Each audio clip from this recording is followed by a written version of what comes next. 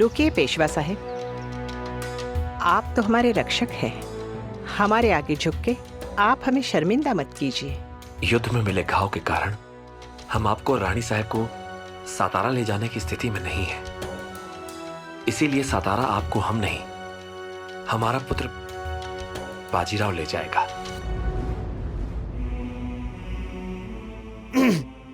पेशवा साहब, मैं आपसे एकांत में बात कर सकता हूँ? आपको हमसे बातें छुपाने की आवश्यकता नहीं है बाजीराव। मातोश्री, बात यह है कि यदि मैं पेशवा साहिब को सकुशल घर नहीं ले गया तो पेशविन बाई साहिब मुझसे बहुत नाराज होंगे। आपके घाव बहुत गहरा है बाबा, इस हालत में मैं आपको अकेला नहीं छोड़ सकता। घाव आणि पीड़ा योद्धा के पुराने मित्र होते हैं। हम इनसे मित्रता निभाते हैं, तुम राजा क्या निभाओ। हमने शाहू जी को वचन दिया था कि हम मातोश्री और रानी साहब को सकुशल सातारा पहुंचाएंगे।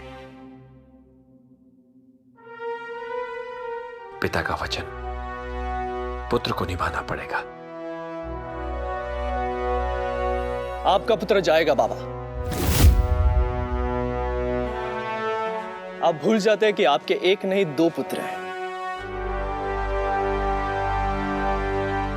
पेशवा बालाजी भट्ट के कनिष्ठ पुत्र चीमाजी का प्रणाम स्वीकार कीजिए मातोश्री। अब आपको सातारा छोड़ने हमारे और बाजीराव के स्थान पर हमारे छोटे पुत्र श्रीमान चिमाजी साहब जाएंगे। अगर हर मां की कोख से ऐसे पुत्र जन्म ले तो कोई शत्रु इस देश पे कभी कोई संकट नहीं ला सकता।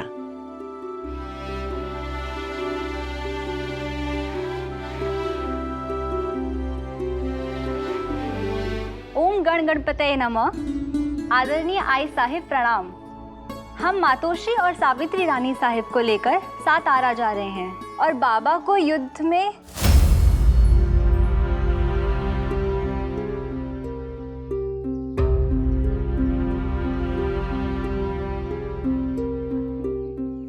बाबा को युद्ध में घाव लगा है।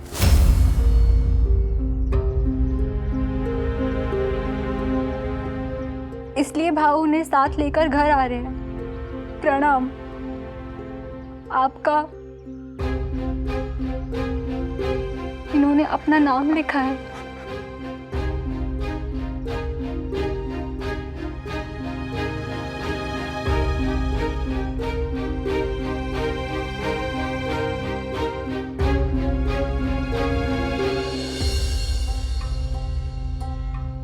आई साहब,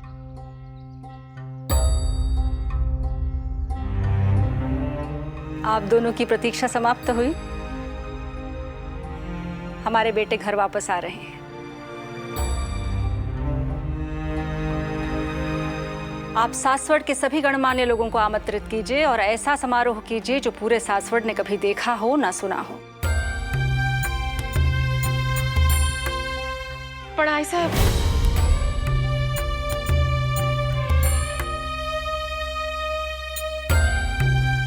बाबा को चोट लगी है। ऐसी स्थिति में हम समारोह कैसे कर सकते हैं?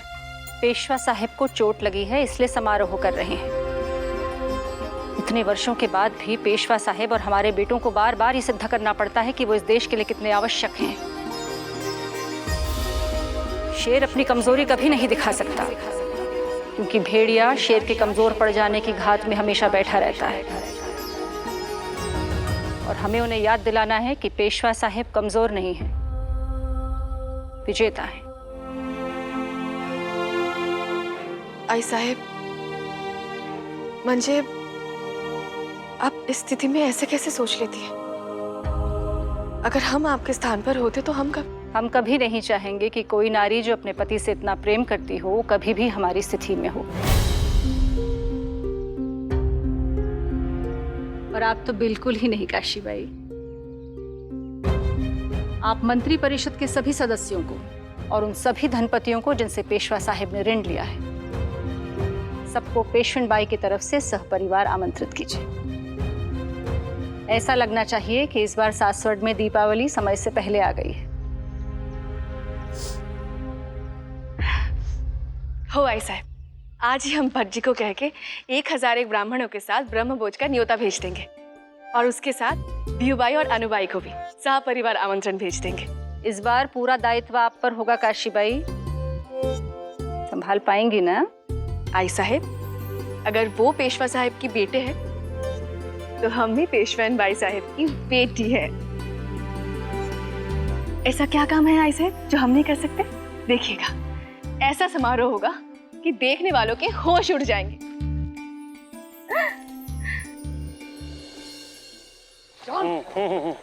तेरी बेचैनी देखकर मन में कविता आई है बादल। क्या? प्रेम में बिछड़ा साथी सा, तू घोड़ा मैं हाथी सा, व्याकुल तेरे मेरे नैन, हाथी घोड़ा है बेचैन। प्रेम है ठग है प्रेम फरेबी, पर मन चाहे प्रेम जलेबी। आहा, काश कान का भी कोई कवच होता। बाजी अभी तो पेशवा साहब को लेकर चिंतित है, इसलिए मेरी कविता का रस नहीं ले पा रहा। तू चिंता मत कर, पेशवा साहब बिल्कुल ठीक हो जाएंगे। चिंतित नहीं हूं मैं। अच्छा, तो बार बार पीछे मुड़कर क्यों देख रहा था? क्योंकि ये बेचैन है गोटिया।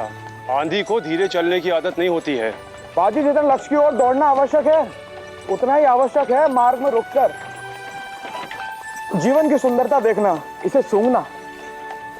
ये जंगली फूल विषैला भी हो सकता है गोटिया। अब क्या करेगा गोटिया? तू इसे फूल दिखा रहा है और इसे इसमें भी विष नजर आ रहा है। अरे हर समय तीर तलवार युद्ध युद्ध की बातें सोच सोच के इसकी बुद्धि हिंसक हो गई है मलार। इसलिए तो कहता हूँ कभी कभी मार्ग में रुक कर। मैं हार के डर से झुकता नहीं और लक्ष्य तक पहुंचने से पहले रुकता नहीं। बाजीराव की दो ही पहचान है, उसके तलवार की धार और घोड़े की रफ्तार। अब तू ही बता गोटिया, मैं कैसे रुकूं? रुक गया तो पहचान पीछे छूट जाएगी। तू बड़ा हठी है बाजी, आज भी वही जिद बच्चे करते हैं, मर्द जुनून पालते हैं गोटिया। और मेरा जुनून अखंड स्वराज है। माना कि पेशवा साहिब जख्मी हैं, लेकिन रुके तो दुश्मन हमसे आगे बढ़ जाएगा। वर्षों तक बाजीराव ने दुश्मन को आगे नहीं बढ़ने दिया, तो फिर आज ये अवसर कैसे दे सकता है? शांत हो जा बाजी, अब तक सब सही हुआ है ना, आगे भी होगा, सही समय पे सब होगा। बाजीराव का सबसे पुराना मित्र होकर भी भूल गया गोटिया? क्या? यही कि बाजीराव के पास इतना समय ही नहीं कि वो सही समय का इंतजार करे। चल तेज बादल।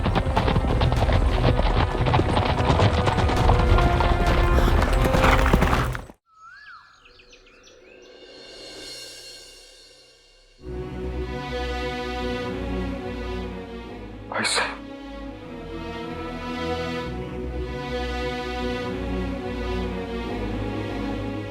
आई साहब, हम आपको यूं आजम की कैद में अकेला छोड़कर नहीं जा सकते। जाइए, आप देश की रक्षा कीजिए और हमारी रक्षा महादेव करेंगे। आज तुम्हें इस रूप में देखकर ऐसा लग रहा है कि हमारा वनवास सफल हो गया शाहू जी। साहब,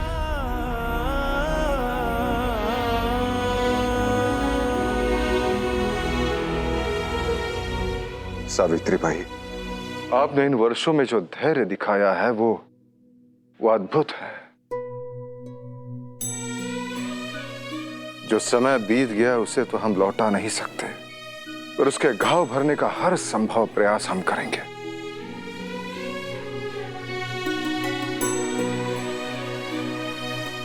ज्योतिया जी, आप इतने वर्षों से मुगल खेमे के काले बादलों में मराठियों की वीरता की बिजली बनकर कौन रहे थे।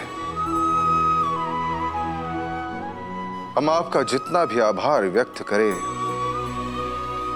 कम ही है।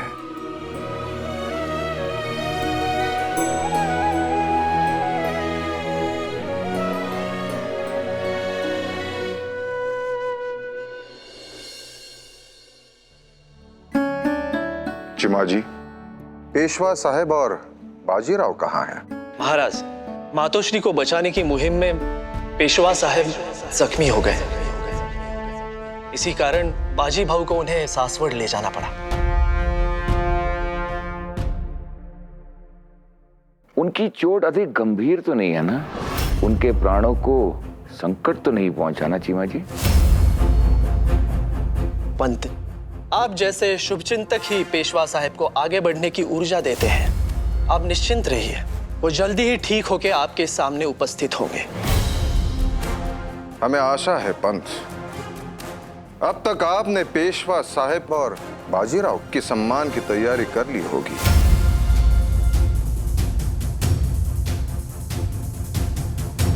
जी महाराज। तो पूरी विधि पूर्वक पेशवा साहब के स्थान पर उनके पुत्र चिमाजी अप्पा का सम्मान किया जाए।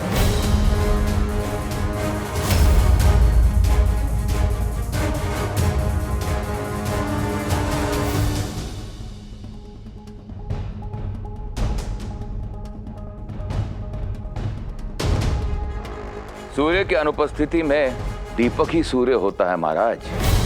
चीमा जी का सम्मान करने में हम स्वयं के सम्मान का अनुभव करेंगे।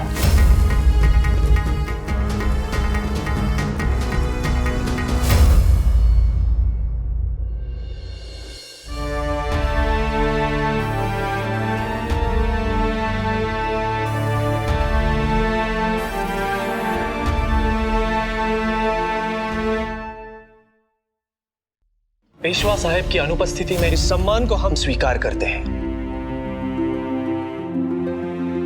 जो इस दरबार में आपसे ओहदे से ऊंचे हैं।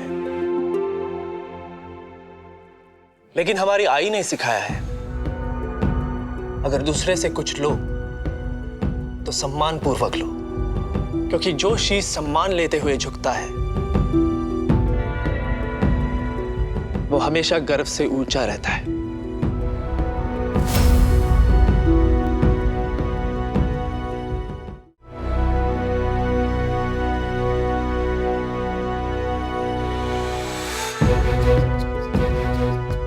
आयुष्मान भव।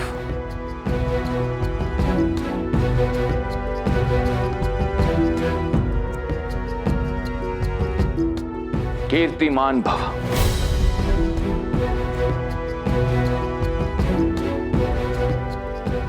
यशस्वी भव।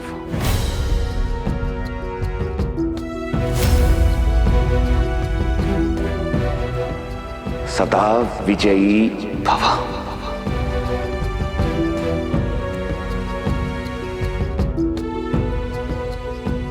आपने विजयी भव कह दिया पंत। अब ना हम किसी से युद्ध में हारेंगे, ना ही राजनीति में। बालाजी के एक पुत्र को कोई शस्त्र में नहीं हरा सकता और दूसरे को शास्त्र में। आप मातोश्री को घर लाए।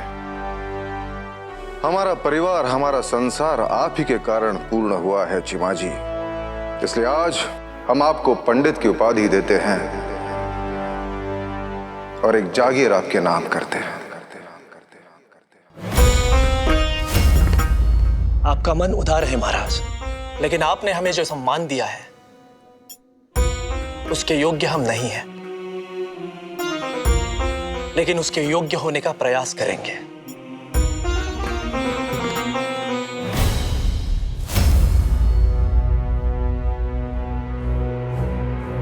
एक भाई के पास जिगर था, दूसरे के पास जागीर आ गई। ये बालाजी अत्यंत चतुर खिलाड़ी है पंत जी। सबसे पहले उसने अपनी चतुराई से बाजीराव को शाहू जी की दृष्टि में ऊपर उठाया, और अब अपने दूसरे पुत्र को भी इतना ऊंचा स्थान दिला दिया। इस परिवार का कुछ कीजिए पंत जी। चिंता मत करो नरोराम, जैसा कि हम सदैव कहते हैं कि वीर की वीरता से ज्यादा चतुर की चतुराई ज्यादा तेज है।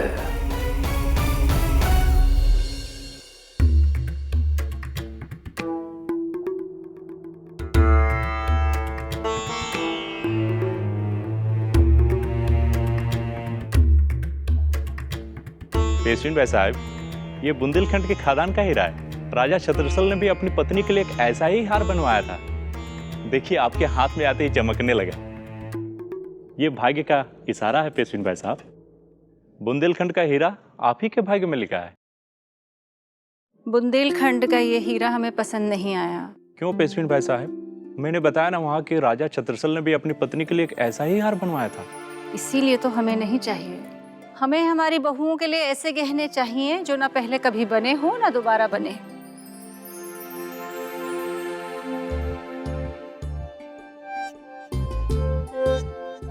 या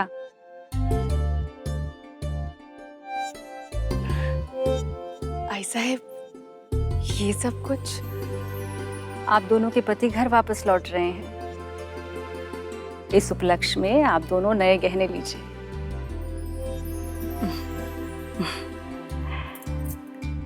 ऐसे गहने जिनमें सजा देखकर हमारे बेटे आप दोनों से दूर रहने की अपनी पीड़ा बिल्कुल भूल जाए।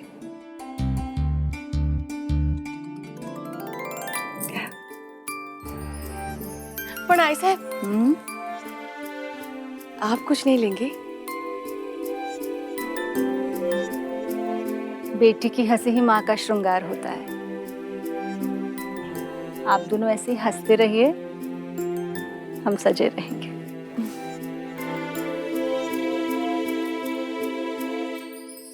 ताई साहब देखिए कैसा लग रहा है। बहुत सुंदर लग रहा है। जब ये पहन के उनके सामने आऊंगी तो उनके तो होश ही उड़ जाएंगे।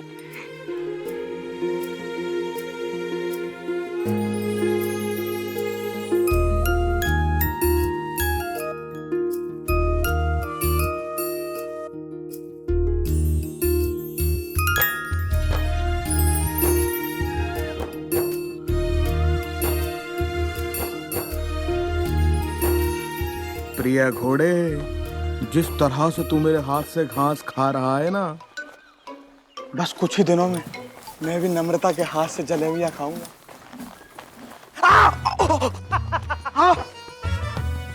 गोटिया, योद्धा कहीं उसका ध्यान कहीं तो योद्धा कहीं और उसकी गर्दन कहीं और होने में देर नहीं लगती। हिंसक मानुस कभी प्रेम की बातें भी कर लिया कर। योद्धा कहीं, उसकी गर्दन कहीं। जरा सोच, मनुष्य कहीं और उसका दिल कहीं और। आज तक ऐसी तलवार बनी नहीं जो बाजीराव का दिल उसके सीने से निकाल ले। तीर से दिल तलवार नहीं बाजी, काजल लगी कटारे निकालती हैं बाजी। लेकिन सब प्रेम की बातें तू नहीं समझेगा। ये बताना, हम घर कब तक पहुंचेंगे? 10 दिन लगेंगे। और 10 दिन? 10 दिन मतलब 1 दिन में 8 पैर, 2 दिन में 16, 4 दिन में 32। 10 दिन में कितने पैर होंगे बाजी? इतना बेचैन क्यों हो रहा है? कोई विशेष बात है तो मुझे बता। नम्रता अपने आप में मेरे जीवन की सबसे विशेष बात है बाजी, और उसके माथे की बिंदी मेरे जीवन का केंद्र बिंदु। उसे मिलने के लिए बेचैन हो रहा हूँ। तेरा मन नहीं करता काशी वाहिनी से मिलने का, उन्हें ऐसे गले लगाने का?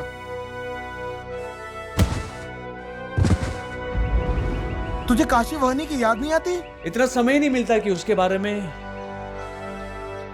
या किसी और के बारे में सोचूं। दिल धड़कने के लिए समय नहीं निकलता बाजी, वो तो स्वयं ही धड़कता है, और हर धड़कन के साथ किसी की याद आती है। क्या तुझे काशी वाहिनी की याद नहीं आती? क्या तू उनसे प्यार नहीं करता?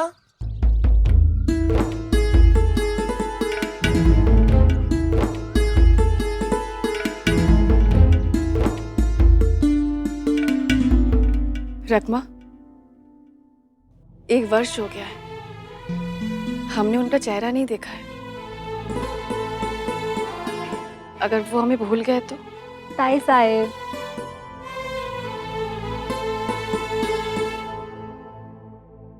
जिसकी इतनी सुंदर पत्नी हो वो भला अपनी पत्नी को कैसे भूल सकता है? मुझे तो अपने लिए चिंता हो रही है। न जाने आपके दर्शन कब होंगे अब। क्यों? हम कहाँ जा रहे हैं? आप कहीं नहीं जा रही, पर कोई आने वाला है ना। 1 वर्ष बाद जब कोई प्यासा कुएं के पास आता है तो दूसरों को पनघट छोड़ देना चाहिए ताई साहब। चुप ही शर्म।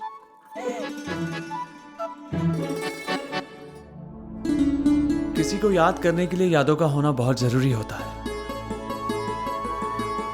जब हम किसी के साथ कुछ समय बिताते हैं तो उनमें से कुछ खूबसूरत टुकड़ों को चुनकर उसे याद बना लेते हैं। मैंने काशी के साथ ऐसा कोई समय बिताया ही नहीं। अब किसी के साथ समय बिताए बिना, उसे जाने बिना, क्या उसे प्रेम हो सकता है? क्यों नहीं? प्रेम की प्रक्रिया तो एक पल की बाजी, वो पल जो बार बार जीने का मन करे। तेरे जीवन में वो पल आया होता तो तू स्वयं समझ जाता। मेरे जीवन में वो प्रेम भी आया है और वो पल भी, पर मेरा प्रेम किसी व्यक्ति के लिए नहीं है, केवल छत्रपति शिवाजी महाराज के अखंड स्वराज की सुरक्षा और उसके विस्तार के लिए है। बाजी, क्या हुआ? तू कितना बड़ा योद्धा है बाजी, इतना बड़ा रणनीति का पंडित होकर भी ना समझ। तुझे नहीं पता बाजी, तेरे अंदर कितना खालीपन है। बाजी बाजी बाजी आ। और तुझे नहीं पता कि तेरे अंदर कितनी मूर्खता है। चल। जब तेरे अंदर का खालीपन भरेगा ना मित्र, जब तुझे प्रेम होगा, जब तुझे पता पड़ेगा गोटिया सही कह रहा था।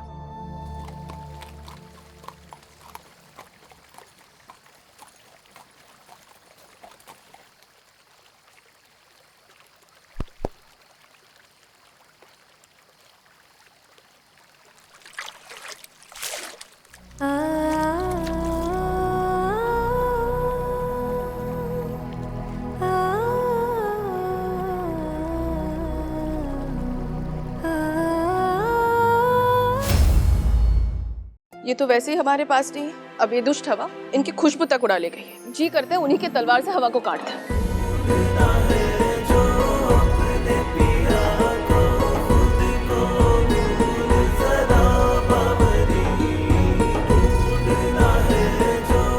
कौन है ये?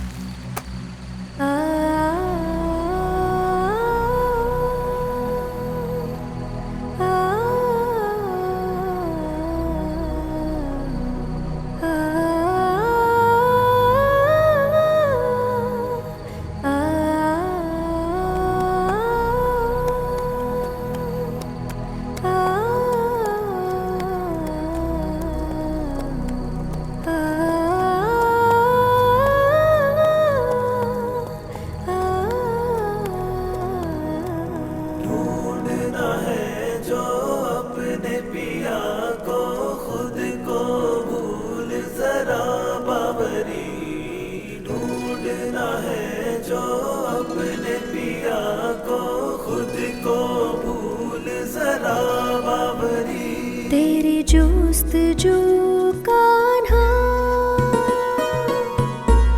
प्रीत की कहानी है, प्रेम का किस्सा है, जमुना की ज़बानी है। मैं इसे दोहराऊं, तेरी मेहरबानी है। मैं इसे दोहराऊं, तेरी मेहरबानी है। मेहरबानी ये बढ़ जाएगी, खुद को खो दे जरा बावरी। ढूंढना है जो अपने पिया को, खुद को भूल जरा बावरी। ढूंढना है जो अपने पिया को, खुद को भूल जरा बावरी।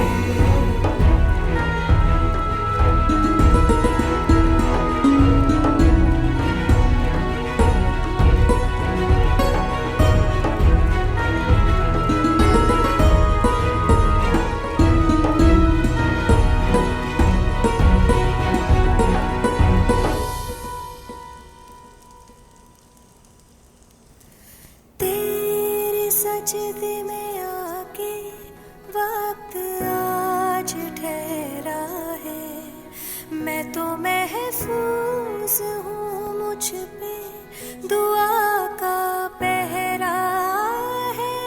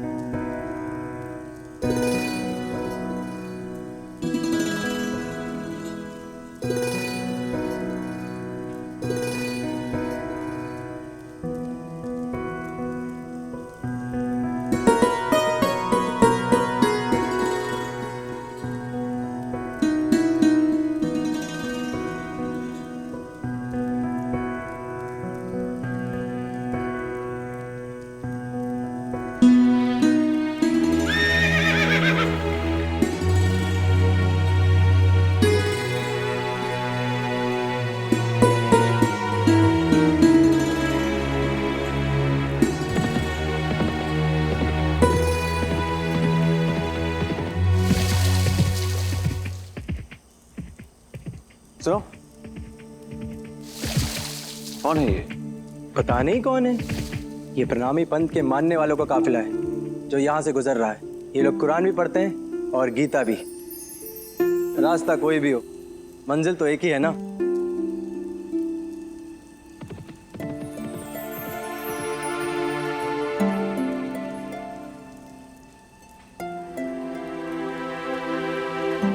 ढूंढना है जो अपने पिया को, खुद को खो दे जरा बाबर।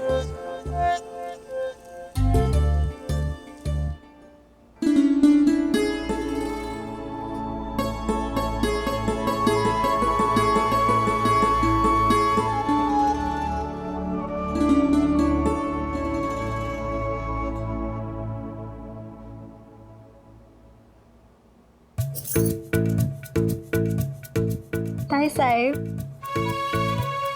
देखो ना रकमा, ये तो वैसे ही हमारे पास नहीं है।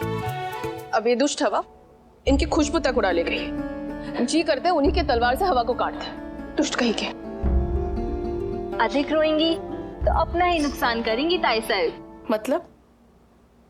मतलब ये कि अगर अमृत बरस रहा हो तो उसे सागर में भरते हैं या गागर में? सागर में।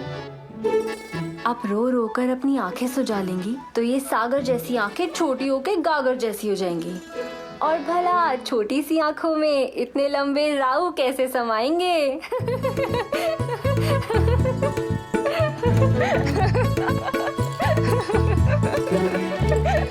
तुम हंसो मत। क्या करूं ताई साहब, हंसी रुकती ही नहीं है। अरे ताई,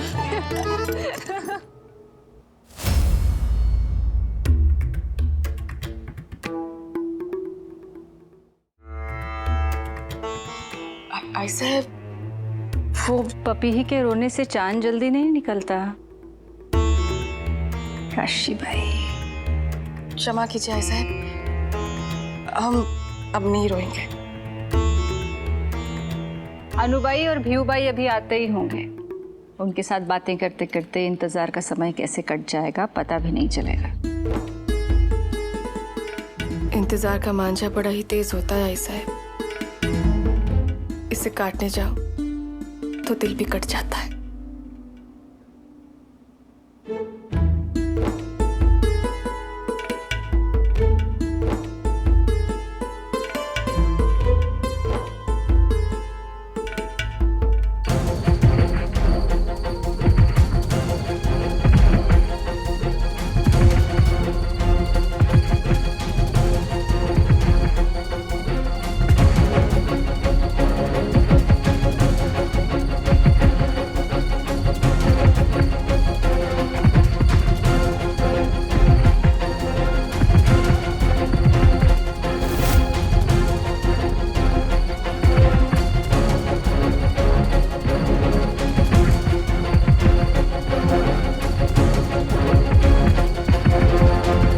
अम्मी,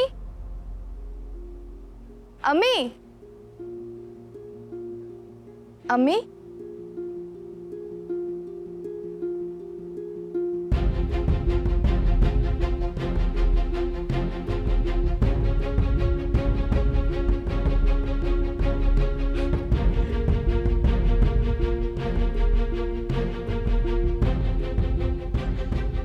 आप हमारी बात क्यों नहीं सुन रहे हैं? बात ना सुनना हमने तुमसे सीखा है मस्तानी। तो आप इस बात से नाराज है कि हम आपको बिना बताए बाकी भक्तों के साथ चले गए थे? नाराज से ज्यादा हम परेशान हैं। तुम जानती हो ना कि अगर रानी सा को पता चला तो वो तो काका जो महाराज को जाकर हमारी शिकायत कर देंगे। अम्मी, हम बाहर इबादत करने गए थे, इसमें गलत क्या है? तो तुम पालकी में जाती, सिपाहियों को साथ लेकर जाती। अगर बेटी को इतना संभाल के रखना था तो बेटी का नाम मस्तानी क्यों रखा? हम मजाक नहीं कर रहे हैं मस्तानी। तुम जानती हो ना कि बड़ी रानी सा हमें पसंद नहीं करती और महल के सारे कायदे वो तय करती है, हम नहीं।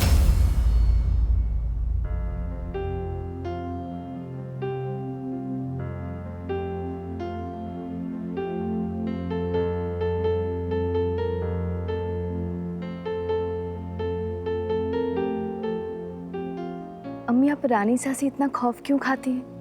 अगर वो काकाजू महाराज की पत्नी है तो आप भी हैं। मस्तानी, खुदा आसमान पे रहते हैं और हम जमीन पर, और जमीन जज्बात से नहीं हकीकत से चलती है।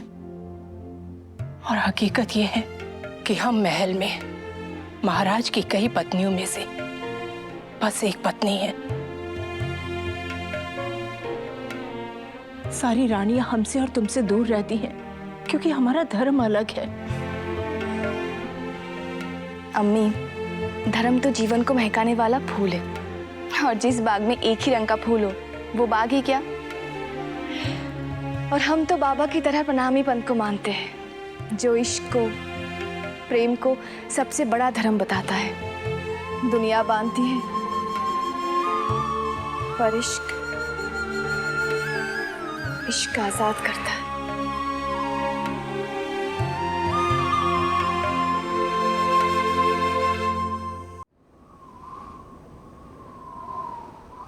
राह मुश्किल हो तो चलना बंद नहीं किया जाता, मगर संभल कर जरूर चला जाता है। ख्याल रहे मस्तानी, अगर तुमसे कोई भूल हुई ना तो महाराज हमारी नहीं, बड़ी रानी साह की ही सुनेंगे।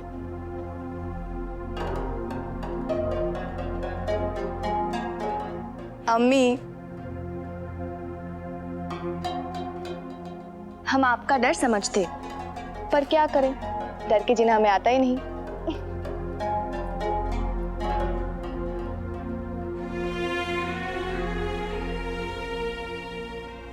तेरी जुस्तजू खाना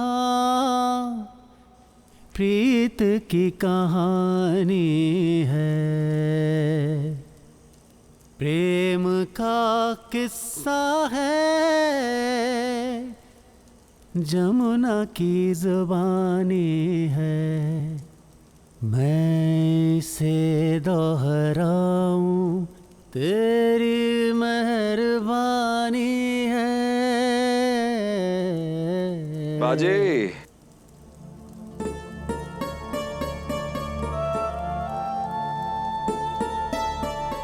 बाबा,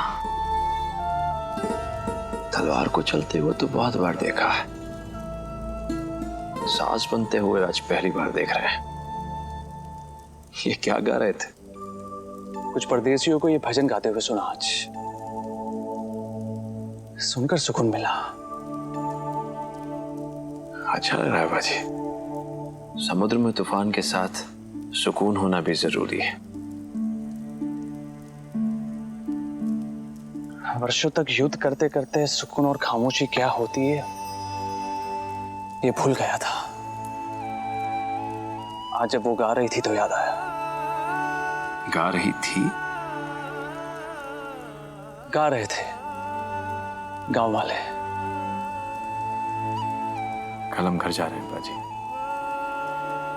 कल तुम काशी से मिलोगे। इस ठहराव को, इस सुकून को थाम कर रखो।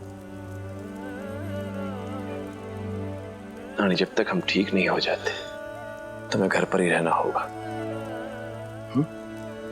हो बाबा।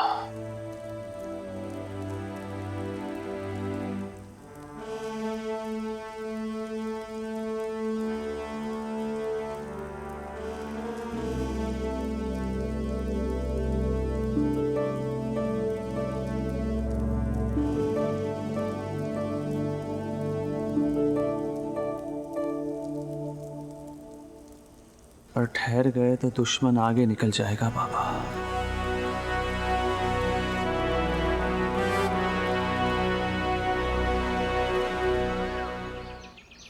पेशवीन भाई साहब ने आपके लिए ये उपहार और ये निमंत्रण भेजा है। पेशवा साहब की और एक विजय की उपलक्ष्य में एक छोटा सा समारोह है। अगर आप आएंगे तो हमारा सम्मान बढ़ जाएगा। लगता है राष्ट्र की सेवा पेशवा साहब को बहुत रास आ रही है। आप हमारे आदरणीय हैं। आपको जो कहना है वो स्पष्ट कहिए पंत।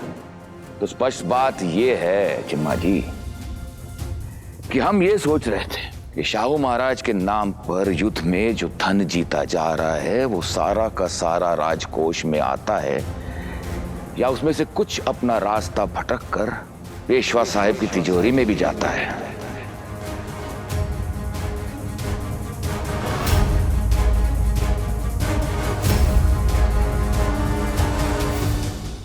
आपकी चिंता का हम सम्मान करते हैं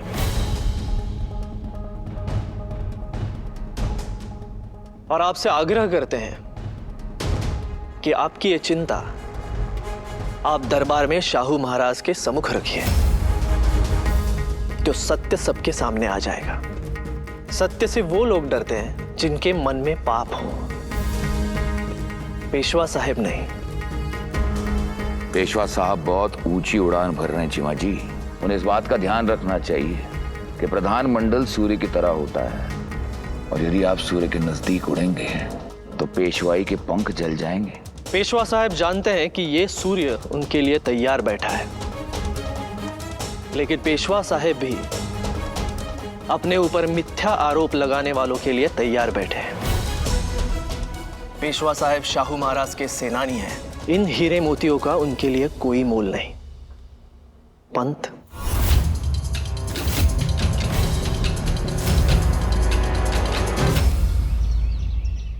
आई साहेब, आई साहेब।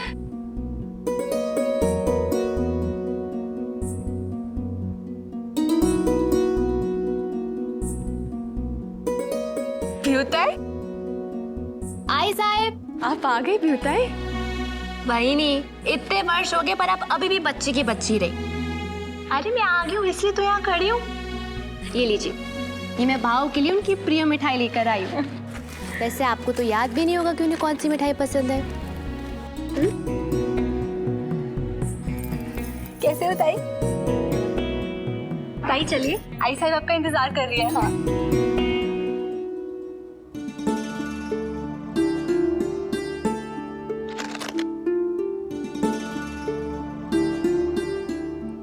देखिएगा, इस बार हम आपकी पसंद नापसंद सब कुछ जान लेंगे, ताकि दोबारा हमें इस तरह से ताना ना सुनना पड़े।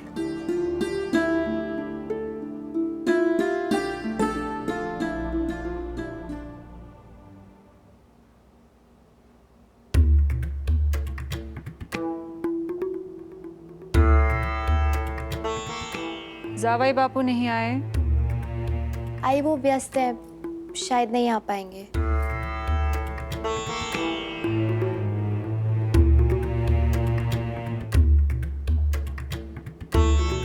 आपको जो व्रत कहा था वो आप रख रही हैं? जी जी आई। और जो काढ़ा बताया था जावाई बापू ले रहे हैं? आई तू भी ना, मैं अभी अभी आई हूँ तो ये सब बातें लेकर बैठ गई है। आपके लिए मात्र बातें होंगी, हमारे लिए चिंता का विषय है। बेटी जब माँ नहीं बन सकती तो माँ के हृदय पर क्या बीतती है ये माँ ही जानती है। ससुराल में उसी बहू को सम्मान मिलता है जो संतान देती है। विश्वास नहीं होता कि ये सब बातें आप कह रही हैं। आप तो सदा समय से आगे चलती थी, आपने अपने पैरों में बंधन कब बांध लिए। अब कितना बदल गई है आई। हम सब एक दूसरे से कितना प्रेम करते थे, हमारे बीच में शिष्टाचार की दीवार नहीं थी। एक दूसरे को तू कहकर बुलाने वाले जब आप पर आ जाए तो सिर्फ बातों में ही नहीं, संबंधों में भी औपचारिकता आ जाती है। अब तो लगता है जैसे हम दोनों एक दूसरे से प्रेम ही नहीं करते।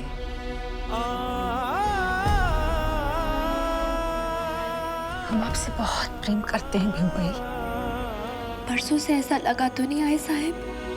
पति बिना कारण भी छल करते, और आप तो संतान न देकर उन्हें ऐसा करने का कारण दे रही हैं। आप उन्हें संतान देकर पत्नी के रूप में अपना स्थान मजबूत कर लीजिए। आपके और जावई बापू के बीच में सब कुछ ठीक है? जी, अगर ऐसा होता तो यहाँ होते। हम भट्ट जी से कहकर आपकी पुत्र प्राप्ति के लिए यज्ञ करवाएंगे। क्या ये यज्ञ करने से संतान हो जाएगी? ये सब हम नहीं जानते, पर आपके ससुराल वालों को ऐसा लगना चाहिए कि पुत्र प्राप्ति के लिए आप हर संभव प्रयास कर रही हैं। और यदि इस दिखावे के बाद भी संतान नहीं हुई तो? समस्या का समाधान हो न हो, समाधान ढूंढने का समय अवश्य मिल जाता है। मैं तो यहाँ अपनी आई से मिलने आई थी, पर नहीं, मेरी आई तो यहाँ रहती ही नहीं है, क्योंकि यहाँ तो सिर्फ पेशवेन बाई रहती है। आई साहब, वो आ गए, भाव आ गए, भाव आ गए।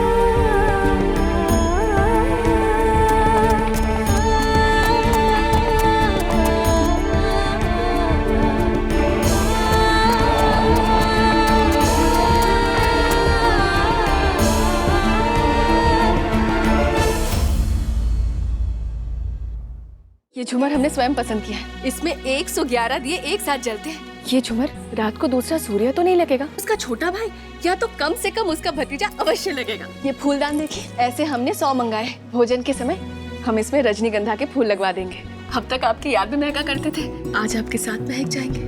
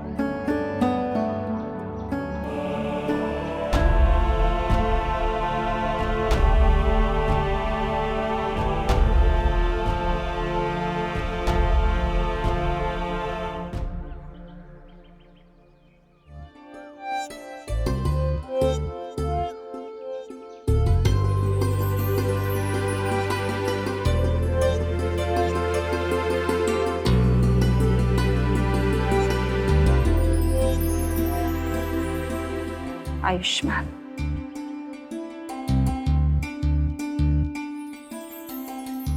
आपका स्वागत है पेशवा साहिब।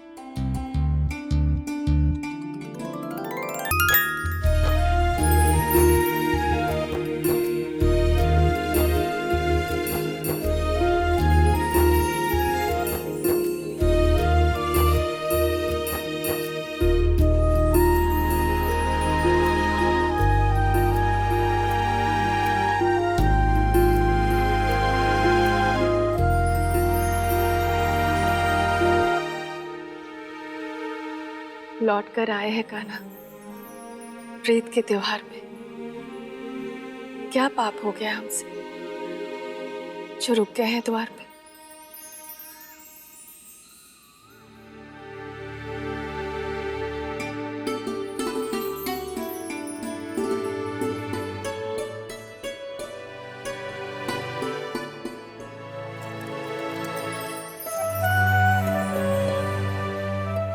इस बार प्रतीक्षा बहुत लंबी थी,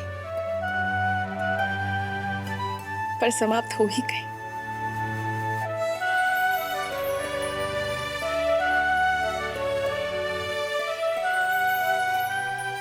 काशी,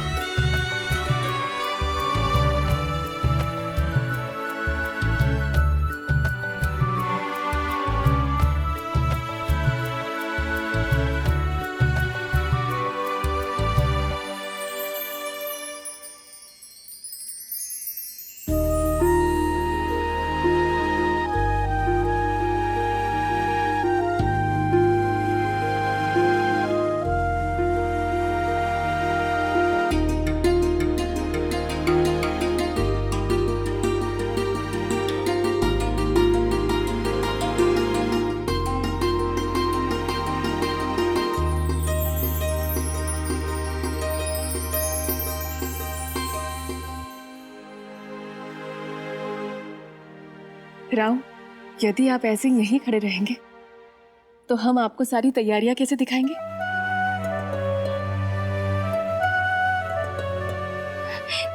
या आपको पता है, इस बार उत्सव की सारी तैयारियां हमने की है।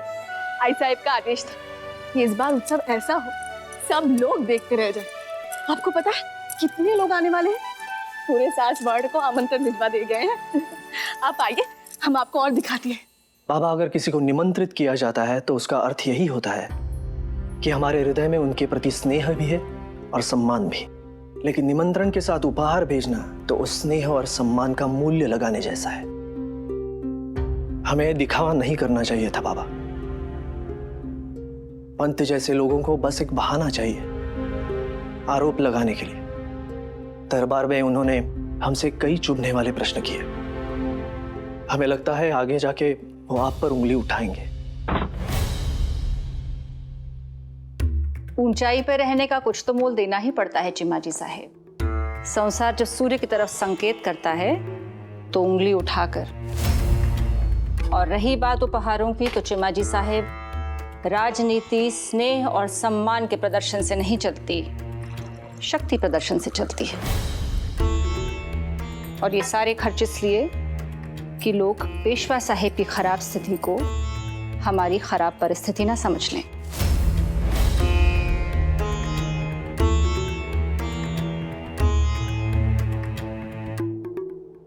हम आपकी भावना समझते हैं, पर निर्णय लेने से पहले आपको हमारी प्रतीक्षा करनी चाहिए थी। आपने अपने जीवन के निर्णय लेने से पहले हमारी प्रतीक्षा की थी।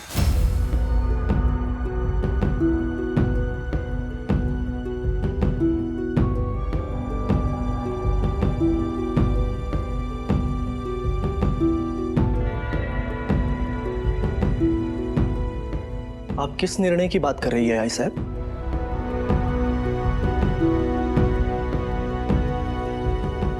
सेना और सैनिक अभियानों के लिए पेशवा साहेब को ऋण लेना पड़ता है। हमने तो उनसे कभी नहीं पूछा कि आप किस लिए, क्यों, कितना ऋण ले रहे हैं, क्योंकि हम जानते हैं ये पेशवा साहेब का कर्तव्य है। जो हम कर रहे हैं वो एक पेशवेन बाई का कर्तव्य है, और कर्तव्य किसी की प्रतीक्षा नहीं करता। पेशवेन बाई उचित कह रही हैं। इन्होंने जो किया सही किया। हम ही बात को समझ नहीं पाए।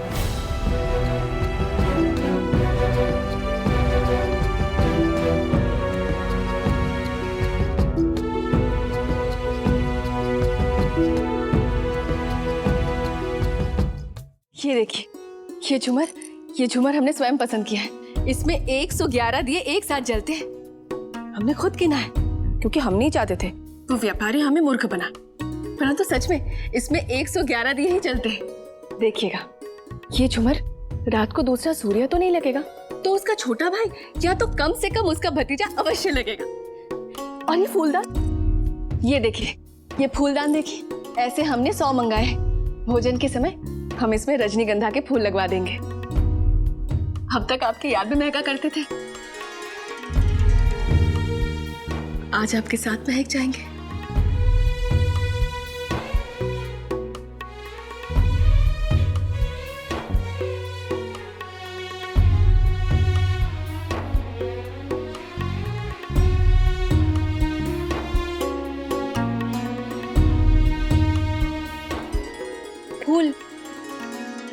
फूल महक जाएंगे। अतिथियों को अच्छा लगेगा ना? अतिथियों को चांदी की थालियों में भोजन कराया जाएगा। और पान के लिए हमने खास बनारस से एक पान वाले को बुलवाया है। वैसे है तो वो बनारसी, पर उनका नाम है मथुरा दास।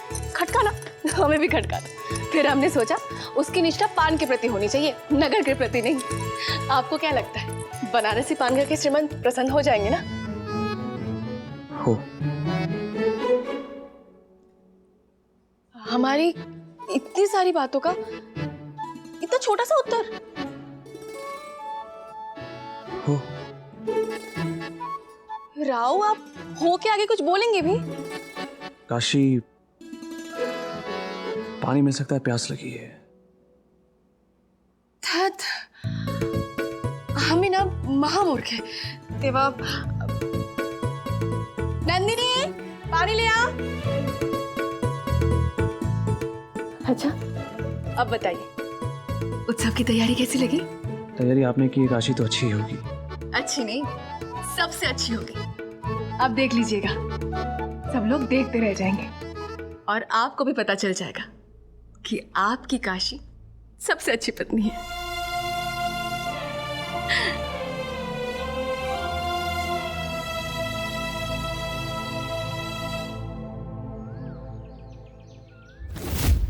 मस्तानी साहिबा, अब चलिए यहाँ से। यदि रानी सा ने देख लिया तो? पिताजी, हमारी तलवार मयान में रखे रखे जंग खा रही है और आप अब भी हमें मुगलों की ओर कूच करने से रोक रहे हैं। आपने अपने समय में तो मुगलों के रक्त की नदियां बहा दी थी, तो अब आप हमारे उठे हुए हाथ क्यों रोकना चाहते हैं? तलवार उठाते हुए इसके हाथ कांप रहे हैं, लेकिन हमसे प्रश्न करते वक्त इसकी आवाज नहीं कांपती। एक बार हमारी तलवार मुगलों का रक्त चख लेगी, फिर नहीं कांपेगी। आपने हमारे बाकी भाइयों को तो युद्ध पर जाने से नहीं रोका, और हमें युद्ध में जाने से क्यों रोक रहे हैं? क्योंकि युद्ध कोई खेल नहीं होता कि राजकुमार जब चाहे युद्ध में कूद पड़े। युद्ध का मूल्य चुकाना पड़ता है, लेकिन महलों में रहने वाले राजकुमार ये नहीं जानते। ये वही जानते हैं जिन्होंने रणभूमि में रक्त का खेल खेला हो। हम बस इतना समझा देते हैं कि मुगलों पर हमला करने का ये सही समय नहीं। सही समय की रट सुनते सुनते समय हमारे हाथ से निकलता जा रहा है बाबा। भाई साहब की इतनी हिम्मत कि वो पिताजी से इस तरह बात कर रहे हैं। हमारे होते हुए पिताजी का अपमान कोई नहीं कर सकता। आपकी अम्मी के लिए तो रुक जाइए। आपकी कुछ कहने से बात से बिगड़ेगी, बनेगी नहीं, और बात बिगड़ी तो कष्ट आपकी अम्मी को होगा। एक समय था जब मुगल आपके नाम से कांपते थे। स्वयं छत्रपति शिवाजी महाराज ने आपसे कहा था, अगर आप चाहें तो एक विराट साम्राज्य की स्थापना कर सकते हैं। लेकिन अब आप वो पहले जैसे वीर राजा नहीं रहे। ना स्वयं कुछ करना चाहते हैं, ना अपने पुत्र को कुछ करने देना चाहते हैं। जगतराज, सही कहा आपने। हम पहले वाले वीर राजा नहीं रहे। रहते तो इतना अपमान सहने के बाद हमारी तलवार अपने और पराये में भेद नहीं करती। अपने पुत्र को तमीज सिखाइए। हम सिखाएंगे तो आपको अच्छा नहीं लगेगा। जगतराज, आप समझने की कोशिश कीजिए। इस समय हम आपको आगे बढ़ने से नहीं रोक रहे हैं, कच्ची डाल पर पांव रखने से रोक रहे हैं। युद्ध में शौर्य तो सबके पास होता है, परंतु जीतता वही है जिसके पास शौर्य भी हो और धैर्य भी। धैर्य कमजोरों का खिलौना होता है बाबा। शत्रु पर आक्रमण करने का सही समय आज है, क्योंकि आज हमारी भुजाओं में बल है, हृदय में अग्नि है। बरसात शुरू होने वाली है। आप दुश्मन से तो लड़ लेंगे, पर कुदरत से कैसे लड़ेंगे? बात को समझिए राजकुमार, बरसात शुरू होने वाली है।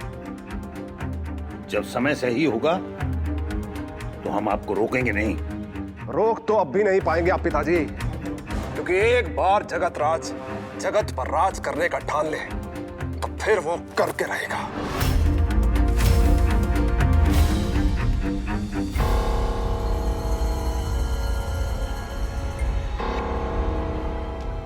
कम से कम आप समझ। हम कुछ दिनों के लिए बाहर जा रहे हैं, ख्याल रखिएगा। हमारी अनुपस्थिति में राजकुमार कोई मूर्खता न कर बैठे।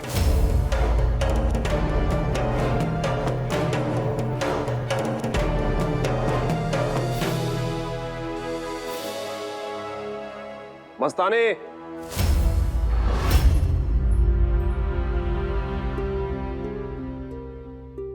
छुपकर बातें सुनना राजा छत्रसाल की बेटी को शोभा नहीं देता। माफ कीजिएगा भाई साहब, पर अपने पिताजी से ऊंची आवाज में बात करना काका जी के बेटे को शोभा नहीं देता। ऊंचे कुल वालों को ज्ञान देने का अधिकार उन्हीं को होता है जिनके पिता भी ऊंचे कुल के हो और माता भी। आप इस महल में अपनी जगह भूल गई हो तो हम याद दिला देते हैं। हमारी तरफ देखिए, इस महल में आपका कक्ष उस तरफ है, यहाँ नहीं। हम बस अपने पिताजी से मिलने आए थे।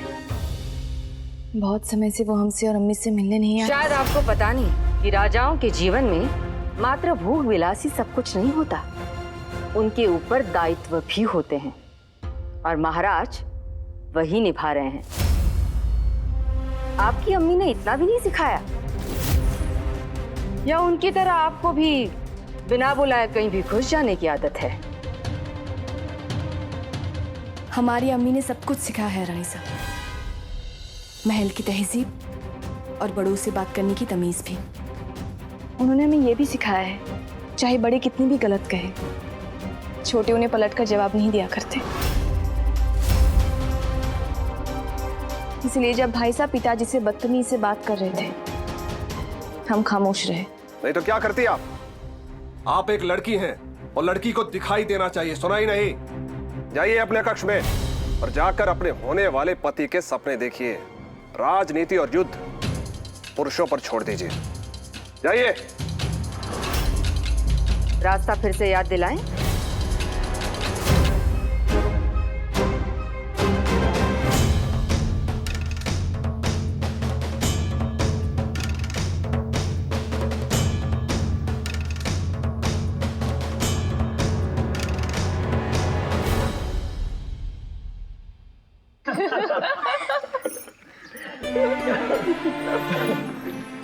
लेकिन शाहू महाराज ने मुझे आज पंडित की उपाधि दी है, लेकिन सबसे पहले हम पंडित बने थे इस भाव की चमची भीव की गुड़िया के विवाह में। और हमारे भाव बाबा की तरह तैयार होके आए थे। ये क्या भाव? जो भी कहानी आप सुनाते हो सब मेरे जन्म के पहले की होती है, और ये भीवताई की कहानी भी हमारे जन्म से पहले की ही है। हमें तो ऐसा लगता है कि हमारे जन्म के बाद बचपन की सारी कहानियां ही खत्म हो गई थी और फिर सब एक ही दिन में बड़े हो गए थे। अनु भाई, भीवताई से आप जितना चिढ़ती है उतना तो ताई साहिब अपनी सौत से भी नहीं चिढ़ती है।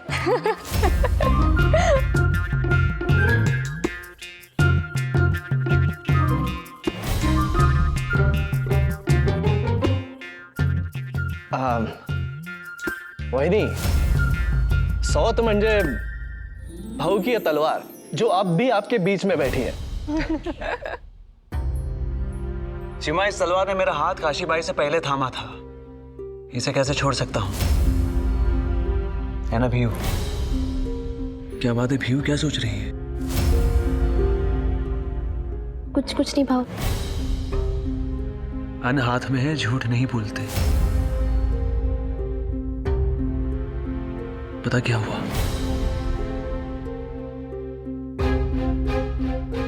भीऊ इतनी बड़ी कब से हो गई कि अपने भाव से बातें छुपाने लगी? पता हम सबको क्या हुआ? आई चाहती है कि मैं संतान प्राप्ति के लिए यज्ञ करूं।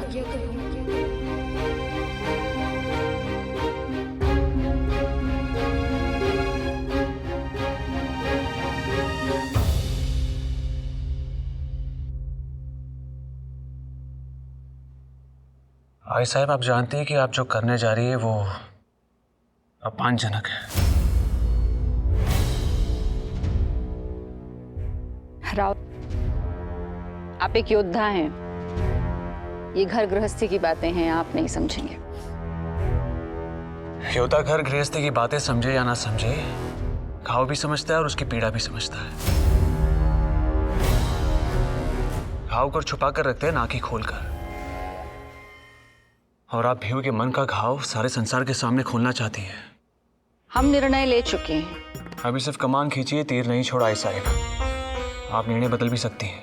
इस यज्ञ में ही भीऊबाई की भलाई है। ये भीऊ का जीवन है, उसे अपना निर्णय लेने दीजिए। और आप ही ने सिखाया था, बेटी अपने मैके से 3 गुण लेकर जाती है: शिक्षा, संस्कार और स्वाभिमान। यदि भीऊ को इस यज्ञ में बैठने के लिए विवश किया तो उसका स्वाभिमान छीन जाएगा, और बिना स्वाभिमान के संस्कार और शिक्षा दोनों ही अर्थहीन होती है। माँ बनना नारी के जीवन की सबसे बड़ी उपलब्धि है। उसके बिना नारी का जीवन अर्थहीन होता है। आप सत्य कह रही आई साहिब। मैं मानता हूँ कि माँ बनना नारी के जीवन की सबसे बड़ी उपलब्धि होती है। नारीत्व का चरम उत्कर्ष होता है। और ये भी सत्य है कि नारी माँ अपने शरीर से नहीं, मन से बनती है।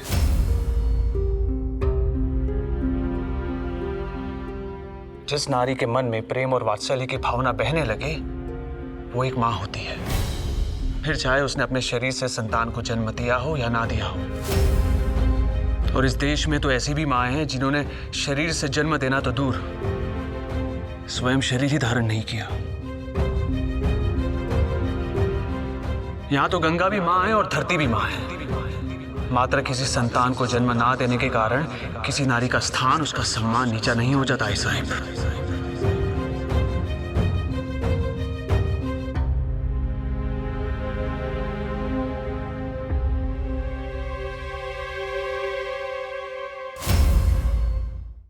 ये क्या बात हुई भाऊ? जरा सा क्रोध आया नहीं कि बादल को लेकर दौड़ पड़े आप? समस्या सुलझाने में जब संबंध उलझ जाए तो दूर रहना ही अच्छा होता है। और आपने वहिनी को नहीं देखा?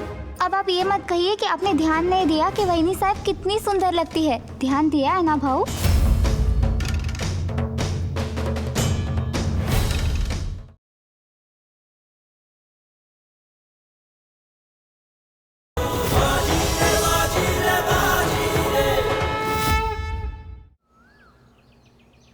जिस नारी के मन में प्रेम और वात्सल्य की भावना बहने लगे, वो एक माँ होती है। यहाँ तो गंगा भी माँ है और धरती भी माँ है। मात्र किसी संतान को जन्म ना देने के कारण किसी नारी का स्थान, उसका सम्मान नीचा नहीं हो जाता है साहिब। नारी को अपना जीवन सजाने के लिए संतान की नहीं, ममता की आवश्यकता होती है। और अब भीड़ से ही यज्ञ करने के लिए क्यों कह रही है? आपको कैसे पता कि भीड़ में ही दोष है? भाऊजी में भी तो दोष हो सकता है।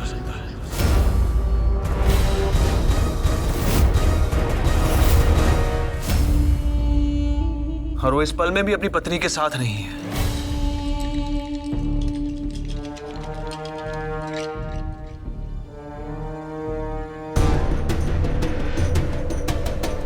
हम आपसे कोई तर्क वितर्क नहीं करना चाहते। यज्ञ में कोई बुराई नहीं है, और कौन जाने ईश्वर प्रसन्न होकर भाग्य का लिखा बदल दे। यदि ये यज्ञ ईश्वर का आशीर्वाद पाने के लिए किया जा रहा होता तो मैं स्वयं आगे बढ़कर आहुति देता। पर ये यज्ञ ये दिखाने के लिए किया जा रहा है कि पेशवा साहिब की पुत्री ने प्रयास करने में कोई कमी नहीं छोड़ी। और जरा सोचिए, इस प्रयास के बाद यदि यह असफल रही तो सब मेरी बहन पर उंगली उठाएंगे। भाऊजी को कोई कुछ नहीं कहेगा, लांछन लगेगा तो सिर्फ मेरी बहन पर।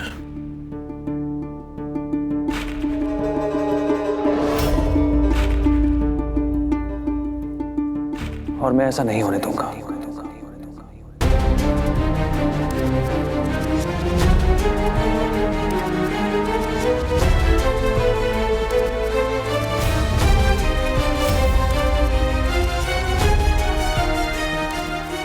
बाबा भाई साहब से कुछ कहते क्यों नहीं?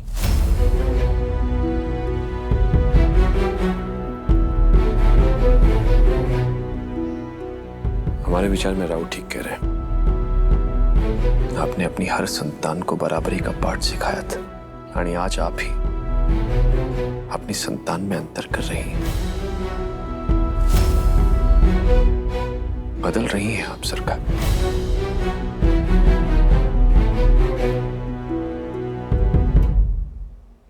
पता नहीं इस घर में सबको ऐसा क्यों लगता है कि हम जो भी करते हैं वो गलत करते हैं। ऐसा नहीं है आई साहब, आप भाऊ को जानती हैं। आपको पता है कि वो संसार की सोच से हमेशा उल्टा ही सोचते हैं। वाह पंडित जी, पोथियों की जानकारी प्राप्त की, काश थोड़ा ज्ञान भी प्राप्त कर लिया होता।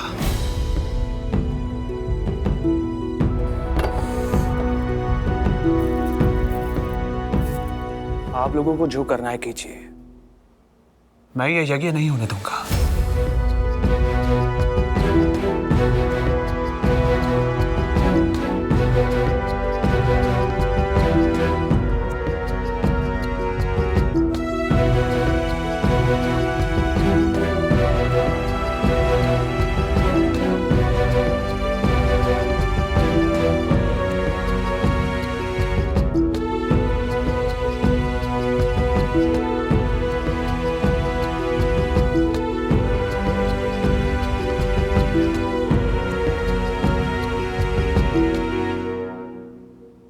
किसी ने खीर तो खाई नहीं। हमने इतनी मेहनत से बनाई थी।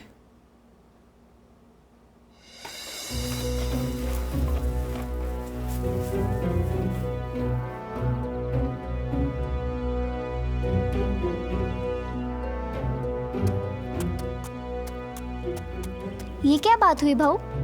जरा सा क्रोध आया नहीं कि बादल को लेकर दौड़ पड़े आप ही तो कहता है ना भाऊ कि समस्याओं से भागा नहीं जाता, उन्हें सुलझाया जाता है। हाँ, पर समस्या सुलझाने में जब संबंध उलझ जाए तो दूर रहना ही अच्छा होता है।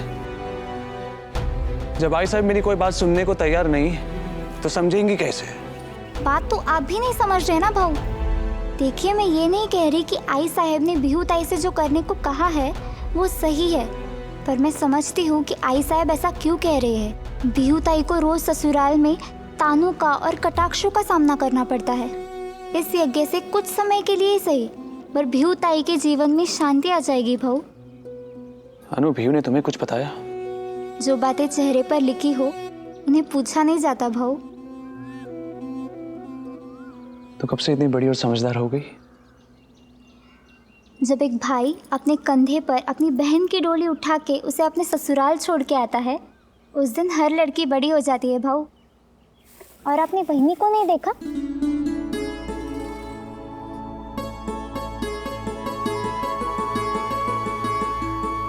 अब आप ये मत कहिए कि आपने ध्यान नहीं दिया कि वहीनी साहब कितनी सुंदर लगती है। ध्यान दिया है ना भाऊ?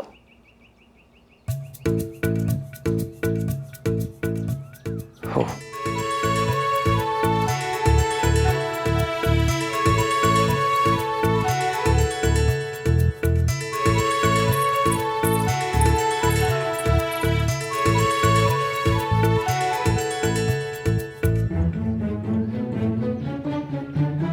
अब घर आ ही गए हैं तो थोड़ा समय वहीनी साहब के साथ भी बिताइए। क्या पता उनके साथ समय बिताते हुए आपका मन भी गृहस्थी में रम जाए।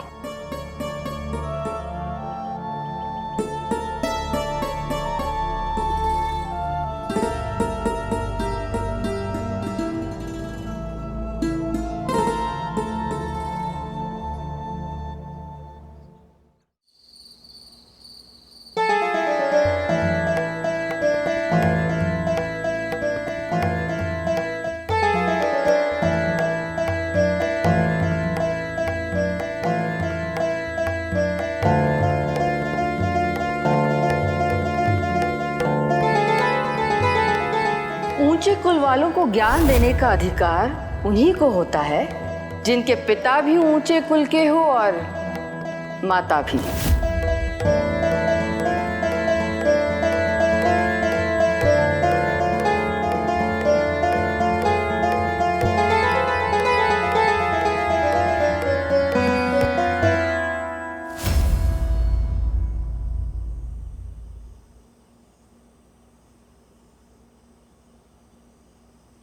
हम जानते हैं मस्तानी क्या हुआ है।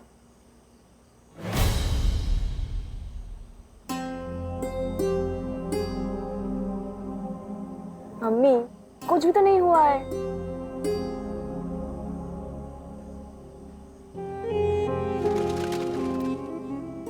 मस्तानी, कुछ गम दुनिया से छुपाए जाते हैं, कुछ खुद से और कुछ खुदा से भी, लेकिन मां से कोई गम नहीं छुपाया जाता।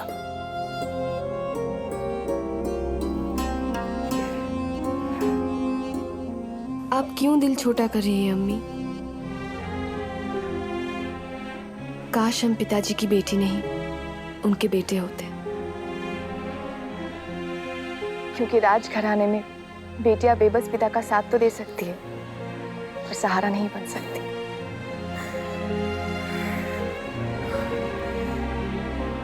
पता नहीं हमारी इबादत में कौन सी कमी रह गई है जो खुदा ने हमसे नजरें फेर ली है। राजकुमारियों को विरासत में अपनी माँ से हीरे जवाहरात मिलते, लेकिन तुम्हें सिर्फ विरासत में बेइज्जती मिल रही है। अम्मी,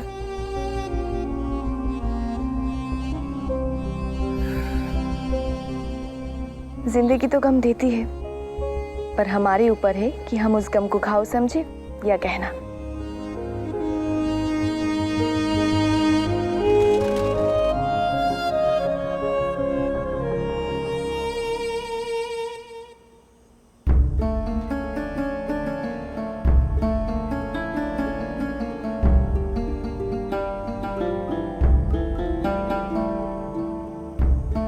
और तेल डाल नंदिनी,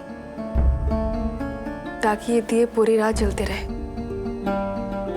कम से कम हमारे मन को अकेले तो नहीं जलना पड़ेगा। इतने वर्षों से वो इस कमरे में नहीं आए, आज भी नहीं आएंगे। यही तो आपकी भूल है। आपने मात्र प्रतीक्षा की है, प्रयास नहीं किया।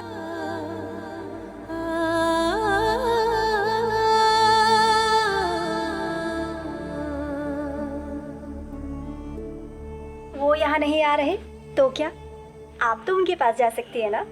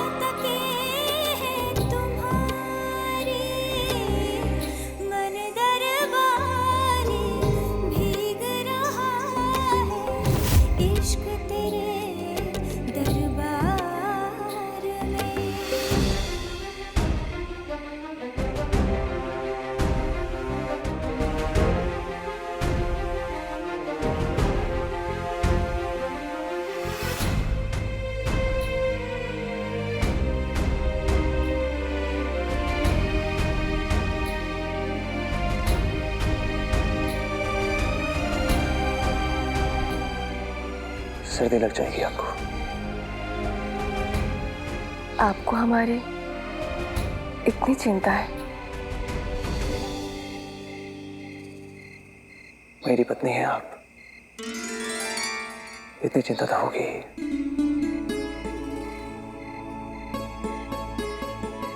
आप जाकर सो जाइए। आप नहीं चलेंगे?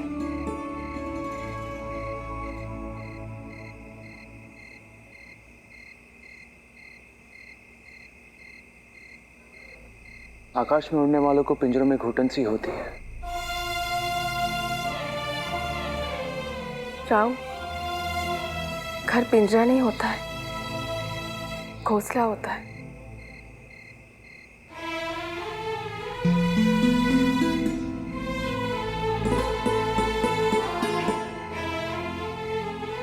वैसे भी आई साहब ने हमसे भी बड़ी बड़ी खिड़कियां बनवाई है, उनमें खड़े होके देखो तो पूरा सासवाड़ दिखता है। मैं अवश्य देखूंगा। अब आप सो जाइए, अन्यथा बीमार पड़ जाएगी। जाइए।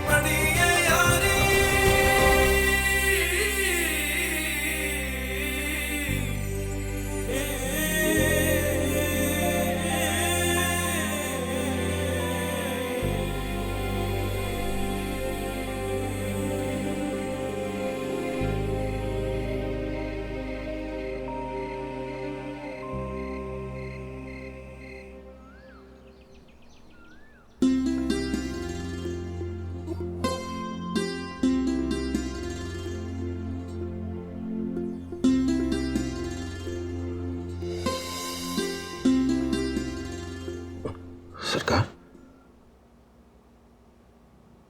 आप रात भर सोई नहीं? आंखों में अपमान का रंग इतना गहरा उतर गया कि रात भर नींद नहीं आई। ऐसा क्या? हमने आज तक कभी भी आपकी किसी भी बात को किसी के सामने काटा है कि कभी भी किसी के सामने आपकी किसी भी बात का विरोध किया है? कारण तो हमारे पास भी था। हम जब इस कमरे से बाहर जाते हैं तो अपनी पीड़ा, अपनी व्यथा हम साथ लेकर नहीं जाते। जो कुछ है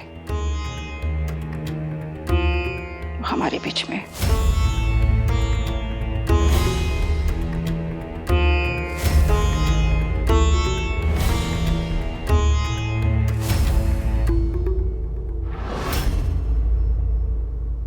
राव संसार के सर्वश्रेष्ठ योद्धा है, पर वर्षों रणभूमि में रहते रहते वो ये भूल गए हैं कि रणभूमि के बाहर भी एक संसार है। वर्षा ऋतु आरंभ होने वाली है, आपका स्वास्थ्य भी ठीक होने में समय लगेगा। इस कारण इस वर्ष आप और आपके पुत्र अपना अधिकतर समय घर पर बिताएंगे। राव ने घमासान मचाना तो सीख लिया, इस बरसात तो गृहस्थी रचाना भी सीखेंगे। हम भी यही चाहते हैं सरकार, पर इसका ये अर्थ नहीं है कि राव को उनके विचार व्यक्त करने से रोक दिया जाए। बड़ी बात यह नहीं कि राव ने क्या कहा, बड़ी बात यह है कि राव ने कहां और कैसे कहा।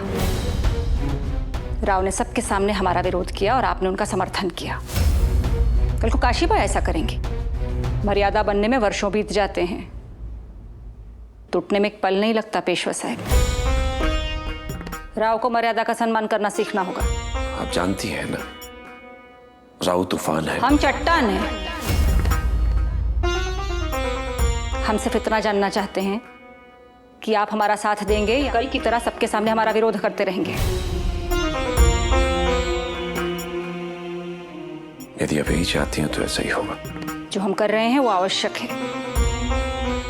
ये परिवार अनुशासन से बंधा है। अनुशासन टूट गया, परिवार बिखर जाएगा। पता नहीं ये परिवार प्रेम की जगह अनुशासन से कब से बंध गया। आप जानते हैं कब से।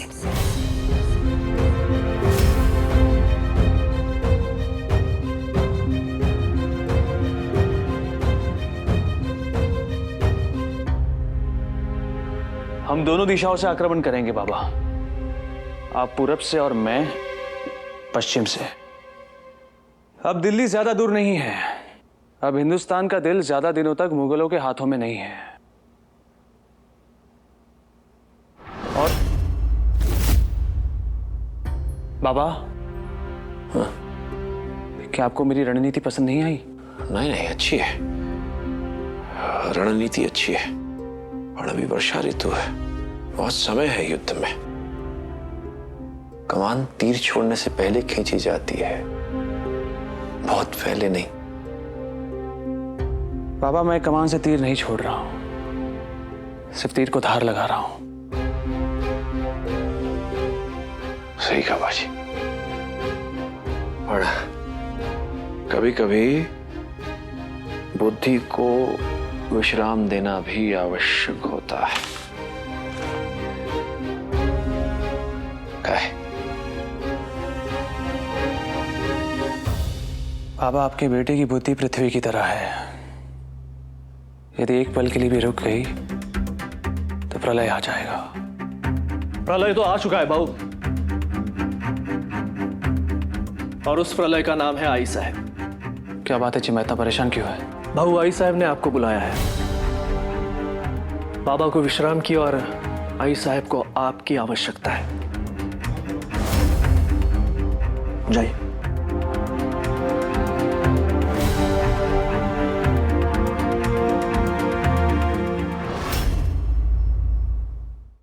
रानी साहब, बूरे खान ने राजकुमार को बंदी बना लिया। जो मुगल पिताजी के नाम से कांप उठे थे, आज वो इतने गुस्ताख हो गए कि उनके बेटे को कैद कर लिया। हम मुगलों को दिखाएंगे कि बुंदेलखंड की तलवारों को अभी तक जंग नहीं लगा है। भाई साहब को हम वापस लेकर आएंगे। ये मिट्टी हमारी है। मुगलों को ये बात याद दिलाने का वक्त आ गया है।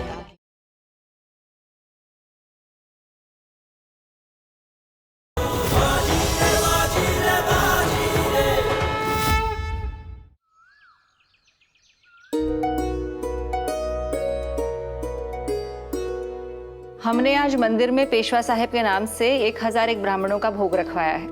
ये सारी सामग्री उसी के लिए है। आप दोनों स्वयं जाकर भटजी से मिलकर उन्हें यह सामग्री दे दीजिए।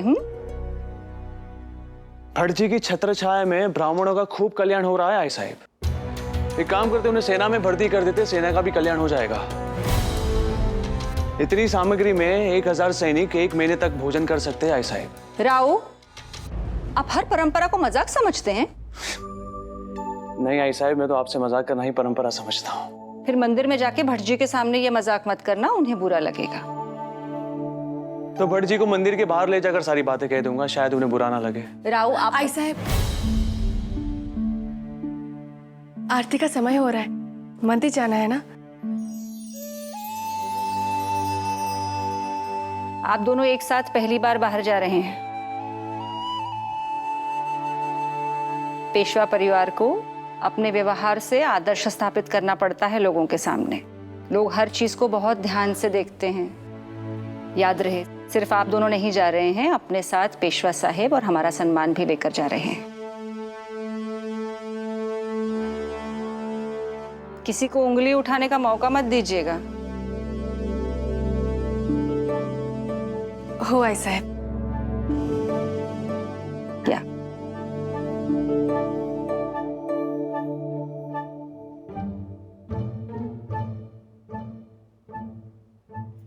ताई साहब, आपकी मन्नत तो मंदिर जाने से पहले ही पूरी हो गई। रखमा भाई जी आई सर। आइए।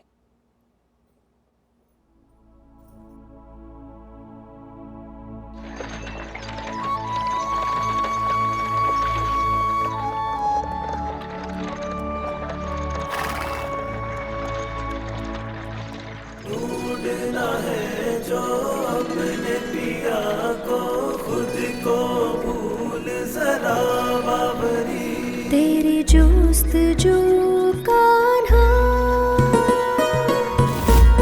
प्रीत की कहानी है, प्रेम का किस्सा है, जमुना की ज़बानी है। मैं इसे दोहराऊं, तेरी मेहरबानी है।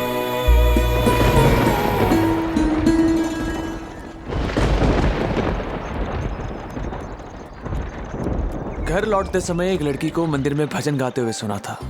तेरी जुस्तजू कहना प्रीत की कहानी है, प्रेम का किस्सा है, जमुना की जुबानी है। म्हणजे काय? प्रेम के भजन गा रही थी वो। देवा देवा देवा, पूजा के समय प्रेम की भजन। प्रेम भी तो एक पूजा है। पूजा करने वालों को ईश्वर मिले या ना मिले, प्रेम करने वालों को अवश्य मिल जाते हैं। म्हणजे भटजी को ईश्वर नहीं मिलेंगे? ईश्वर को पाने के लिए लोग प्रेम करते हैं। प्रेम करना ही प्रेम का सबसे बड़ा इनाम होता है। प्रेम को किसी और इनाम की आवश्यकता नहीं होती। क्या आप हमसे प्रेम करते हैं?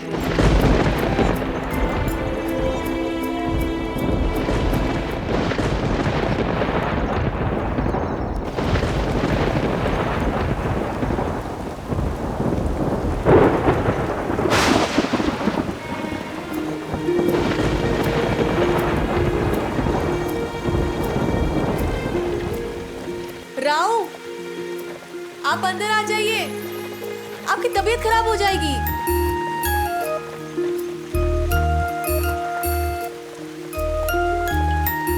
पहली बारिश में छुपकर नहीं बैठते,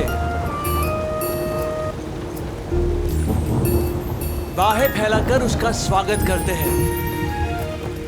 आप गीले हो रहे हैं राव। जी नहीं, मैं भीग रहा हूँ। मंदिर पहुंचने से पहले आपके कपड़े गंदे हो जाएंगे। मंदिर जाने से पहले मन साफ होना चाहिए, कपड़े नहीं काशीबाई। आप भी बाहर आकर पहली बारिश का स्वागत कीजिए।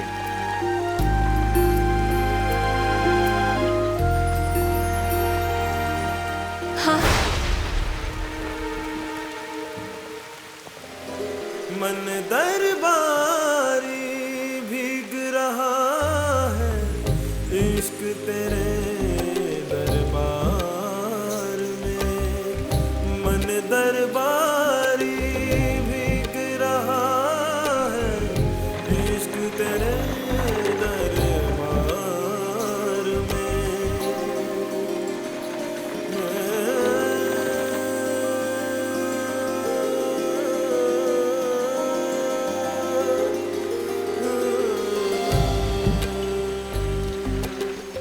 पढ़ाई साहब ने ये साड़ी खास हमारे लिए बनारस से मंगवाई है। अगर हम बाहर आएंगे ना तो ये खराब हो जाएगी। बारिश का क्या है, ये तो कभी भी आ जाएगी। कल भी आएगी, पर वो पहली बरसात नहीं होगी काशीबाई।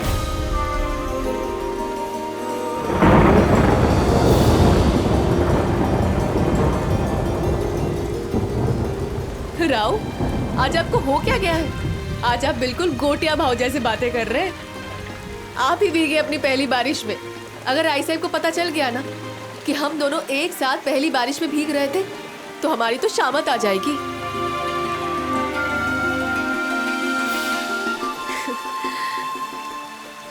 हमने आपको खुश देख लिया तो समझिए हमने पहली बारिश चख ली।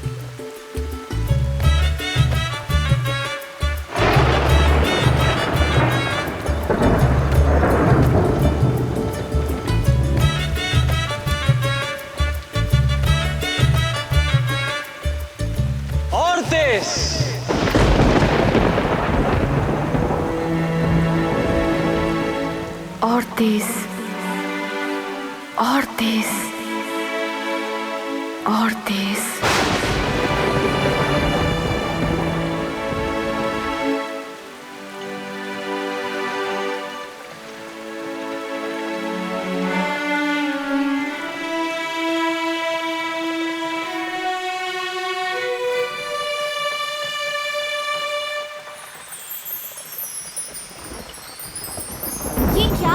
मस्तानी साहिबा, अंदर चलिए।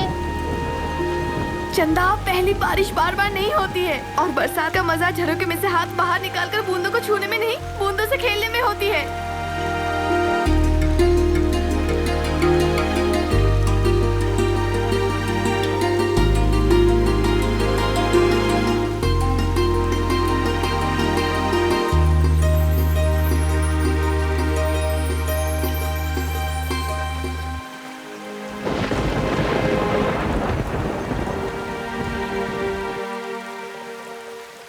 इतनी बड़ी हो गई और बचपना नहीं गया।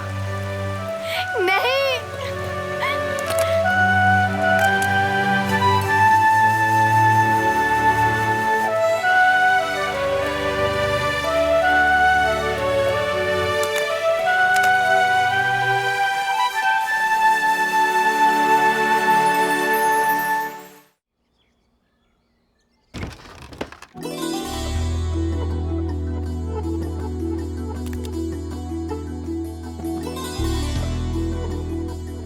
हर हर महादेव।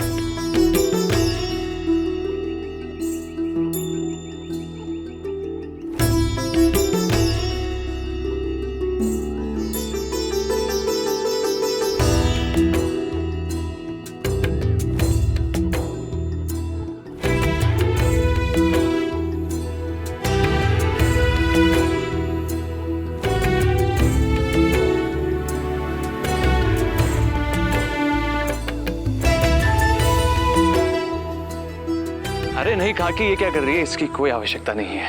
जो हटी नहीं वो महाराज ही नहीं। हर हर महादेव, हर हर महादेव।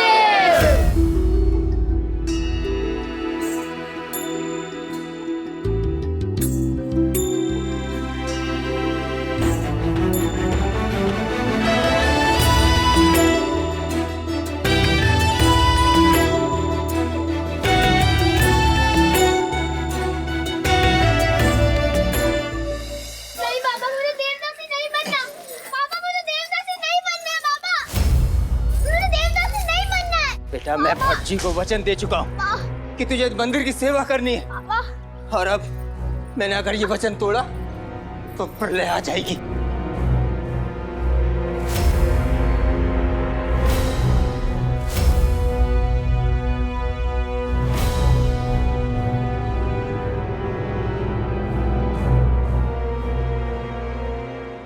आरती का समय हो रहा है, मुहूर्त निकलता जा रहा है।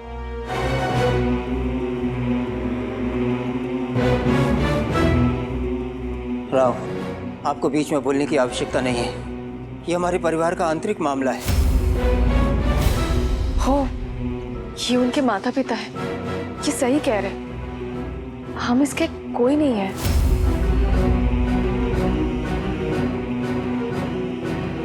कौन कहता है कि ये कन्या मेरी कुछ नहीं लगती? ये कन्या बाजीराव बल्लाड़ भट्ट की बहन है।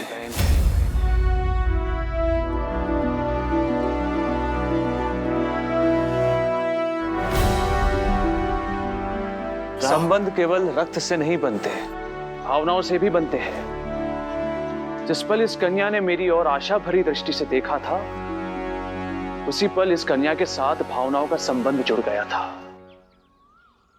अब इसकी इच्छा के विरुद्ध यहां कुछ नहीं होगा। परंपरा, प्रतिष्ठा और अनुशासन।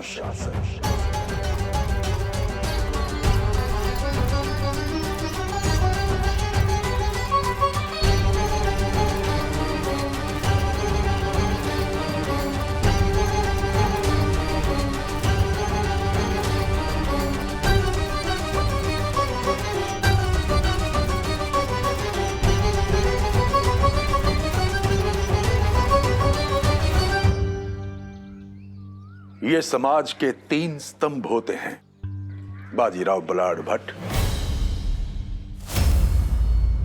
और इन्हें तोड़ना ना तो आपके लिए सही होगा और ना ही समाज के लिए। समाज का वर्तमान, भूत और भविष्य, ये तीनों इन्हीं स्तंभों पर टिके होते हैं, और यदि पेशवा साहब के बड़े पुत्र ही इन्हें तोड़ने का प्रयास करेंगे तो यह समाज कैसे चलेगा?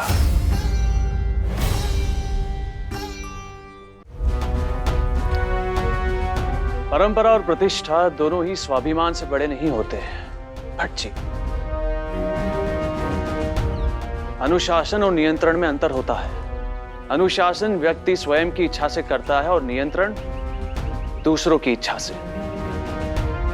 और इस कन्या को अनुशासित नहीं, नियंत्रित किया जा रहा है। देवदासी की प्रथा तो सदियों से चली आ रही है। बड़ी भाग्यशाली होती है वो कन्या जिसे देवता की सेवा का अवसर मिलता है। ये तो इस कन्या के लिए और इसके परिवार के सदस्यों के लिए गर्व का विषय है। यह नीति सुमंगली बनेगी। जीवन में कभी भी विधवा होने का दुर्भाग्य आएगा ही नहीं।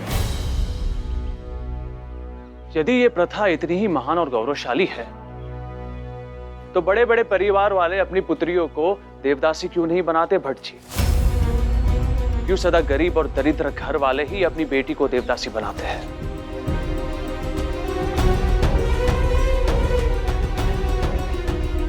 यदि ये कन्या अपनी इच्छा से यहां आई होती तो मुझे कोई आपत्ति नहीं होती, परंतु ये अपनी इच्छा से यहां नहीं आई है, इसलिए आपत्ति है मुझे। और बाजीराव बल्लाढ़ भट्ट की आपत्ति विरोधियों के लिए विपत्ति बन जाती है।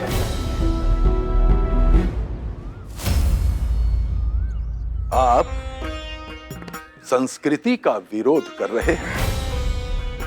शास्त्रों के अनुसार कन्या विवाह के बाद पति की संपत्ति होती है और विवाह से पूर्व पिता की। इसलिए आपको बीच में बोलना शोभा नहीं देता। बेटी गाय नहीं होती कि जब मन चाहा उसे खूंटे से बांध लिया। अपने जीवन पर उसे पूर्ण अधिकार होता है। और जिस संस्कृति का नाम देकर आप इस लड़की को इसके पिता की संपत्ति बता रहे हैं, उसी संस्कृति ने सीता माता से लेकर द्रौपदी तक को स्वयंवर का अधिकार दिया था भट्ट जी। शास्त्र कहते हैं कि नारी को अपना वर चुनने का पूरा अधिकार होता है। मैं आपका सम्मान करता हूं भट्ट जी। आप भी वेद और शास्त्रों का सम्मान कीजिए और इस कन्या को आत्मनिर्णय करने का अधिकार दीजिए। माता पिता अपनी संतान के लिए कभी भी कोई गलत निर्णय ले ही नहीं सकते, और यदि इन्होंने ये निर्णय लिया है तो कुछ सोचकर ही लिया होगा। किसी और की कही हुई बात सोच पर हावी हो जाए तो फिर निर्णय दिल से नहीं लिया जाता भट्ट जी। और ऐसे निर्णय चंचल मन के चलते बदले भी नहीं जाते। इस कन्या के माता पिता ने इसे प्रभु के चरणों में अर्पित कर दिया है, और यदि अब इन्होंने अपना वचन तोड़ा तो इन्हें कभी मोक्ष नहीं मिलेगा।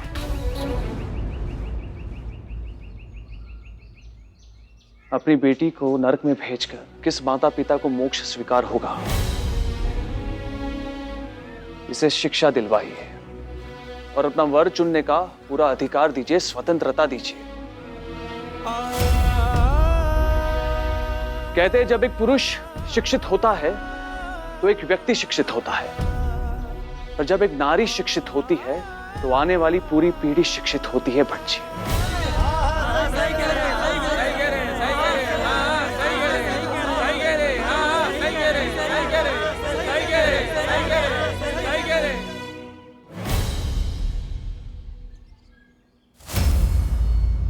देवदासी बनना इस कन्या का प्रारब्ध है।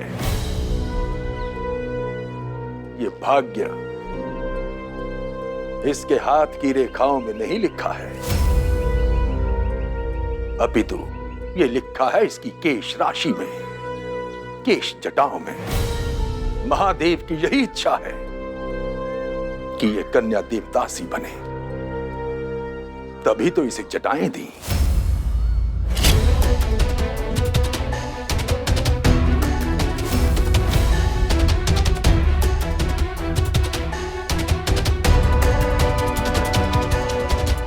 ये लीजिए भट्ट जी, इसका भाग्य बदल दिया मैंने। आपने महादेव की इच्छा का उल्लंघन किया है। यदि ये महादेव की इच्छा होती तो मुझ जैसा साधारण व्यक्ति इसे कैसे बदल सकता? ये तो आपकी इच्छा है भट्ट जी, जिसे आप महादेव की इच्छा समझते हैं। ना इसके माता पिता चाहते हैं कि ये देवदासी बने, ना ये कन्या चाहती है। ठीक है, यदि कन्या के माता पिता की यही इच्छा है तो हम इन्हें बाध्य नहीं करेंगे।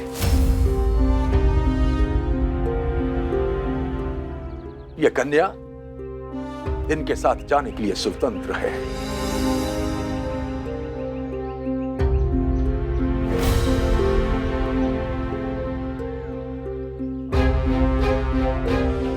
भट्ट जी, पूजा का समय हो गया है।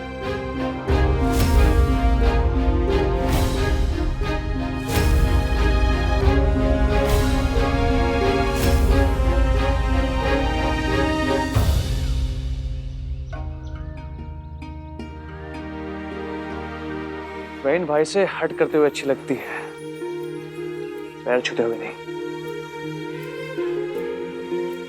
जाओ।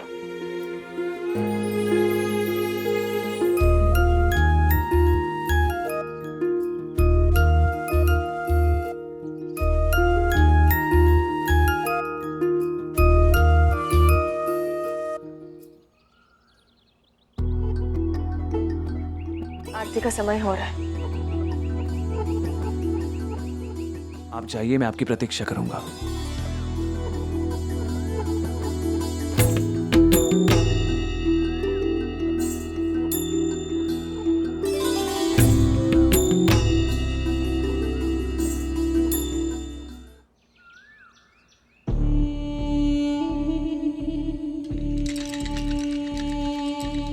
रानी साहब, राजकुमार जगतराज ने एक बहुत छोटी सैनिक टुकड़ी के साथ बूरे खान की छावनी पर हमला किया और बूरे खान ने राजकुमार को बंदी बना लिया।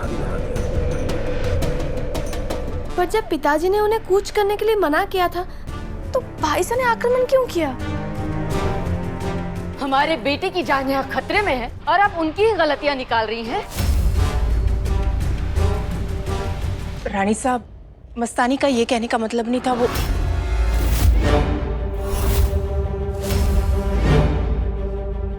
ये राजवंशियों की समस्या है, इसे राजवंशियों को ही हल करने दीजिए। आप दोनों को परेशान होने की कोई आवश्यकता नहीं है।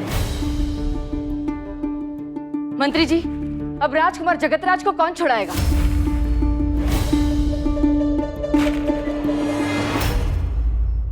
आपके लिए हमारी किसी भी आज्ञा का कोई महत्व है कि नहीं? बताइए, मैंने आपकी कौन सी आज्ञा का पालन नहीं किया? राऊ, आप जानते हैं हम किस बारे में बात कर रहे हैं। आपने फिर परंपरा तोड़ी। नहीं आई साहब, इन्होंने मात्र एक कन्या की रक्षा की है और कुछ भी नहीं।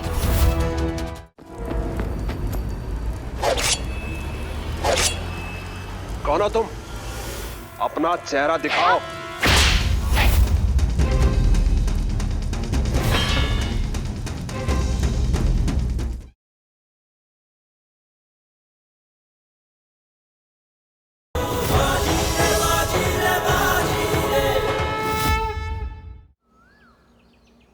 ये राजवंशियों की समस्या है, इसे राजवंशियों को ही हल करने दीजिए। आप दोनों को परेशान होने की कोई आवश्यकता नहीं है। मंत्री जी, अब राजकुमार जगतराज को कौन छुड़ाएगा? महाराज भी बाहर हैं और अन्य राजकुमार भी, और हमारी अधिकांश सेनाएं उन्हीं के साथ गई हुई हैं। जो शेष हैं वो महल और राज्य की सीमाओं पर तैनात हैं। और जब तक महाराज का आदेश ना हो उन्हें वहां से नहीं हटाया जा सकता। मैंने संदेशा महाराज तक पहुंचा दिया है। आप कहना क्या चाहते हैं? हमारा पुत्र मुगलों की कैद में है और कोई कुछ नहीं करेगा। अगर युद्ध नहीं कर सकते तो वार्ता कीजिए, संधि कीजिए, कुछ भी कीजिए, पर हमें हमारा पुत्र चाहिए। बूरे खान एक मजा हुआ योद्धा है रानी साहब। वो जानता है कि इस समय बाजी उसके हाथ में है। वो राजकुमार को सरलता से नहीं छोड़ेगा। हमारे खजाने भरे हुए हैं मंत्री जी। संतान खो गई तो ये संपत्ति किस काम की रह जाएगी? हमें मूल्य की परवाह नहीं है मंत्री जी, हमें मात्र अपना पुत्र चाहिए। मैं आपकी भावनाओं को समझता हूँ रानी साहब, मगर महाराज के आदेश के बिना कुछ नहीं हो सकता। हमें उनके उत्तर की प्रतीक्षा करनी ही होगी।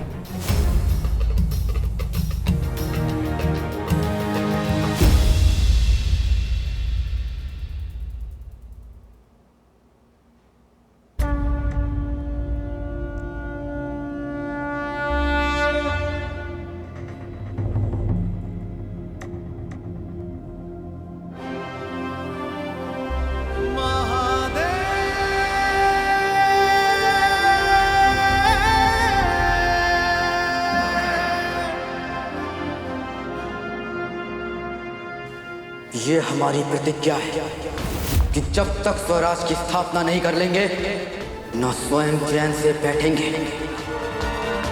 न शत्रुओं को बैठने देंगे।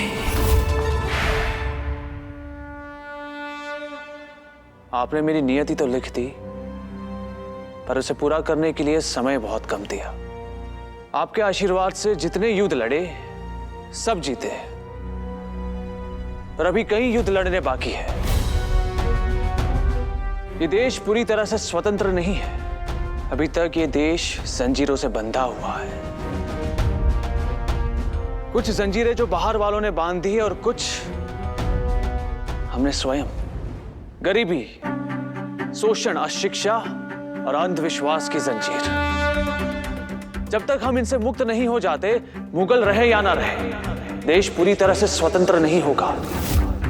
जिस सुनहरे स्वराज का सपना छत्रपति शिवाजी महाराज ने देखा था, वो इन जंजीरों के कटने के बाद ही पूरा होगा।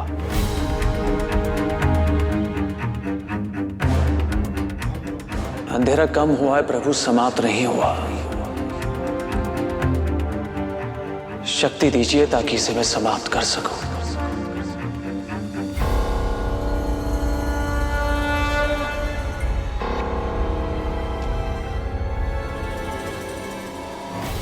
दीप है वनवास में और बाती बिरहन सी खड़ी। अंधियारे के द्वार पर है रोशनी गिरवी पड़ी। दीप आए जब तलक ना यामिनी को मैं छलूंगा। मोल हो नीच प्राण चाहे, दीप बनकर मैं जलूंगा। मैं जला तो संग मेरे हर एक दीप को जलना पड़ेगा। स्वराज पथ पर संग मेरे पूरे देश को चलना पड़ेगा।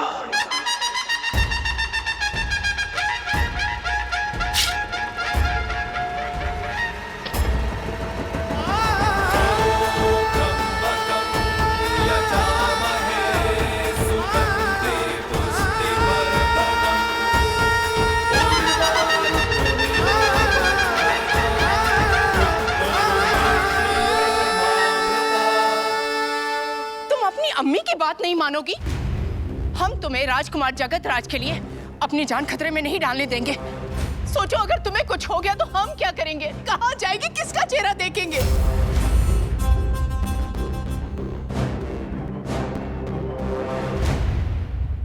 अम्मी, हमें कुछ नहीं होगा। फर्ज हमें जिंदगी से ज्यादा प्यारा है। कौन से फर्ज की बात कर रही हो मस्तानी? तुम उनके लिए अपनी जान खतरे में डालने जा रही हो जिन्होंने कभी तुम्हें अपनी बहन तक नहीं समझा। इस परिवार ने हमें अपना नहीं समझा तो क्या हो? हम इस परिवार को अपना समझते हैं। अब हम उन्हें बताएंगे कि भले ही उन्होंने हमारी अम्मी से हमेशा नफरत की हो, पर हमारी अम्मी ने हमेशा हमें उनसे मोहब्बत करना सिखाया है। हम भाईसा की बहन ना सही, पर वो तो हमारे भाई है ना। उनमें और हमें बस यही एक फर्क है। एक और फर्क है मस्तानी, मजहब का। उनकी माँ हिंदू है और तुम्हारी माँ मुसलमान, इसीलिए तो महाराज की जायज औलाद होते हुए भी तुम्हारे साथ हमेशा बदसलूकी हुई, हमेशा नाजायजों जैसा सलूक किया गया। रानी सा के कहने पर जनान खाने में हमसे हमेशा दूरी रखी गई। हमें फर्ज तो मिला, लेकिन कभी हक नहीं मिला। हम फर्ज ही तो निभाने जा रहे हैं ना अम्मी। तुम समझने की कोशिश क्यों नहीं कर रही हो मस्तानी? तुम भलाई करने जा रही हो, लेकिन उसे भलाई नहीं समझा जाएगा, उसे बगावत समझा जाएगा, बगावत।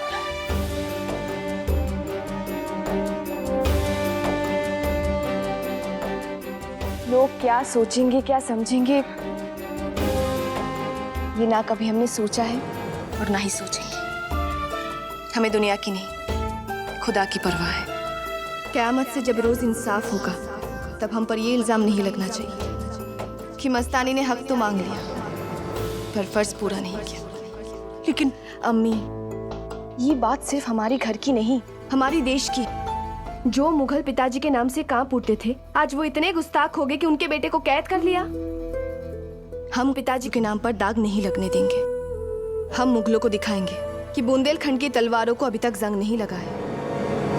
भाई साहब को हम वापस लेकर आएंगे। ये मिट्टी हमारी है। मुगलों को ये बात याद दिलाने का वक्त आ गया है।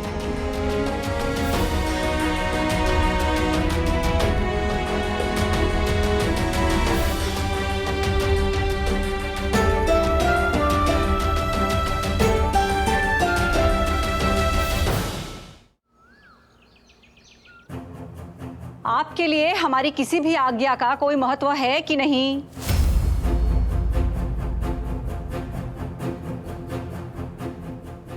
अवश्य आई साहिब।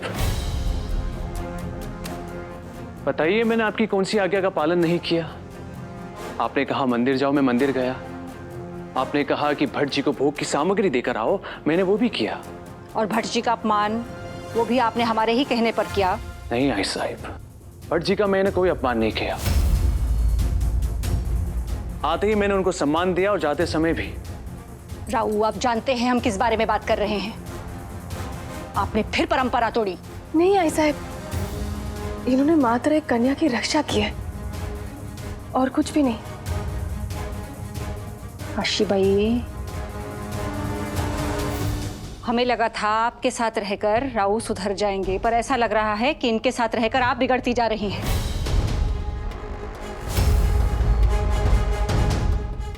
आपने सिर्फ भट्ट जी का अपमान नहीं किया है, आपने देवताओं का भी अपमान किया है। नहीं आई साहिब, मैंने देवताओं को भी वहां पहुंचते ही प्रणाम किया और वहां से आते समय भी। राऊ, परंपरा मजाक नहीं होती। और एक कन्या का जीवन भी मजाक नहीं होता आई साहिब। उस कन्या के माता पिता उसकी इच्छा के विरुद्ध उसके जीवन का निर्णय ले रहे थे। हमने आप दोनों के विवाह का निर्णय भी आप दोनों की इच्छा के विरुद्ध लिया था। उस समय इस विवाह के लिए ना आप तैयार थे ना काशीबाई। पर आप क्या अब भी ये कहेंगे कि वो निर्णय गलत था? नहीं नहीं आई साहब, ऐसा कुछ भी नहीं है। दोनों बातों में अंतर है। वो मर्यादा थी, ये मजबूरी है। राऊ, आप हर पुरानी रीति का खंडन नहीं कर सकते। पुरानी रीतियां पुरानी दीवारों की तरह होती है आई साहिब। दोनों को या तो नया कर देना चाहिए या फिर गिरा देना चाहिए।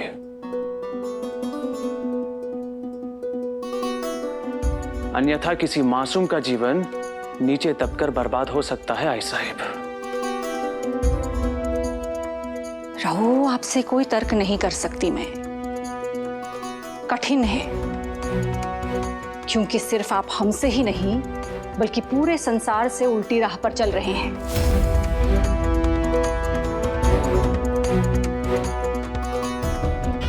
आज रात को उत्सव में आप कोई ऐसी बात नहीं करेंगे जिससे पेशविन बाई को शर्मिंदगी महसूस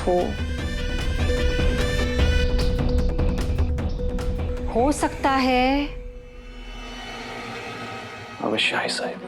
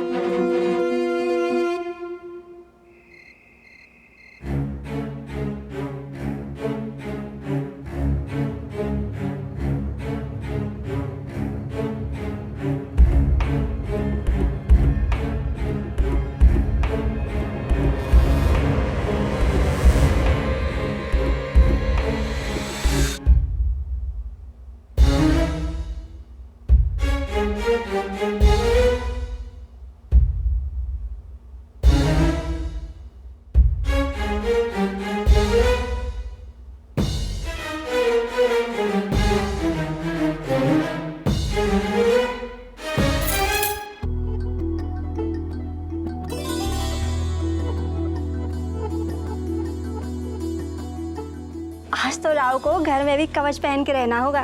क्यों नंदिनी? क्योंकि हृदय मात्र तलवार से ही नहीं कटते, सुंदरता से भी कट जाते हैं।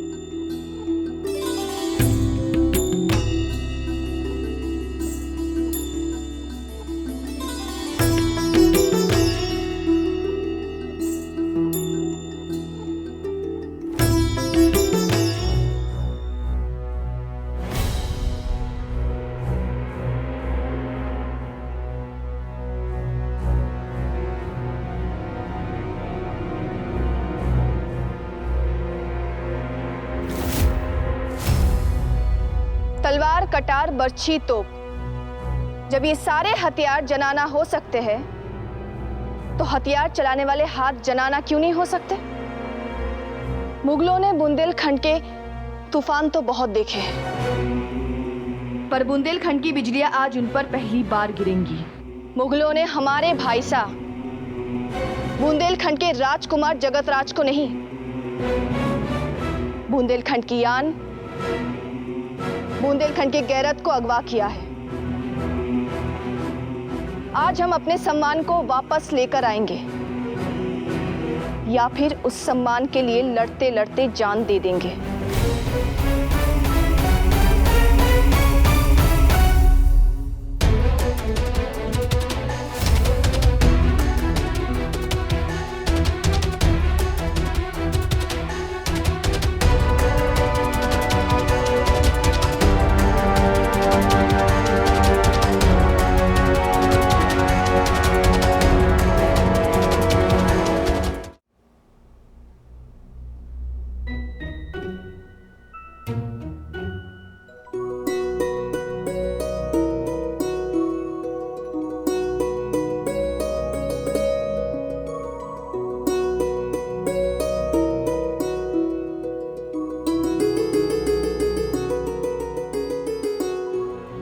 ताईसाई भाऊ का कब से इंतजार कर रही थी, और भाऊ है कि उनके साथ समय बिताने की जगह अखाड़े में सैनिकों को दांव पेच सिखा रहे हैं। अरे जीवन में मार पीट हिंसा के अलावा भी कुछ है कि नहीं?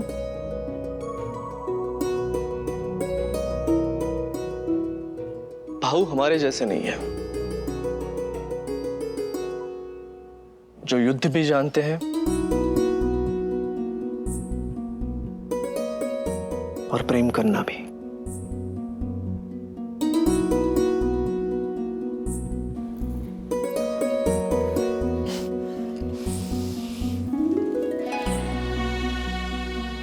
ये राऊ को दीजिएगा। ये हार राऊ पर अच्छा नहीं लगेगा। ये ताई साहिब के लिए है, इसे राऊ को दीजिएगा ताकि वो ताई साहिब को पहनाए, ताई साहिब प्रसन्न हो जाएगी। आपको पूरे संसार की प्रसन्नता की पड़ी है, लेकिन अपने पति की प्रसन्नता किस चीज में है ये आप नहीं पूछेंगे। जाइए ना।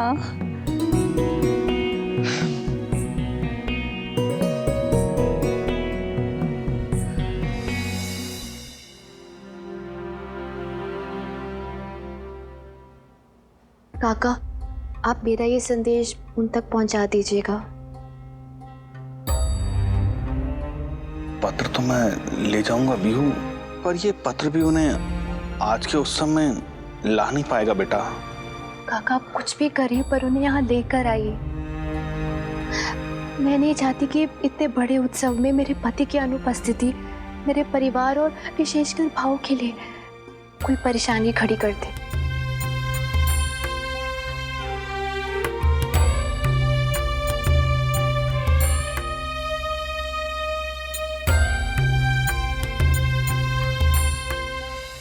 वाह चिम्मा जी, जिसने आज तक हर युद्ध जीता है उसके लिए आप हार लेकर आए हैं। भाऊ ये हार आपके लिए नहीं वहनी के लिए है, और ये हम नहीं रखमा लाई है। तो रकमा को कहिए काशीबाई को जाकर दे दे, मुझसे क्यों कह रहे? क्योंकि आपके देने में और किसी और के देने में अंतर है भाऊ। क्या अंतर है? अब आपको कैसे समझाए? आपको समझाने का बस एक ही उपाय है। क्या? ये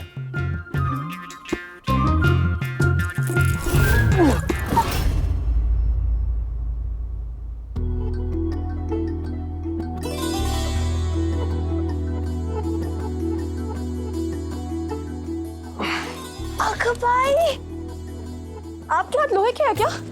हमारा कंधा छिल गया। आओ।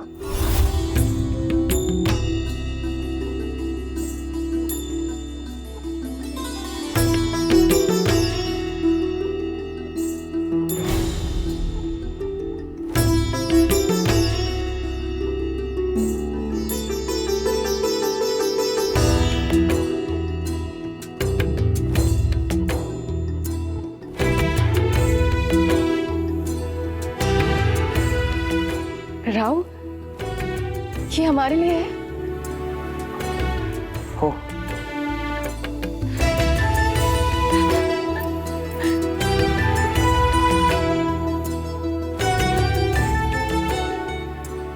कितना सुंदर हार है। हमें तो लगा था आपको मात्र तलवारें पसंद करना आता है, योद्धा जो है, पर आपने हमारे लिए कितना सुंदर हार पसंद किया है। मैंने नहीं, रकमा ने पसंद किया है। रकमा ने चिम्मा को दिया, चिम्मा ने मुझे, ताकि मैं आपको दे सकूं और आपको अच्छा लगे। उन दोनों को आपकी प्रसन्नता की बहुत चिंता रहती है।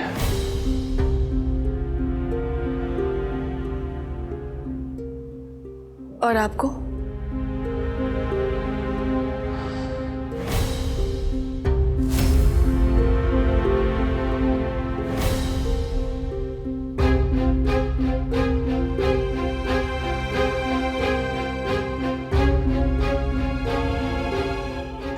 मैं भी नहीं चाहता कि आपको दुख पहुंचे। राव, हम जो हमेशा चाहते हैं ना, वो होता नहीं है।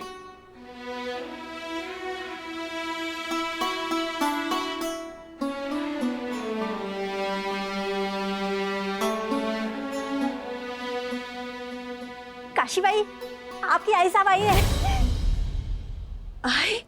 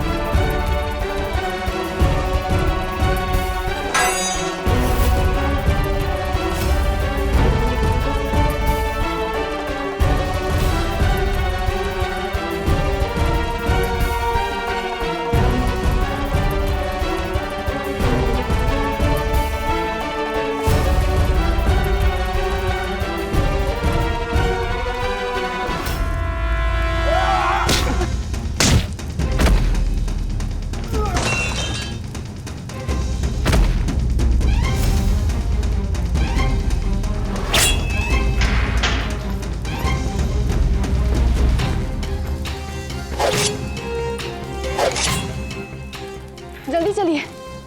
कौन हो तुम? हम तुम्हारे साथ कहीं नहीं जाएंगे। हमारे पास ज्यादा समय नहीं है, जल्दी चलिए। एक औरत के साथ हम कहीं नहीं जाएंगे। हमने कहा ना। कौन हो तुम?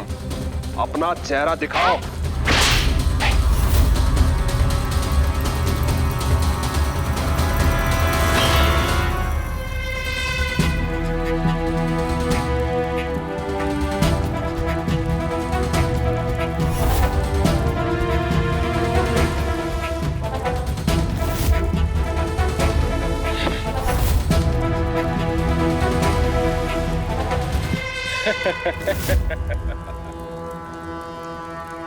तुझे बचाने औरतें आई हैं। वाह जगतराज वाह, तेरी मर्दानगी के सदके।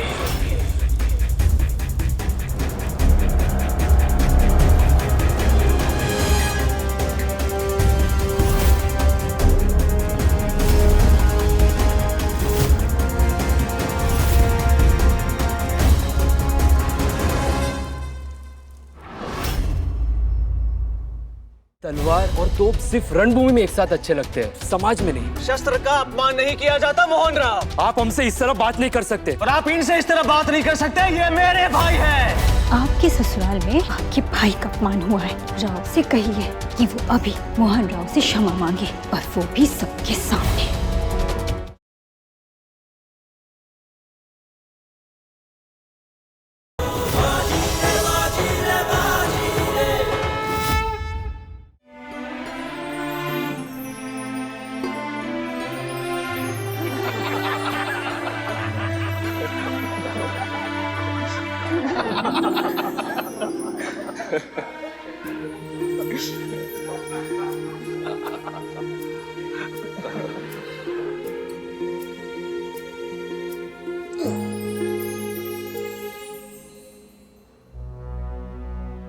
पेशवा साहब, वीर की वीरता को, चतुर की चतुराई का अभिवादन। ये तुच्छ भेंट। इस तलवार की मूठ शुद्ध सोने की बनी हुई है और उसमें सैकड़ों अनमोल रत्न जड़े हुए हैं। ये काली का रूप भी है और लक्ष्मी का भी। धन्य होगा वो शत्रु जिसका गला इससे कटे।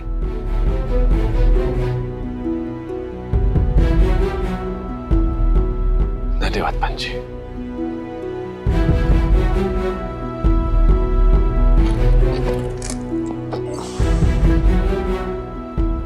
परंतु एक प्रश्न हमारे मन में उठ रहा है कि इस तलवार को युद्ध भूमि में आपकी वीरता देखने के लिए कितनी प्रतीक्षा करनी पड़ेगी। तो ऐसा प्रतीत हो रहा है कि आपका ये घाव और गहरा हो गया। शरीर के घाव चाहे जितने भी गहरे क्यों ना हो, समय के साथ साथ भर ही जाते हैं। जी पेशवन भाई साहब, हमें आशा है और विश्वास भी है कि पेशवा साहब जल्द से जल्द ठीक हो जाएंगे। हम तो केवल इतना कह रहे हैं कि इन्हें जल्दबाजी करने की कोई आवश्यकता नहीं। अरे इनकी अनुपस्थिति में संभालने के लिए हम हैं ना। क्यों हमारा बुरा चाहते हैं पंजी? आप जैसे मित्रों के दूर होने के विचार से ही हमारा मन कांप उठता है। हम तो चाहते हैं शीघ्र अतिशीघ्र दरबार में पहुंचे ताकि प्रतिदिन आपको देख सकें, क्योंकि आपसे नजर हटी तो दुर्घटना घटी।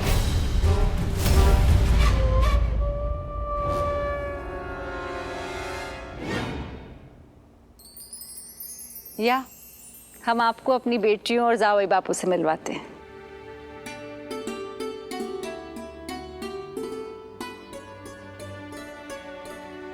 मैं युद्ध में घर के खाने को याद करता हूँ, और जब घर का खाना खा रहा हूँ तो युद्ध की याद आ रही है। राव काश ऐसा हो कि मैं घर का खाना खाते हुए युद्ध कर सकूं। युद्ध घर पर भी होता है होलकर, बस अंतर इतना है कि रणभूमि में हार और जीत दोनों संभव है, और घर के युद्ध में पत्नी की जीत निश्चित है।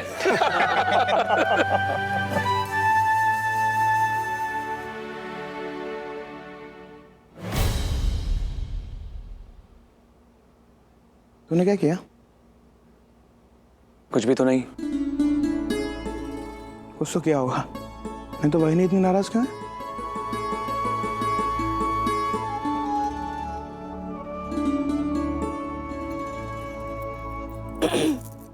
अरे वाह, कितना सुंदर हार है। कहाँ से बनवाया? ये हार हमारे लिए रकमा ने बनवाया है। क्या बात है राव? कुछ नहीं। पेशवा साहेब के सबसे बड़े बेटे इतने बड़े हो गए कि हमसे भी मिलने का समय नहीं है।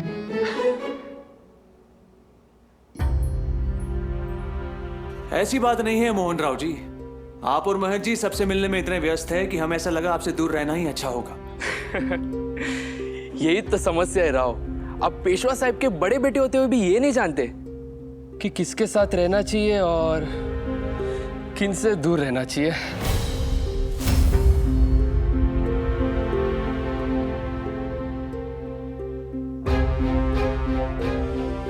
दूर और पास का गणित तो राजनीतिज्ञों के लिए है। हम सैनिक तो केवल इतना ही जानते हैं कि हमें अपनी तलवार के पास रहना है और दुश्मन की तलवार से दूर। लगता है आपका इन तीनों से परिचय नहीं हुआ। ये गोटिया है, मेरे बचपन का मित्र। मुझे स्वयं से भी ज्यादा इस पर विश्वास है। वीर है, चतुर है, रणभूमि में दुश्मन और घर पे भोजन। गोटिया से पहले और कोई समाप्त नहीं करता। अब इनसे मिलिए। यह है मल्हार राव। दौलताबाद के प्रथम युद्ध में जब मैंने मुगलों का बारूद उड़ाया था, तब पेशवा साहिब मेरे साथ नहीं थे। इन्होंने मेरा साथ दिया था। और इनसे मिलिए, ये जादव राव, वीर मराठी योद्धा। इस मिट्टी को इन तीनों की वीरता पर गर्व है और मुझे इन तीनों की मित्रता पर। राव, हम आपकी भावनाओं का सम्मान करते हैं, लेकिन तलवार और तोप सिर्फ रणभूमि में एक साथ अच्छे लगते हैं, यहाँ समाज में नहीं। राव, हम स्पष्ट भाषी हैं, इसलिए हम आपसे साफ साफ कहेंगे, आप पेशवा साहिब के बड़े पुत्र हैं। सेना के कनिष्ठ अधिकारी आपके साथ सिर्फ व्यक्तिगत लाभ के लिए रहते हैं, किसी अन्य कारण से नहीं। तलवार और तोप दोनों शस्त्र होते हैं मोहन राव जी, और हमारी संस्कृति में युद्ध काल में शस्त्रों का प्रयोग किया जाता है और शांति काल में शस्त्रों का पूजन किया जाता है। शस्त्रों का अपमान नहीं किया जाता मोहन राव जी।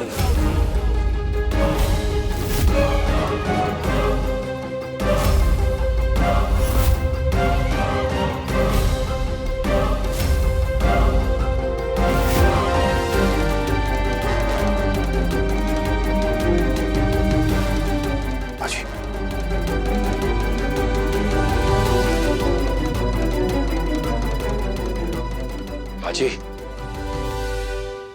हानि और लाभ के कारण आप जैसे व्यापारी रिश्ते रखते होंगे, हम सैनिक नहीं। बस। आप हमसे इस तरह बात नहीं कर सकते, हम आपकी पत्नी के भाई हैं। और आप इनसे इस तरह बात नहीं कर सकते, ये मेरे भाई हैं।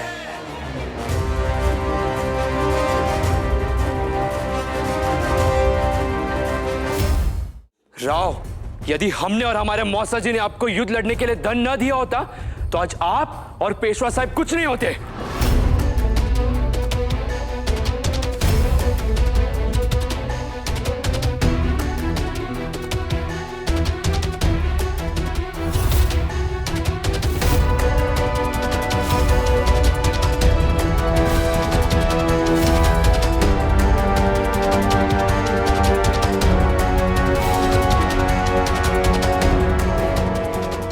मोहनराव, संयम। आपके पास यदि धन है तो इन योद्धाओं के पास स्वराज्य धर्म है। और स्मरण रहे, धन का स्थान धर्म के सम्मुख सदैव निचला ही होता है। दुर्भाग्यवश आप हमारी पत्नी की बहन के पुत्र हैं, इसलिए हम आपको दंड नहीं दे रहे हैं। अन्यथा मातृभूमि पर मर मिटने वाले इन वीरों का अपमान हम कभी बर्दाश्त नहीं करते।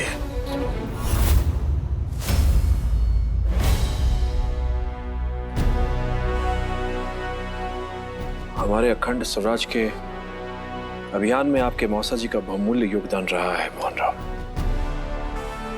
अपने दुर्व्यवहार से इनके योगदान पर दाग मत लगाइए। हम क्षमा चाहते हैं पेशवा साहब, लेकिन हमने कुछ गलत नहीं कहा है। राव को स्वयं पर और अपने साथी योद्धाओं पर गर्व नहीं, घमंड है।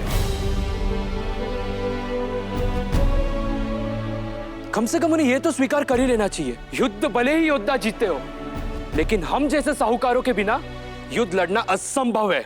अखंड स्वराज तेरा या मेरा नहीं होता मोहन राव, हमारा होता है। मातृभूमि के लिए किए गए बलिदान के सामने शीश झुकाना चाहिए, उसका मूल्य नहीं लगाना चाहिए। आप कुछ सोने के मोहरे दांव पर लगाते हैं, हम सैनिक अपने प्राण दांव पर लगाते हैं। सैनिक के बलिदान का सम्मान नहीं कर सकते तो मत कीजिए, कम से कम उसकी कीमत लगाकर उसका अपमान मत करिए।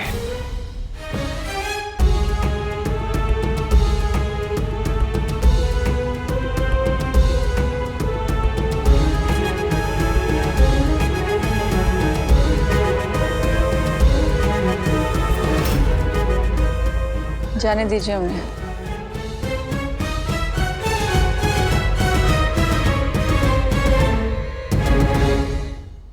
थोड़ी देर में स्वयं शांत हो जाएंगे।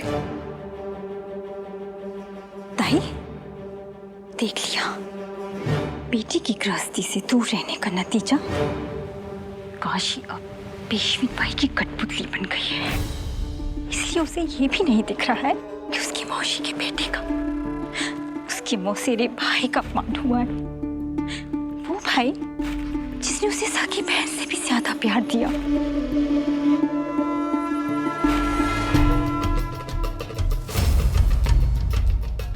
हम तो यहाँ आना ही नहीं चाहते थे नरोराम, परंतु बहुत अच्छा किया जो यहाँ आ गए।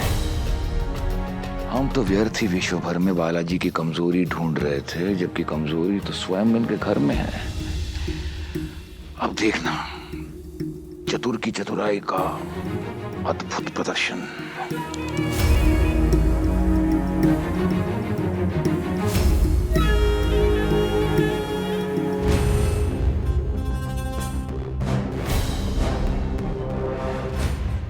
काशी, ये इकडे। हाँ जी, या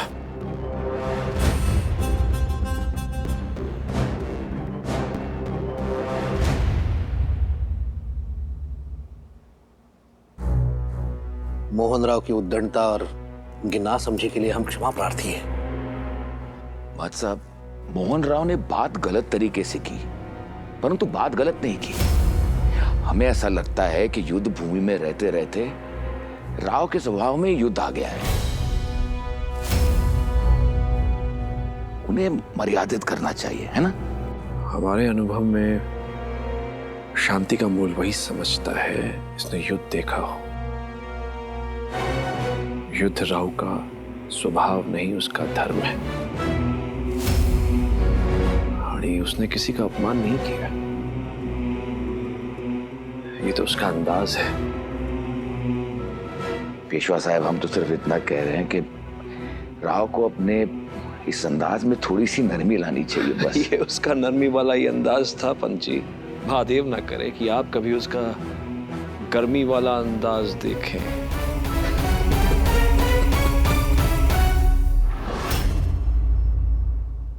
वाह जगतराज वाह, तुझे बचाने औरतें आई हैं।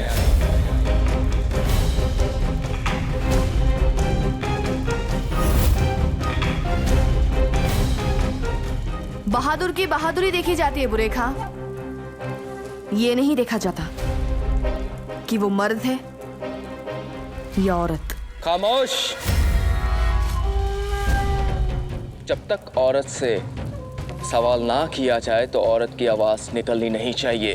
ये हिंदुस्तान है बुरे खां, यहाँ बड़े से बड़ा बहादुर काली माँ की पूजा करके ही युद्ध पर निकलता है। गुस्ताख औरत, तुमने हमारी बेअदबी की है, इसकी कीमत तुम्हें अदा करनी होगी।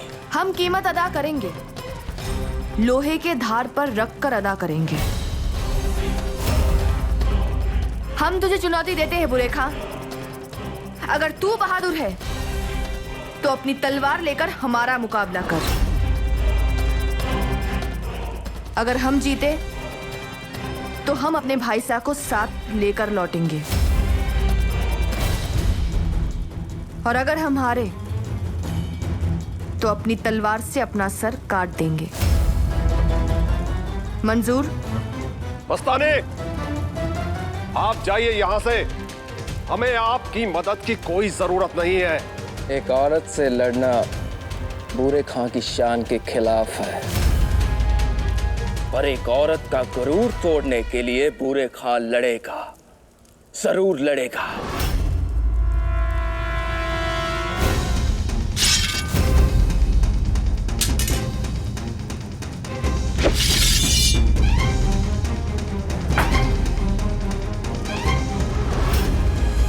क्या करते, वो दोनों अपने बातों पे अड़े ही रहते हैं। बस अब यही सुनना बाकी रह गया था कि जो हुआ उसमें मेरे बेटे की गलती है। आपके ससुराल में तो आपकी कद्र नहीं है, तो मेरी और मेरे बेटे की क्या होगी? नहीं मौसी, ऐसा नहीं है। बस काशी, ये दिखाना बंद कर कि तुझे इस परिवार में वही सम्मान मिलता है जो पेशविन बाई की बड़ी बहू को मिलना चाहिए। यदि ऐसा होता ना तो परिवार के मामलों में तो पीछे नहीं खड़ी होती। हमने स्वयं तेरे चेहरे पर झिझक देखी थी। जावई बाबू ने मोहन राव का इतना अपमान किया, पर तूने उन्हें रोकने की कोशिश नहीं की, क्योंकि तुझे पता था तेरे रोकने से वो रुकेंगे तो नहीं, हो ना? सत्य तो ये है काशी कि विवाह के इतने वर्षों बाद भी तेरा स्थान ना जावई बाबू के जीवन में है और ना हृदय में।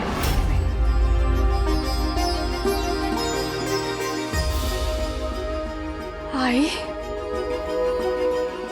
आप ऐसा कैसे कह सकती हैं? काशी बाई, हम वही कह रहे हैं जो हमने देखा। आप लोग मात्र उनको देखते हैं, पर हम उनको महसूस करते हैं। आप जानती हैं आई, इस बार जब राव घर लौट कर आए थे तो हमें देख के घर में प्रवेश करना भूल गए थे। हमें उनका हाथ पकड़ के अंदर ले आना पड़ा। जब आई साहिब ने हम दोनों को मंदिर भेजा था तो वो पूरे रास्ते हमसे प्रेम की बातें करते रहे। हमने उनकी आंखों में पहली बारिश की खुशी देखी है, घर लौटने की खुशी देखी है। काशी, ये हार शायद आप दोनों ने नहीं देखा है। ये उन्होंने हमें स्वयं अपने हाथों से दिया है। सबके सामने हमें ये हार पहनाने से शर्मा रहे थे, तो उन्हें चिढ़ाने के लिए हमने रकमा का नाम ले लिया।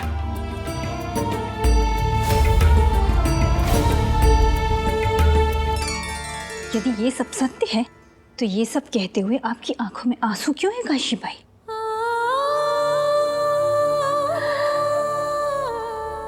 जब बहुत प्रतीक्षा के बाद बहुत खुशी मिलती है ना, तो आंखें भर आती है।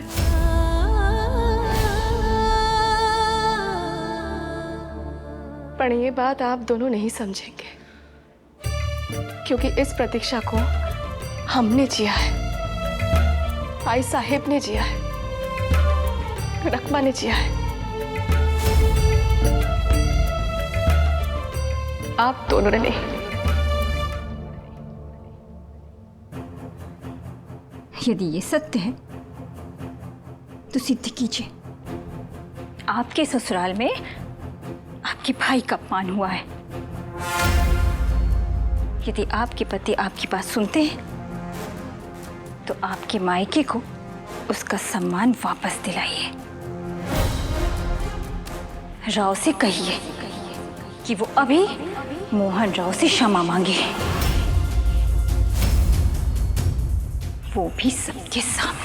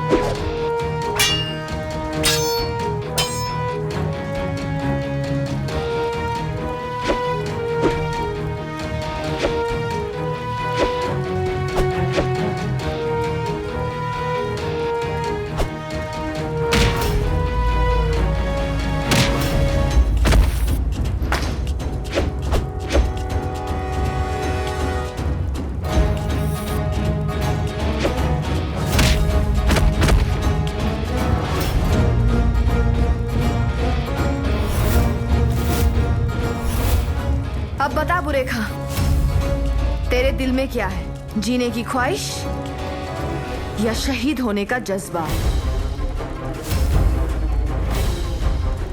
राजकुमार जगत राज को आजाद कर दो।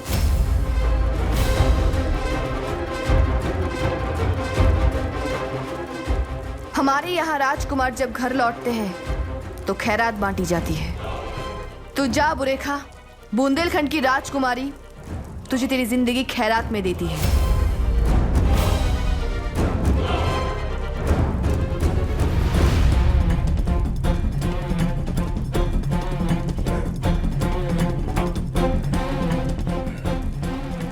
एक मर्द के ऊपर अगर औरत का एहसान आ जाए तो वो मर्द नहीं रहता। तुम पहले कैद में थे पर मर्द थे, अब तुम्हें आजादी मिल गई पर तुम्हारी मर्दानगी छिन गई। मस्तानी,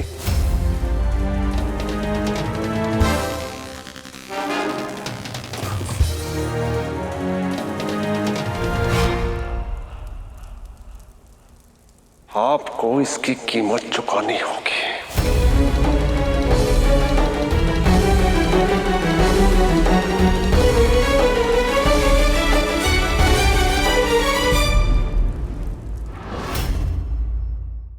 काकाजू के पास अब भी इतना धन और प्रभाव है कि एक मुसलमान माँ की कोख से जन्म लेने के बाद भी मस्तानी को अच्छा रिश्ता मिल जाएगा।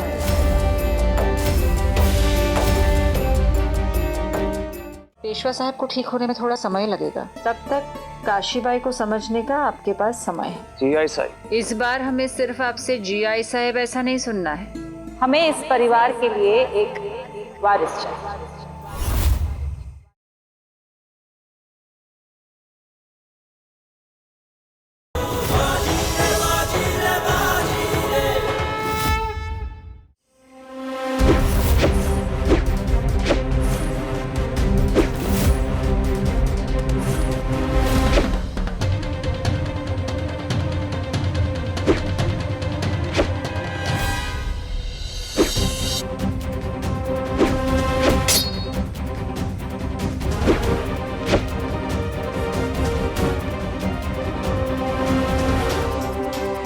यदि आपके पति आपकी बात सुनते हैं तो आपके मायके को उसका सम्मान वापस दिलाइए। राव से कहिए कि वो अभी मोहन राव से क्षमा मांगे।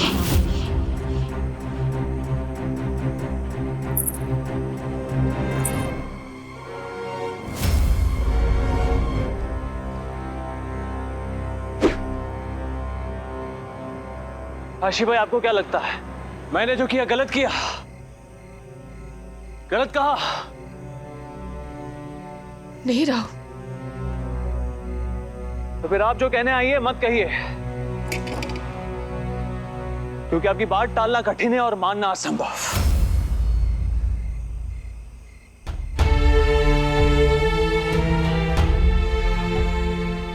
आपको कैसे पता हम आपसे क्या कहने आए हैं?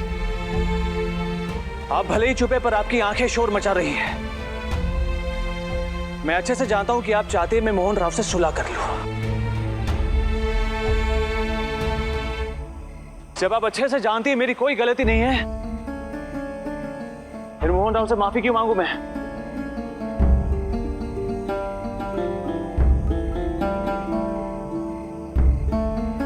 हमारे लिए राव, हम जानते हैं अब गलत नहीं है राव, पर वो हमारे भाऊ है, इस समय हमारे अतिथि भी। आपके और उनके बीच जो कुछ भी हुआ उससे हमारे परिवार का अपमान हुआ है। हमारी आई रो रही थी। व्यक्ति के सम्मान से अधिक परिवार का सम्मान होता है राव। कि आप हमारे लिए, हमारे आई बाबा के लिए उनसे सुलह नहीं कर सकते? हम जानते हैं आप मोहन भाव से सहमत नहीं है, पर थोड़ी देर के लिए अपनी पत्नी के लिए अपने आदर्शों को भुला नहीं सकते। राव, हम बस इतना चाहते हैं कि हमारे पति और हमारे परिवार के बीच कोई मतभेद ना रहे। क्या आपके ऊपर हमारा इतना भी अधिकार नहीं है राव?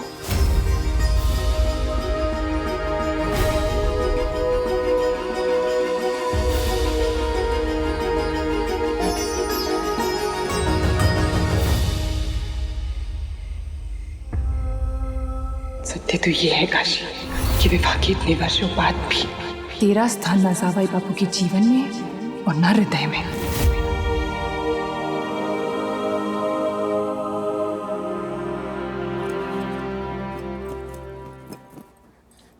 आ गए आप? बस बस, आना तो था ही। पेशवा साहब का उत्सव जो है, जिस उत्सव के आमंत्रण में ही उपहार मिलते हों, वहां भला कौन नहीं आना चाहेगा।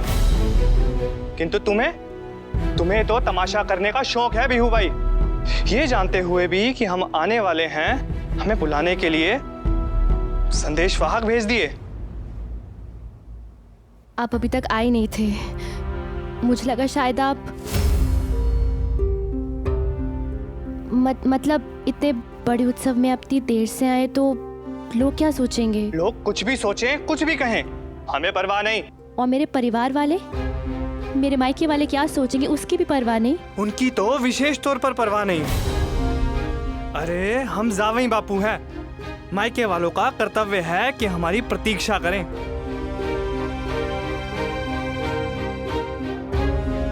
बहुत देर कर दी आपने आने में जावई बापू। आपका अपना घर है, आपका अपना उत्सव है, और आप हैं कि अतिथियों से भी देर में आए हैं। देखिए ना, इसमें भी दोष आपकी पुत्री का है आई साहेब। इन्होंने हमें आने का समय ही गलत बताया। हमें तो यह पता था कि उत्सव कल है, और फिर अपनी गलती छुपाने के लिए इन्होंने हमें बुलाने के लिए संदेश वाहक भेज दिया।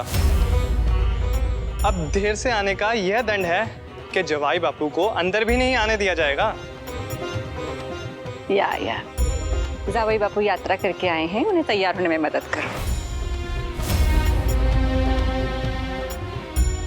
बिहू, भाऊजी को मैं तैयार करता हूँ, आप इनके जलपान की व्यवस्था कीजिए। या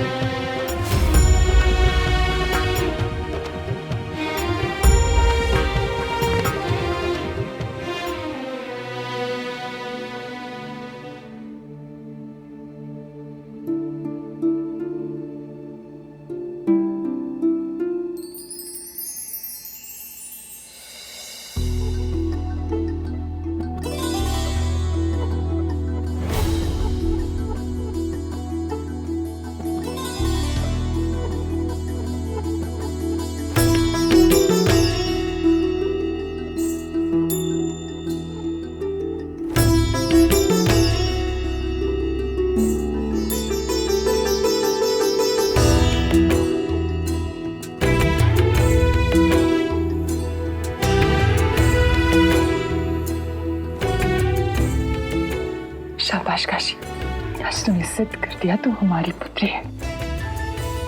विवाह के इतने वर्षों के बाद ही सही, लेकिन आप सीख ही गई कि पति को काबू में कैसे रखा जाता है।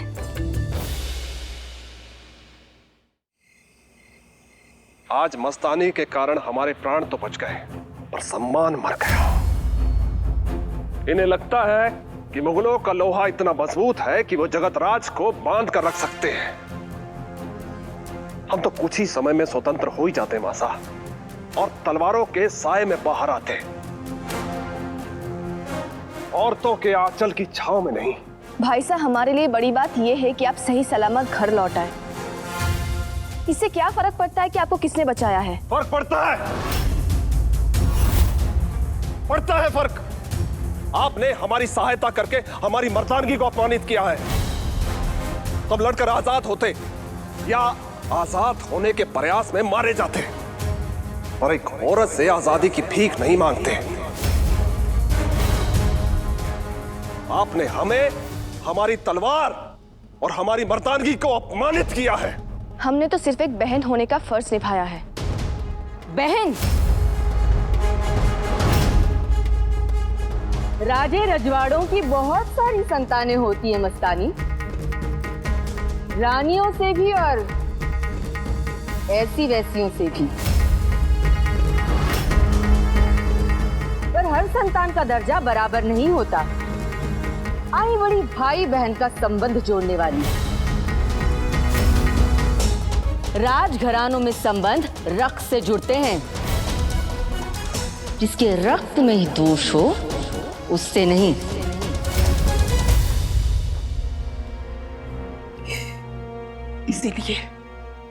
इसीलिए हम तुम्हें वहां जाने से रोक रहे थे।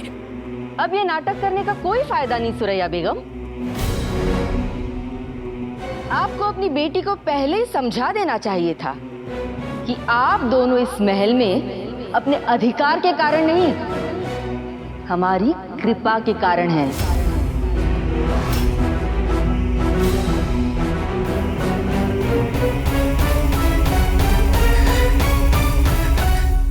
हम इस महल में इतने तन्हा हैं कि हमसे मिलने बहुत भी नहीं पाते। बस चुप हो जाइए।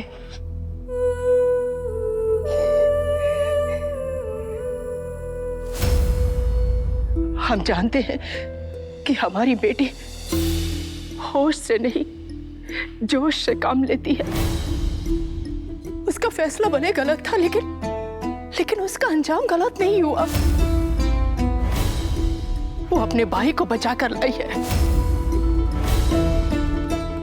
तो क्या बुंदेलखंड में बेइज्जती ही बहादुरी का इनाम है? क्या आप में से कोई कुछ नहीं बोलेगा इसके बारे में? हम बोलेंगे सुरैया बेगम। वाकई आपकी बेटी की इस महल में कोई कदर नहीं है, तो अच्छा होगा कि आप इसे भेज दें। मतलब ये कि कन्या का असली घर उसका ससुराल होता है। अब आपको भी विदा हो जाना चाहिए मस्तानी। रानी साहब, आप चिंता मत कीजिए सुरैया बेगम। काकाजू के पास अब भी इतना धन और प्रभाव है कि एक मुसलमान माँ की कोख से जन्म लेने के बाद भी मस्तानी को अच्छा रिश्ता मिल जाएगा। अब जब मस्तानी ने बहन का रिश्ता जता ही दिया है, तो हम भी भाई का कर्तव्य निभाएंगे और मस्तानी के लिए अच्छा सा रिश्ता ढूंढ कर लाएंगे।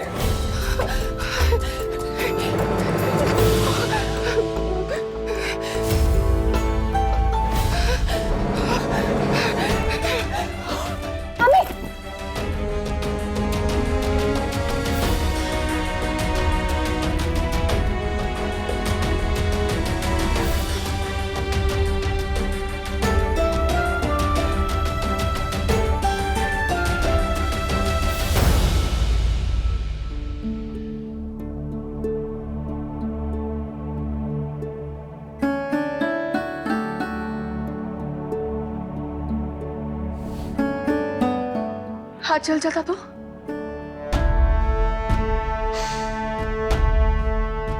आग को आग नहीं जलाती काशीबाई।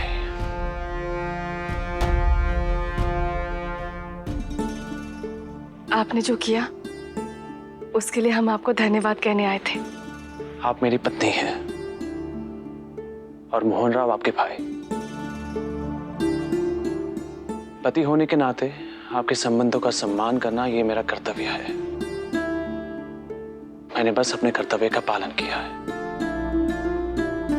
मोहन राव से मैंने जो कुछ भी कहा उसका मुझे बिल्कुल बुरा नहीं लगा, पर मेरे कारण आप और दुविधा में पड़ गई तो मुझे अच्छा नहीं लगेगा।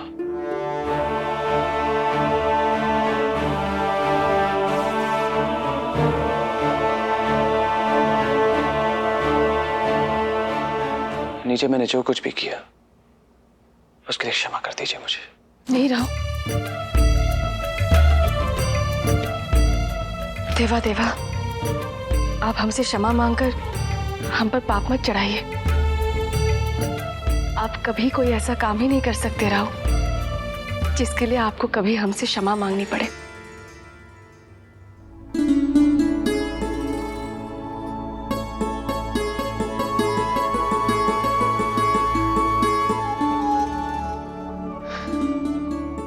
अब हमें नीचे चलना चाहिए। आबा जी पधार चुके, हमारी प्रतीक्षा कर रहे होंगे। चलिए।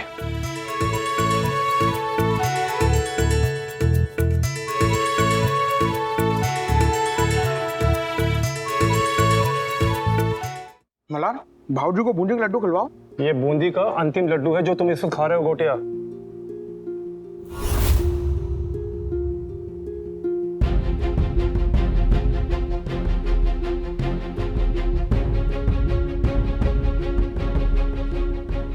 पीयू,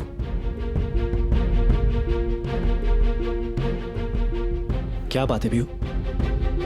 कुछ नहीं भाव। तुम्हारे और भाऊजी के बीच की समस्या है, तू छुपाती क्यों है? आईने से सिखाया है कि पति की शिकायत भगवान से करते हैं, भाव से नहीं।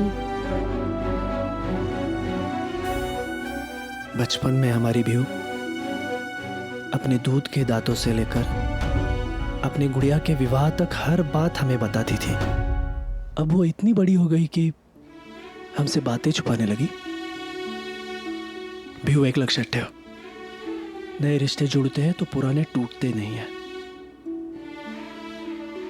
तुम्हारा विवाह हुआ तो क्या हुआ, हम अब भी तुम्हारे भाऊ हैं।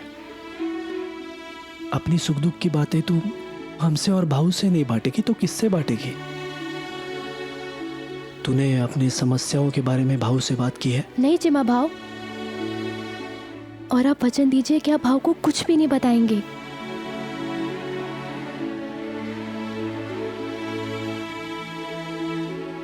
आप तो जानते हैं उनके क्रोध को। अगर भाव को कुछ भी पता चल गया तो वो पता नहीं इनके साथ कैसा व्यवहार करेंगे। अभी अभी भाव और वहिनी की गृहस्थी सामान्य होनी शुरू हुई है। मैं नहीं चाहती कि मेरी समस्या भाव को परेशान करते। ठीक है, हम भाव को कुछ नहीं बताएंगे, लेकिन एक शर्त है, तुम्हें अपनी समस्याएं हमें बतानी होगी।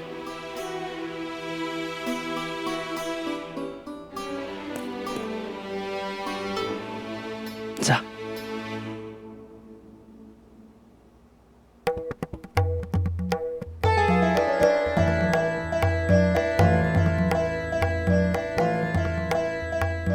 राजघरानों में संबंध रक्त से जुड़ते हैं। जिसके रक्त में ही दोष हो उससे नहीं। आप चिंता मत कीजिए सुरैया बेगम, काकाजू के पास अब भी इतना धन और प्रभाव है कि एक मुसलमान माँ की कोख से जन्म लेने के बाद भी मस्तानी को अच्छा रिश्ता मिल जाएगा।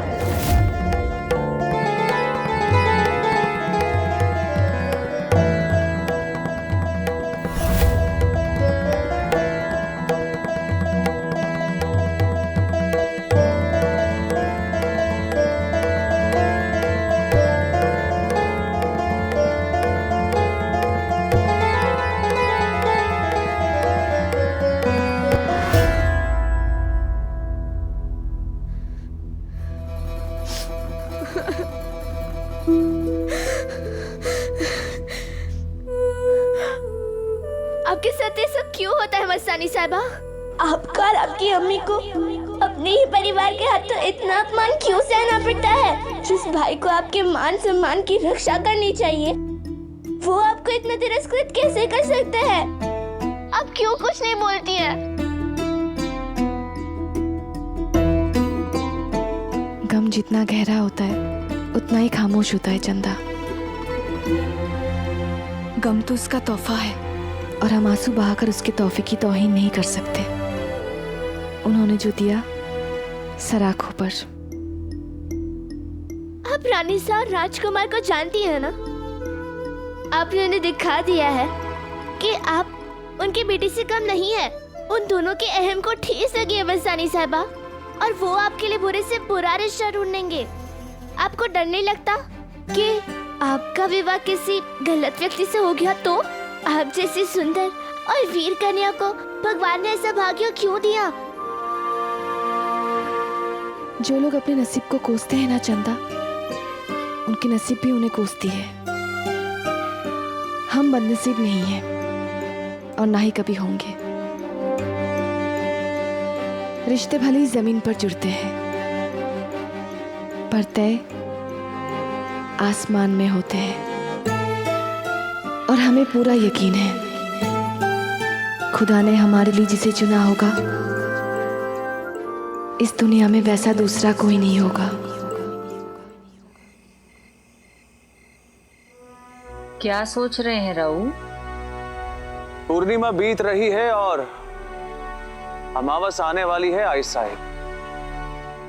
मतलब? मातोश्री की वापसी मुगलों के लिए बहुत बड़ी पराजय है।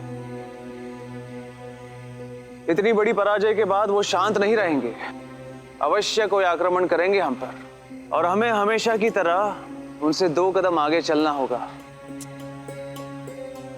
हम यहाँ उनके लौटने की प्रतीक्षा करते रहते हैं और ये है आती रणभूमि में लौटने की प्रतीक्षा करते हैं। राऊ,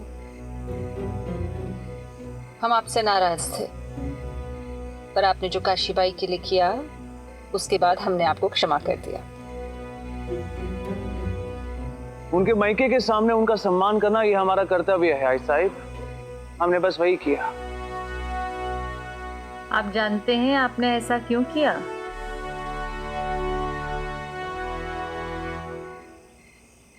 क्योंकि आप उनका सम्मान करने लगे हैं।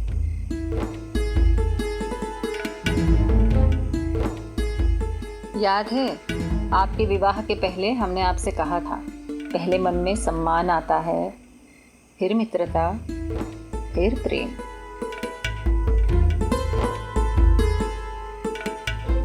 आपके मन में पहला भाव आ गया है।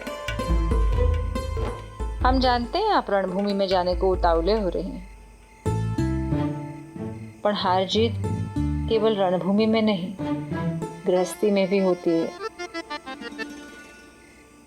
पेशवा साहब को ठीक होने में थोड़ा समय है, तब तक आपके पास काशीबाई को समझने का थोड़ा और समय है।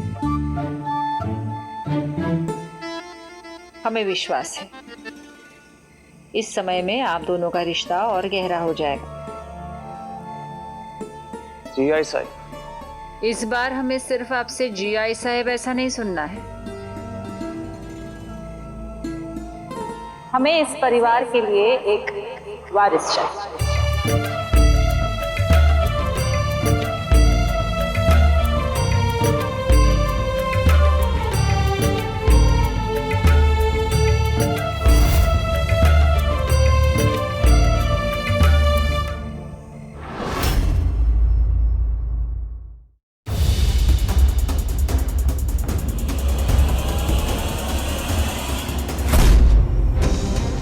काका जल्दी जाइए और वैद्य जी को बुला के लाइए। क्या हुआ बाबा को? बाबा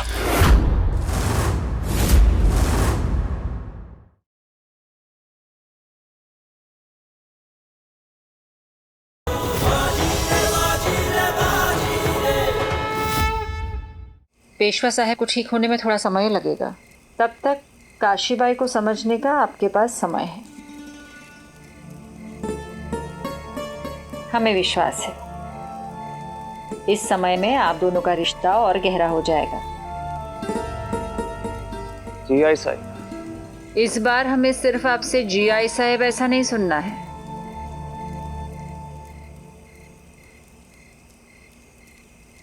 हमें इस परिवार के लिए एक वारिस चाहिए।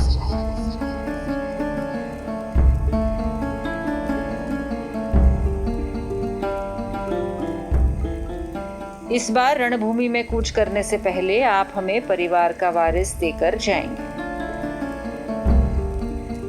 आपको देश की चिंता है तो हमें हमारे परिवार के सम्मान की। इस बार आप हमें पोता देकर जाएंगे।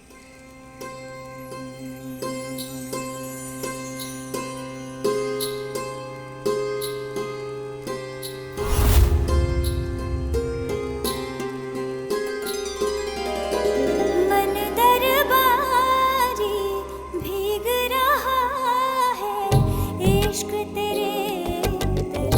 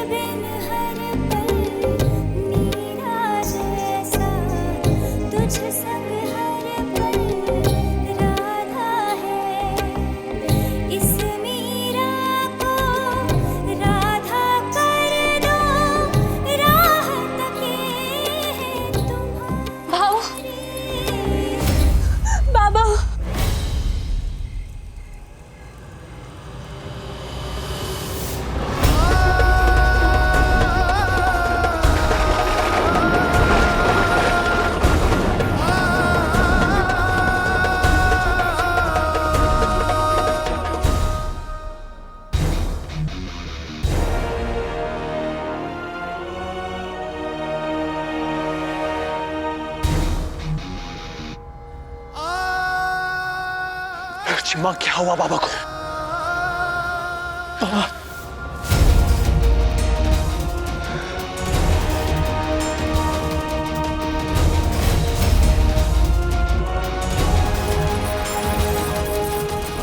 बाबा, बाजी देखो ना क्या हो गया। बाबा, इन्हें तो बहुत तेज ज्वर है। राव, हमें आपसे कुछ कहना है। बाबा, आप विश्राम कीजिए, बातों के लिए बहुत समय पड़ा है। हम भी यही समझते थे, पर समय समाप्त होते समय नहीं लगता। कुछ नहीं होगा बाबा। जाने से पहले हम आपको कुछ बताना चाहते हैं। बाबा,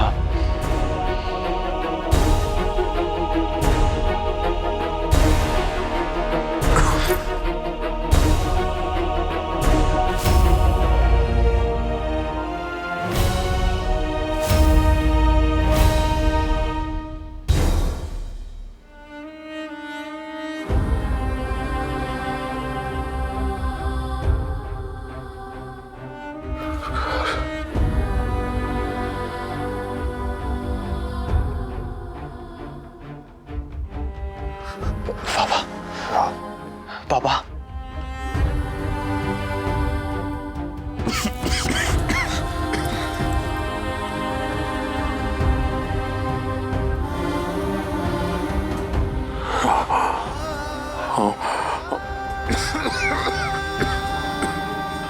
हमारा एक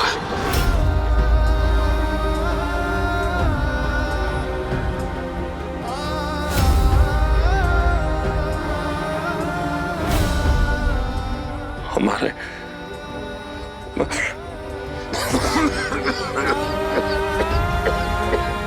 बाबा, बाबा विश्राम कीजिए। बाबा, बाबा विश्राम करिए।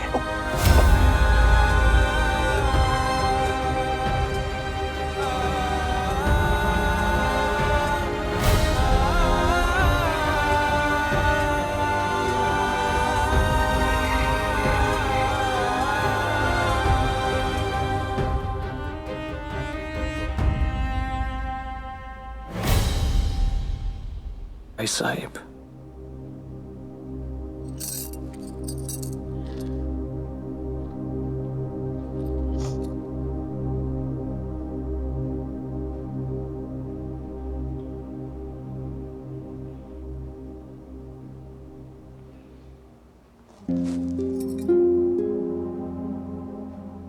भाई साहिब, बाबा आज तक किसी युद्ध में नहीं हारे, आज भी नहीं हारेंगे।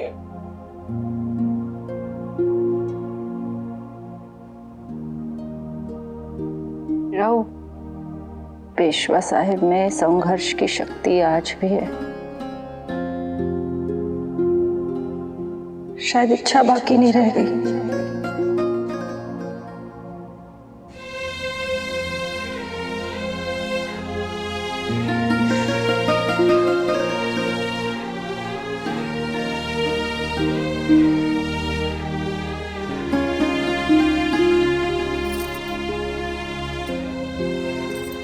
आप ऐसा कैसे कह सकती आई साहिब? अभी अभी बाबा ने मुझसे कहा कि उन्हें एक आवश्यक बात करनी है मुझसे। अवश्य कोई रणनीति सोच रहे होंगे। नहीं राव, हमें नहीं लगता वो इस विषय में बात करना चाहते। फिर किस विषय में बात करना चाहते हैं? आप जब चले जाते हैं और अधिक समय तक नहीं लौटते तो मुझे क्या याद आता है? ये पल, क्योंकि ये पेशवा साहेब और पेशवीन भाई का पल नहीं है, पति पत्नी का पल है। काय झालं? हम आपसे कुछ कहना चाहते हैं सरकार।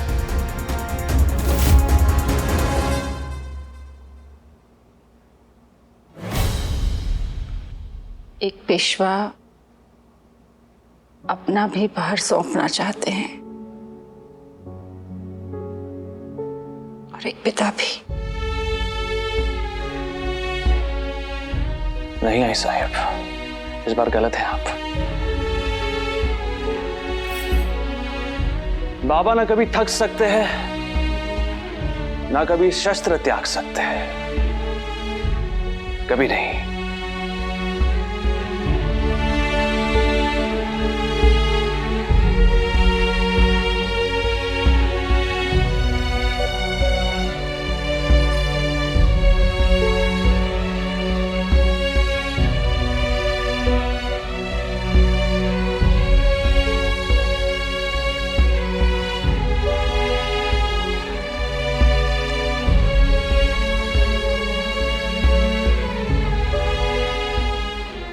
मेरे राव को सच सुनने की भी और स्वीकारने की भी शक्ति देना।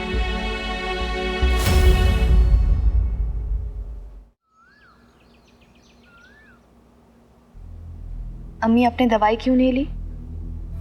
दवा रोग के लिए होती है, रंज के लिए नहीं। आपको ऐसा कौन सा रंज है? हमारा रंज हो गम, तुम हो मस्तानी। तुम क्यों हमेशा कायदे तोड़ती हो महल की? क्यों इतनी जिद करती हो? यानी जिद बुरी बात है? बेशक। तो जिद मत कीजिए, दवा ले लीजिए। नहीं, हमें दवा नहीं पीनी। अम्मी, हमने कह दिया ना, हम दवा लीजिए। मस्तानी,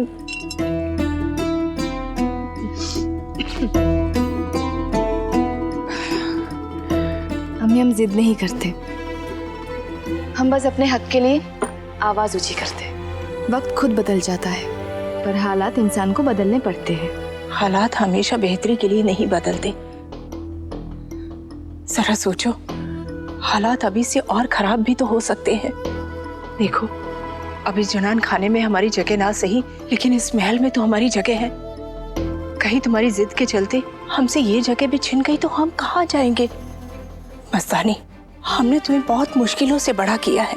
कहीं तुम्हारी नादानी की वजह से महाराज हमसे खफा हो गए तो हमारा क्या होगा? कभी सोचा है तुमने ये?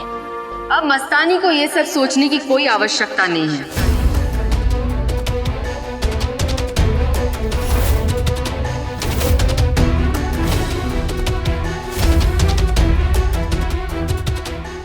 रानी साहब, हम आपका मतलब समझे नहीं। राजकुमार जगतराज ने आपसे कहा था ना कि आपको आपके असली घर पहुंचाकर वो अपने भाई होने का फर्ज निभाएंगे, तो समझ लीजिए कि उन्होंने अपना फर्ज निभा दिया। मतलब ये कि मस्तानी का विवाह तय हो चुका है। दामाद जी बहुत रईस नहीं है, उनके नाम कोई बड़ी जागीर भी नहीं है, पर वो महाराज के पुराने वफादार के पुत्र हैं और मस्तानी को बहुत खुश रखेंगे।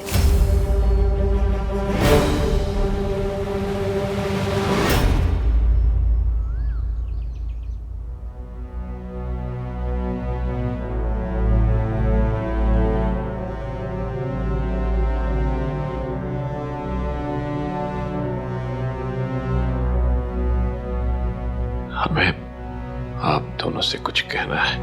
हमें कुछ नहीं सुनना बाबा, आप विश्राम कीजिए। मैं आई को बता के आता हूं, आपको होश आ गए। बसा माई दयावाला, हमारे पश्चात तुम हमारे देश का, शाहू जी का, इस परिवार का दायित्व उठा लोगे। और एक और दायित्व है जो हम तुम्हें सौंपना चाहते हैं। कोई और भी है।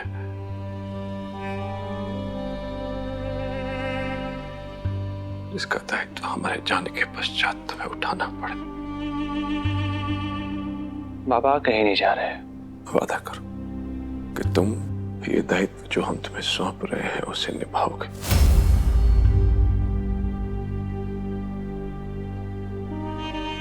बाबा, ऐसी क्या बात है?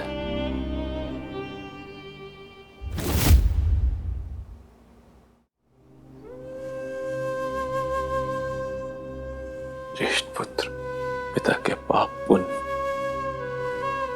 सही गलत, उचित अनुचित सबका उत्तराधिकारी होता है।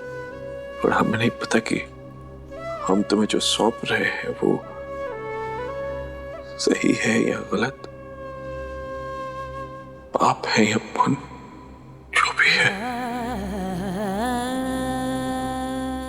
हमारा।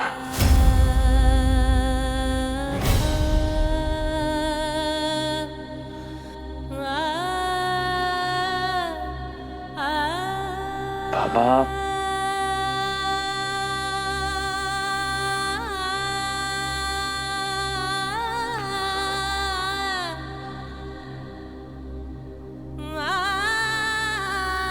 हमारा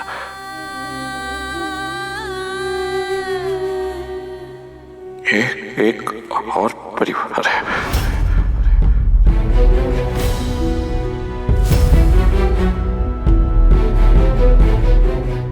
मैं कुछ समझा नहीं बाबा।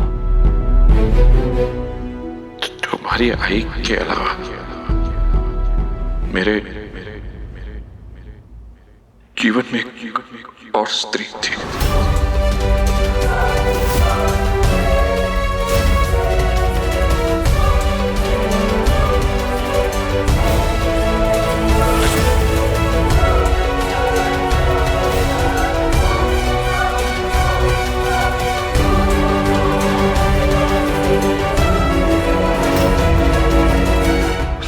जिसके साथ मेरे संबंध भी थे,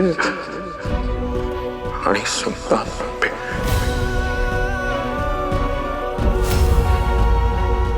तुम दोनों के अलावा हमारे और 2 पुत्र भी हैं।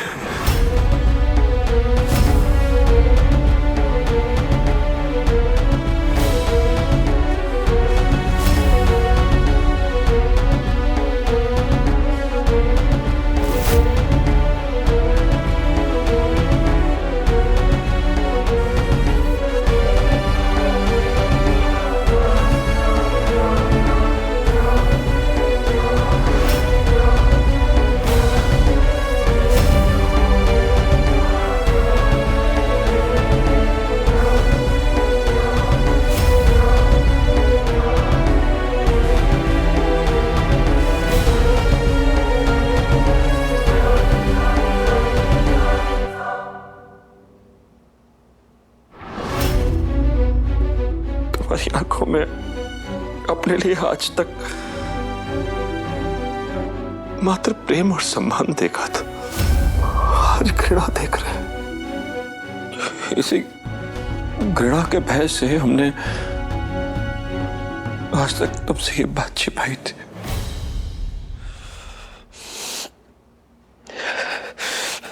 आपने हमारी आई के साथ छल किया है।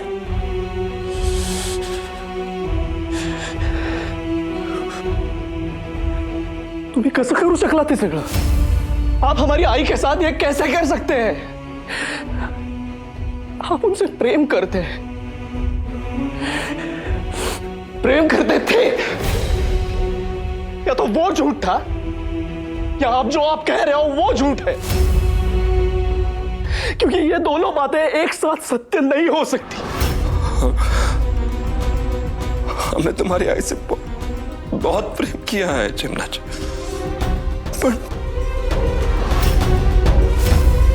पर कहाँ है?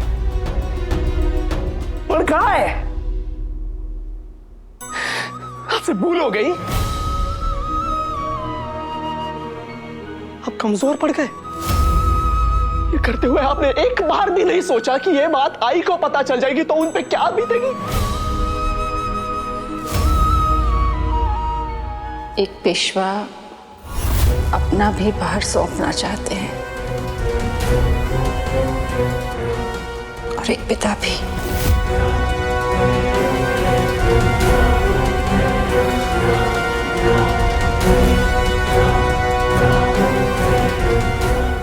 आज सत्य जानती है, आज से नहीं, बहुत पहले से है।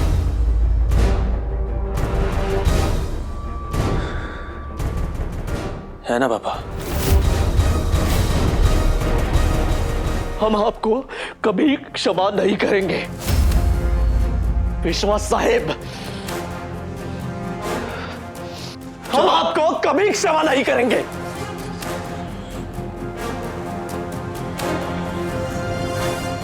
बाजी, वचन दे हमारा कि तुम हमारे दोनों पुत्रों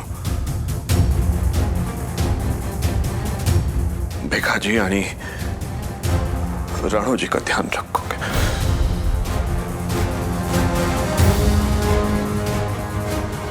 दे वचन।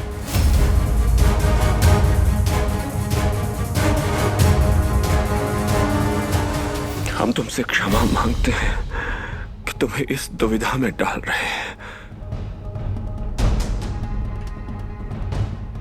और तुमसे विनती करते हैं हमसे कभी घृणा मत करना।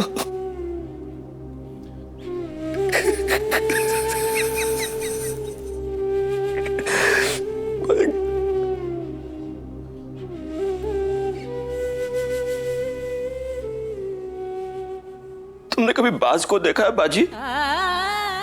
संसार में सबसे ऊंची उड़ान होती है बाज की, पर जब कभी वो नीचे उतरे तो संभव है कि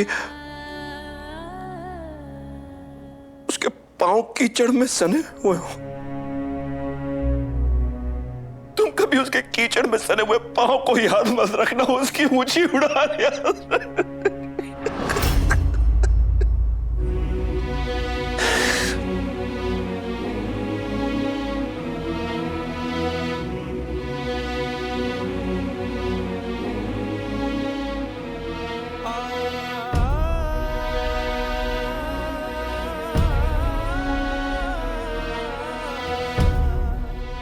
क्षमा करा राम।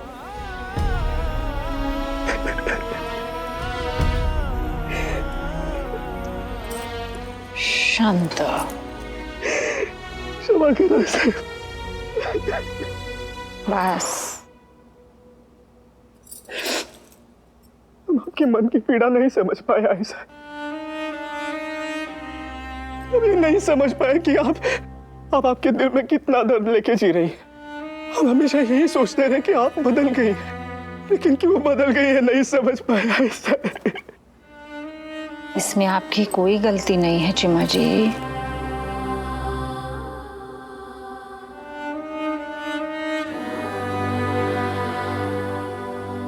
आप दोनों को इसका इल्जाम अपने ऊपर लेने की कोई आवश्यकता नहीं है। हमें अपने बच्चों से कोई शिकायत नहीं है।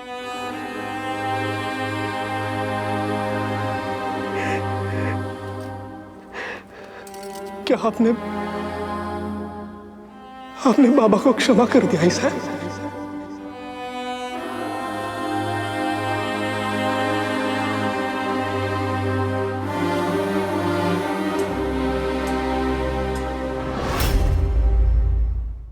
जब आपको चोट लगी है साहिब, तो मुझे मरहम क्यों नहीं लगाने दी? जब से ये बात पता चली है, आपने एक शब्द भी नहीं बोला है। चिम्मा जी ने, भीऊबाई ने, अनुबाई ने, सबने अपना क्रोध व्यक्त किया। पेशवा साहब ने जो किया, उसके बाद क्या आप उनको क्षमा कर पाएंगे?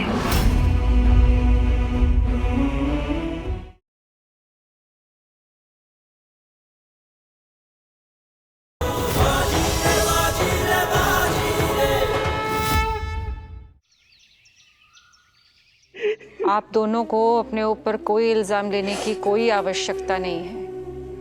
हमें हमारे बच्चों से कोई शिकायत नहीं है।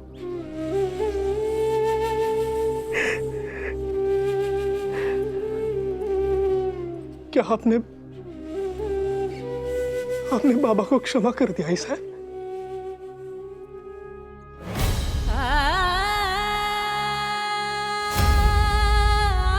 आपको अपना सुहाग किसी के साथ बांटना पड़ा।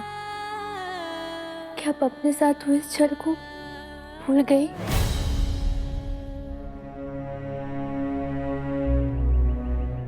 नहीं,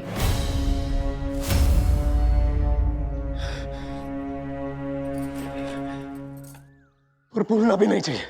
क्षमा भूल की जाती है, पाप की नहीं। हम में से कोई भी पेशवा साहब को कभी क्षमा नहीं करेगा। शांत हो जाइए, चलिए।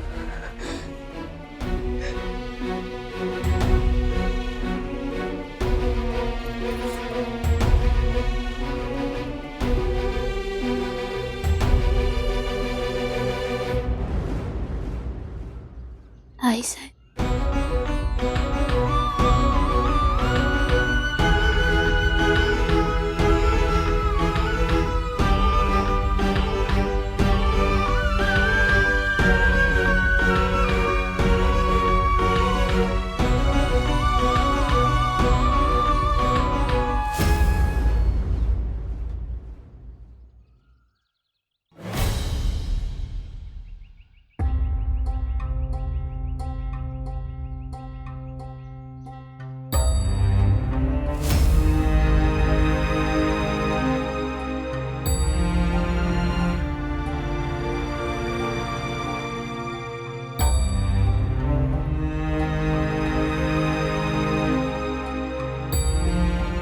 अनु भाई, इन्होंने कुछ कहा क्यों नहीं?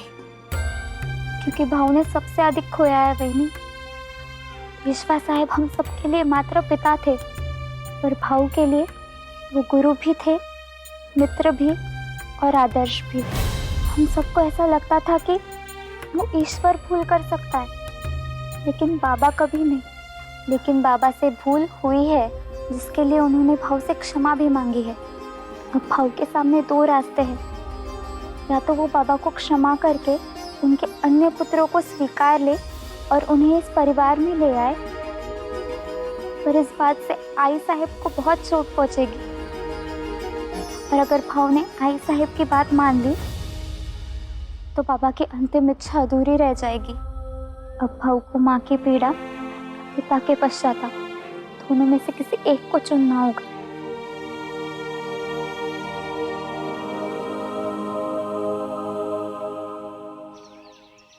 आपने हमारी जिंदगी का इतना बड़ा फैसला ले लिया और हमसे पूछा तक नहीं।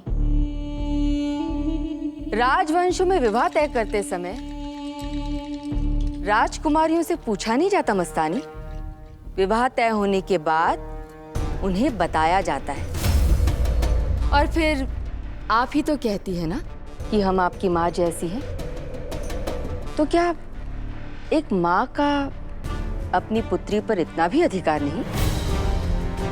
रानी साहब, आपका मस्तानी पर पूरा अधिकार है। बस एक छोटी सी बात है दिल में, क्या वो लड़का मस्तानी को खुश रखेगा ना? आपको हम पर विश्वास नहीं है सुरैया बेगम? नहीं नहीं रानी साहब, आप पर तो हमें खुद से ज्यादा यकीन है। वो पता चल जाता कि वो लड़का कैसा है तो दिल को एक तसल्ली हो जाती। मस्तानी हमारी एक ही बेटी है, अगर ये खुश नहीं रहेगी तो हम कैसे खुश होंगे? आप अपने विवाह की बात सुनकर खुश नहीं लग रही है मस्तानी? रानी से हम एक बात जानना चाहेंगे। जिस देश में सदियों पहले सीता और द्रौपदी को स्वयंवर का हक मिला था, वहां अपनी शादी का फैसला लेने का हक हमें क्यों नहीं मिला? हमसे बिना पूछे किसी ने हमारी शादी तय कर दी। किसी ने? आप तो ऐसे कह रही जैसे किसी अजनबी ने आपका विवाह तय कर दिया हो।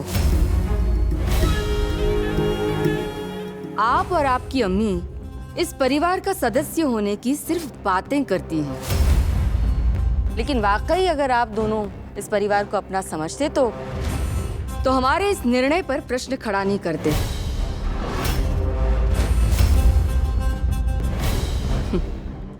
देख लिया आप लोगों का अपनापन। रानी साहब, मस्तानी तो बच्ची है, कुछ भी बोल जाती है। आप ही सोचिए, इतना बड़ा फैसला है, आप हमें थोड़ा सा वक्त तो दीजिए। सुरैया बेगम, अगर औषधि कड़वी हो तो उसे गुड़ के साथ निगल लेना चाहिए। हमने आपके सामने औषधि तो रखी, पर गुड़ रखा ही नहीं। हम कुछ समझे नहीं रानी साहब। हम समझाते हैं। यदि आप हमारे जोड़े हुए रिश्ते को स्वीकार कर लेंगी मस्तानी, तो आपकी अम्मी को इस महल के जनान खाने में सही स्थान और सम्मान दोनों मिलेंगे।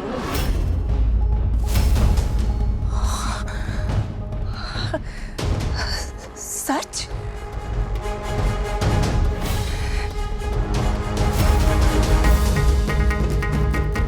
हमने कहा था ना, गुड़ के साथ कड़वी औषधि निगलना आसान हो जाता है। अब निर्णय आपका है मस्तानी, आपको अपनी जिद प्यारी है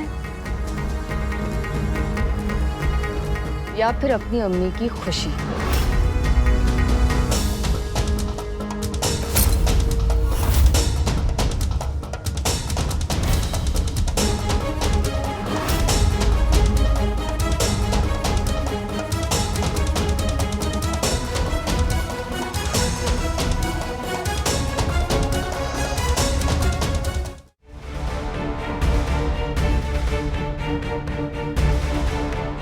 वचन दे हमारा कि तुम हमारे दोनों पुत्रों भिखाजी यानी राणो जी का ध्यान रखोगे।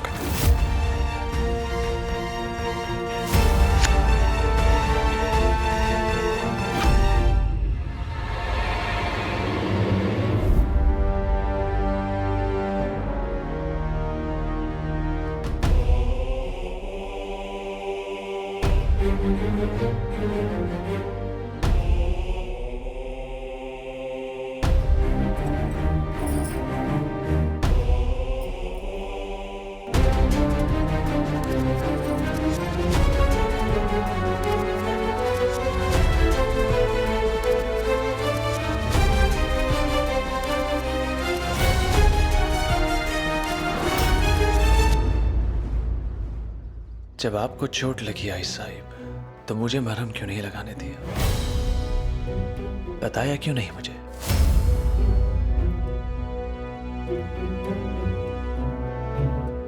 बता देते तो क्या आप पेशवा साहेब का सम्मान कर पाते?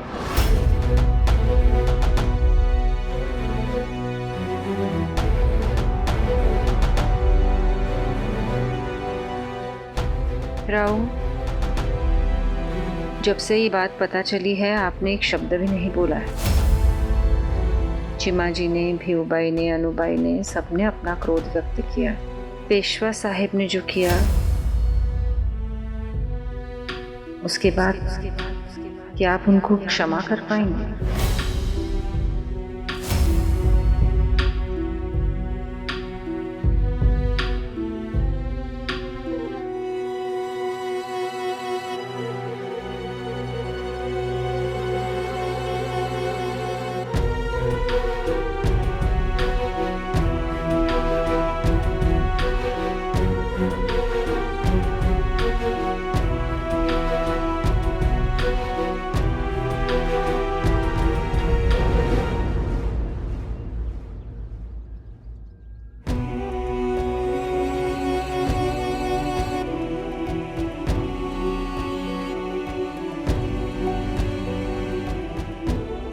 कितनी सरलता से आपने उसे स्वाभिमान सिखा दिया।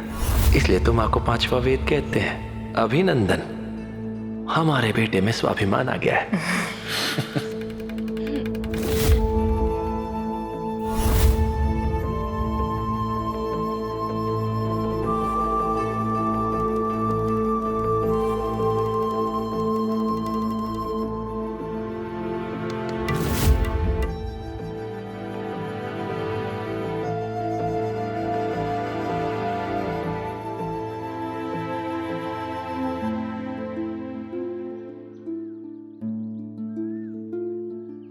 जब भी आपको और बाबा को इस झूले पर बैठे देखता था तो लगता था कि लोग सच कहते हैं। प्रेम करने वालों के पांव जमीन पर नहीं रहते।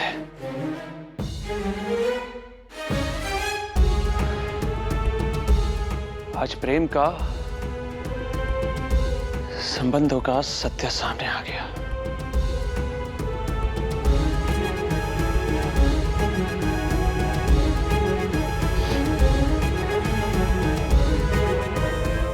पता है आई साहिब, मेरे विवाह के समय आपने मुझसे एक बात कही थी। संबंधों में एक दूसरे के लिए सबसे पहले सम्मान आता है, फिर मित्रता आती है और फिर प्रेम।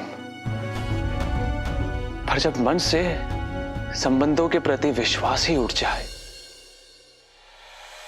तो प्रेम कहां से आएगा?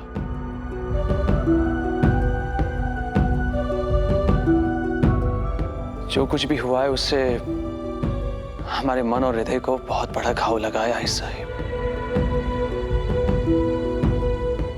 इस घाव को भरने में थोड़ा समय लगेगा।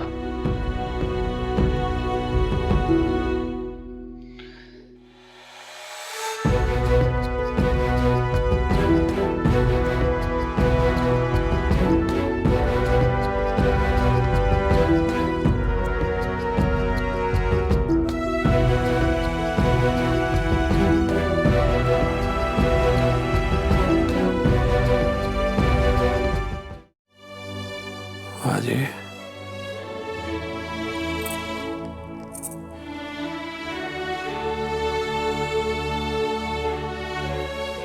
राव, राव,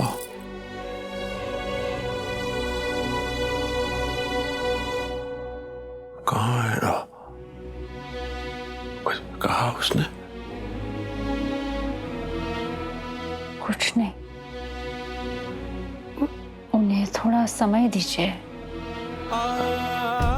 समय ही तो नहीं है हमारे पास।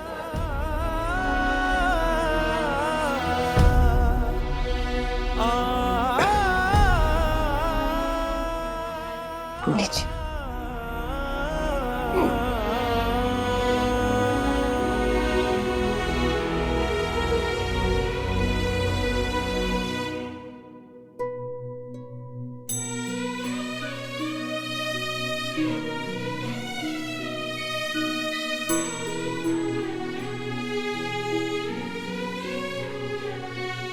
क्षमा नहीं करेंगे सरकार।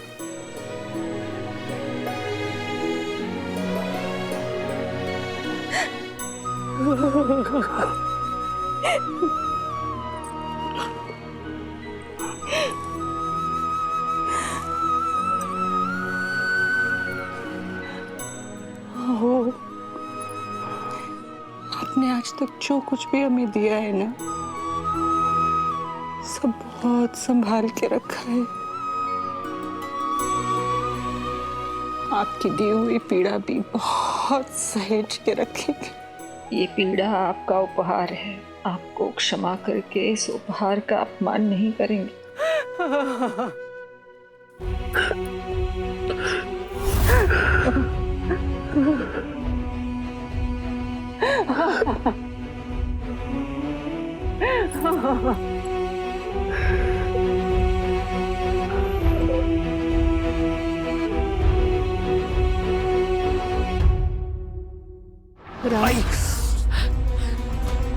जोर से लगी क्या? दिखाइए।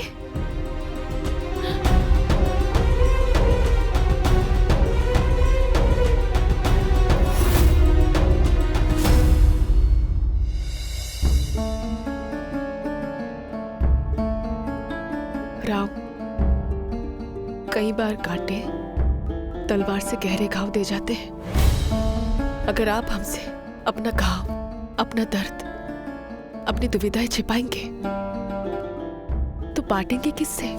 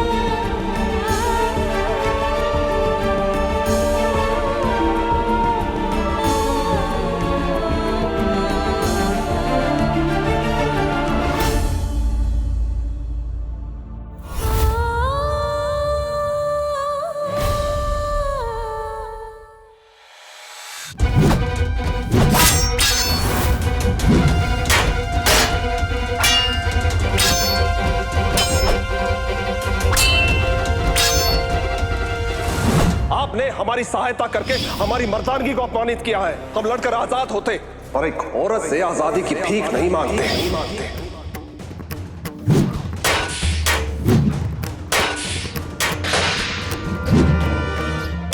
राजघरानों में संबंध रक्त से जुड़ते हैं। जिसके रक्त में ही दोष हो उससे नहीं।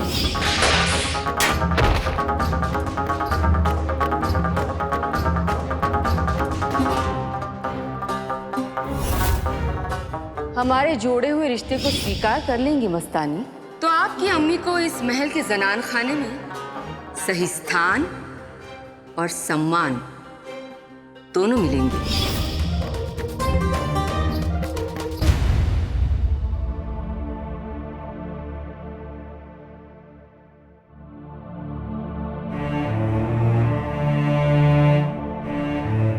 क्या बाबा ने उस औरत से विवाह किया था?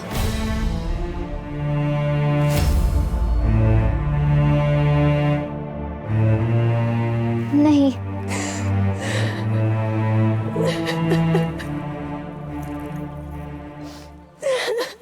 शांत हो पीहू। इस बात को इतना बड़ा बनाने की क्या आवश्यकता है?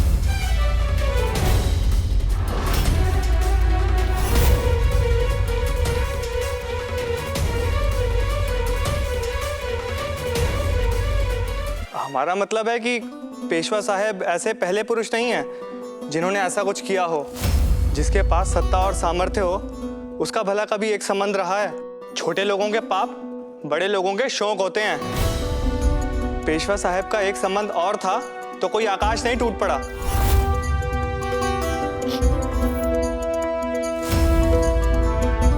आकाश टूट जाता तो कोई अंतर नहीं होता, पर यहाँ हमारा परिवार, हमारा विश्वास टूट गया है।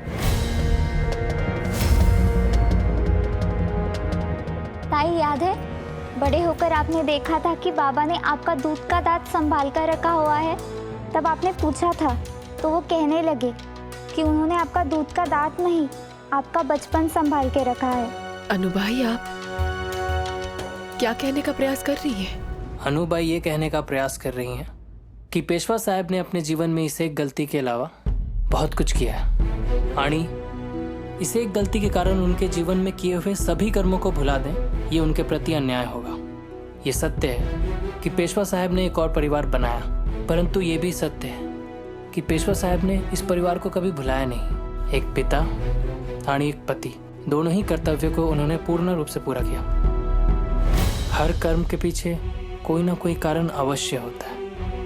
कौन जाने पेशवा साहब ने जो कुछ किया उसके पीछे कोई ना कोई कारण हो। चंद्रमा में दाग होता है, ये हमारे ऊपर है कि हम वो दाग देखें या चांदनी। भूल किससे नहीं होती? भूल अनजाने में होती है अनुबाई। जानबूझकर सोच समझकर भूल ले पाप होता है। वर्षों का जब विश्वास टूटता है ना, तब कोई विश्वास को याद नहीं रखता, मात्र विश्वासघात को याद रखता है। बाबा ने आई साहिब के साथ विश्वासघात किया है, उनका दिल तोड़ा है। उन्हें हम कैसे क्षमा कर सकते हैं? एक पत्नी अपना दुख मायके के साथ, सुख ससुराल के साथ, सपने सुहाग के साथ बांटती है, पर कभी अपना सुहाग किसी के साथ नहीं बांटती। जो पति अपनी पत्नी को सिंदूर बांटने में विवश कर दे, उससे बड़ा अपराधी कोई नहीं हो सकता। उसे क्षमा नहीं किया जा सकता।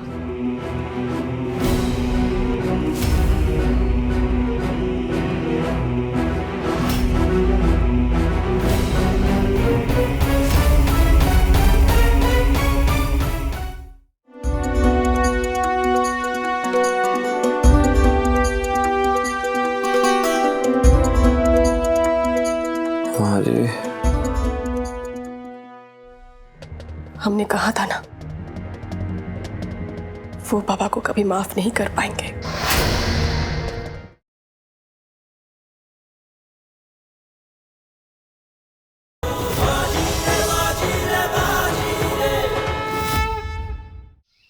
एक पत्नी अपना दुख मायके के साथ, सुख ससुराल के साथ, सपने सुहाग के साथ बांटती है,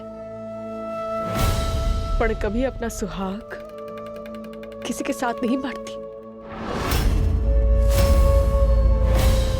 जो पति अपनी पत्नी को सिंदूर बांटने में विवश कर दे, उससे बड़ा अपराधी कोई नहीं हो सकता। उसे क्षमा नहीं किया जा सकता।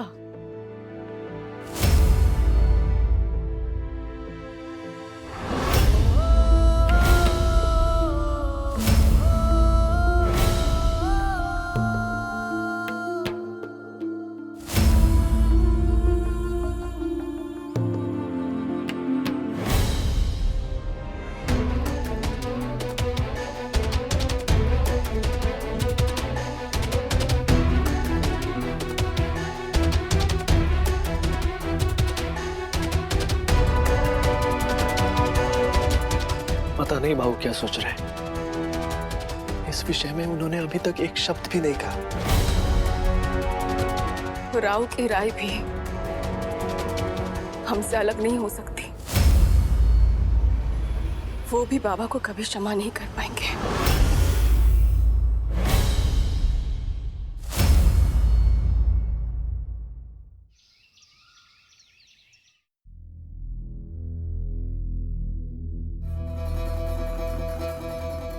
बताइए रानी साहिबा, आपके लिए कौन सी चूड़ी दिखाऊं? सुरैया बेगम इन मामूली लाख की चूड़ियों का मोल कहाँ समझेंगी भागीराम? ये और इनकी बेटी तो बस हीरे जवाहरात पर नजर रखते हैं। आपने सही कहा रानी साहब।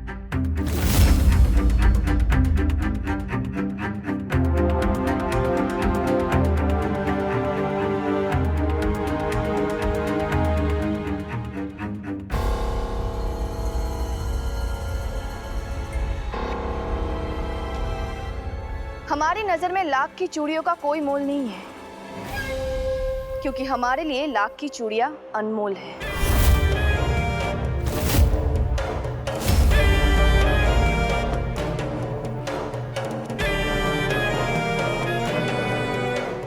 मस्तानी, तुम यहाँ क्या कर रही हो? लाख की चूड़ियां एक सुहागन अपने पति की लंबी उम्र की दुआ मांगते हुए पहनती है। इन्हें पहनना तो हमारी भी खुशकिस्मती होगी।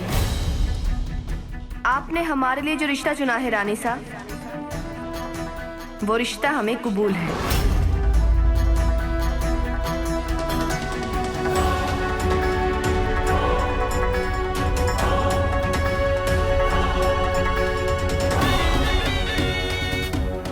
हम आपके हुक्म का मान रखेंगे, पर आपको भी अपनी जुबान का मान रखना पड़ेगा। आपको ऐलान करना होगा कि हमारी अम्मी को जनान खाने में आपके बराबर का दर्जा मिलेगा। हमें स्वीकार है। यदि स्वीकार है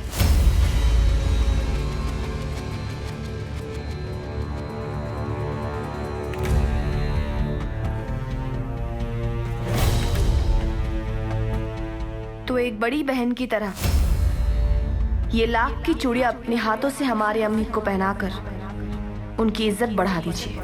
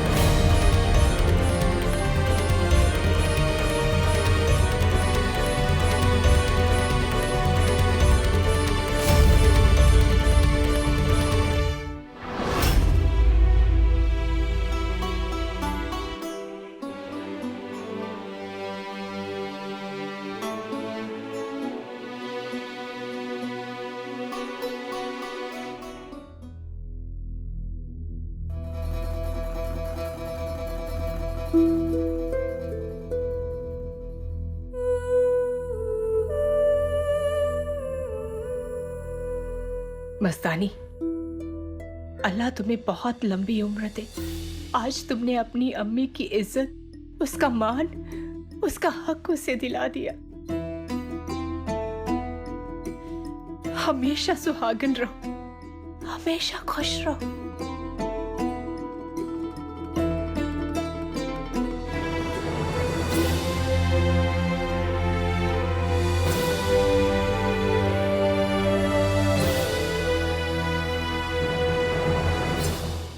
बाजे, बाजे, बाजे।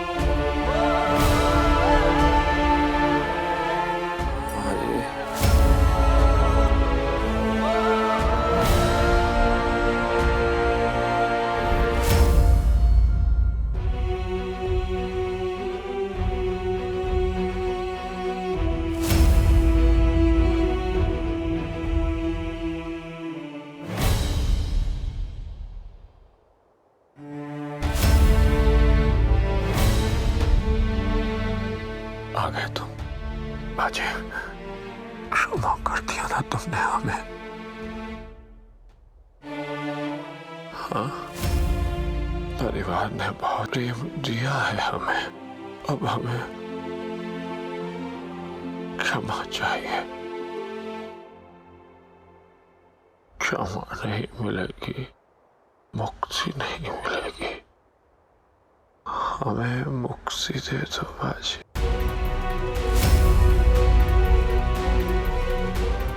हमने कहा था ना, वो बाबा को कभी माफ नहीं कर पाएंगे।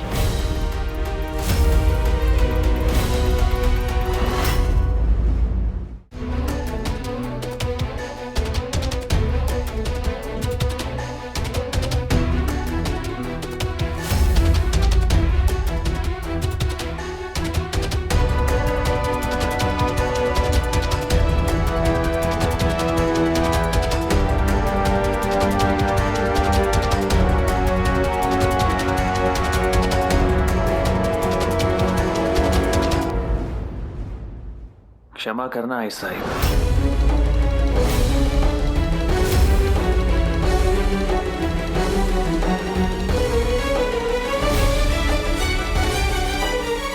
अनुमति दीजिए मुझे।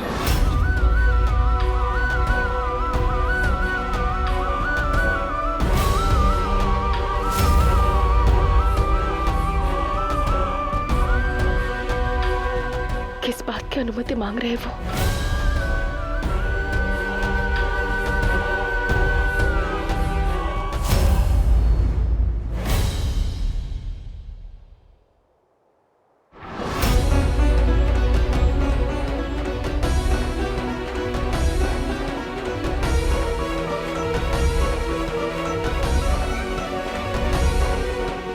बाबा, हमें क्षमा कर दिया ना बाजी। बोलो ना बाजी।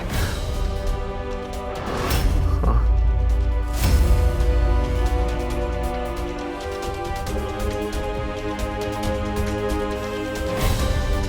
क्षमा कर दिया ना।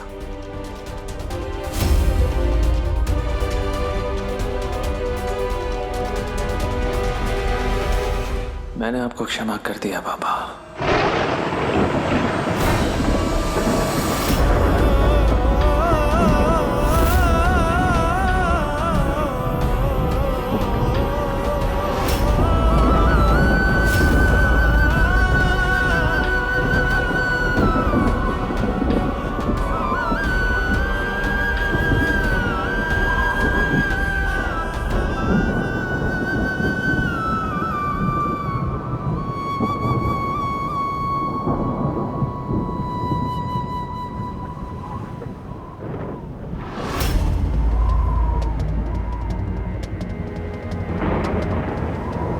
बाजी।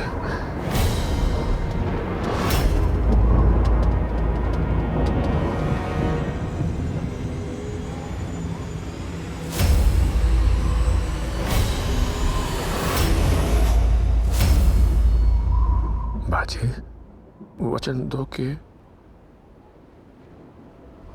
तुम हमारे दोनों पुत्रों भिखाजी आणि राणोजी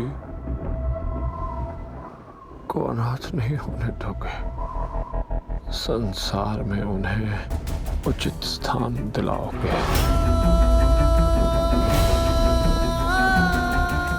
बाजी वचन दे आम्हाला।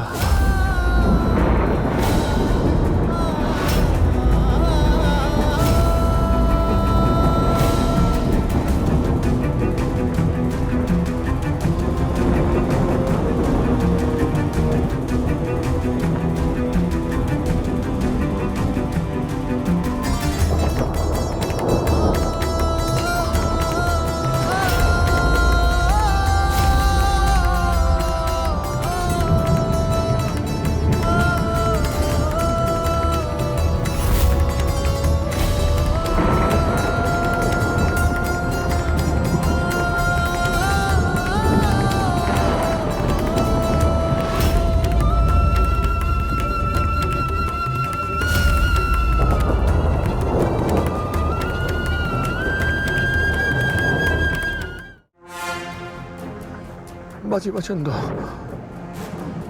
अन्यथा प्राण अटके रहेंगे हमारे। मैं आपको वचन देता हूं बाबा, आपके दोनों पुत्र भिखाजी और राणो जी को भाई का स्थान, सम्मान दोनों दूंगा।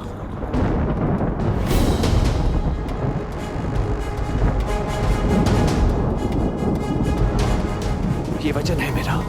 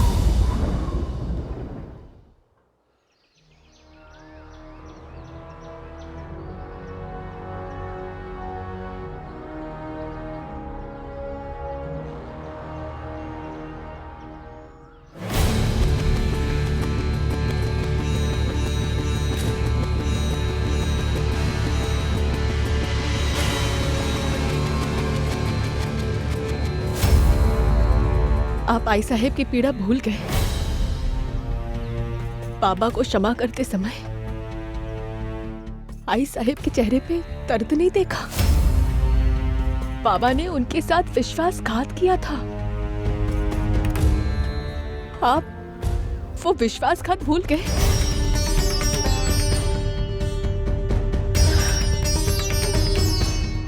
राव,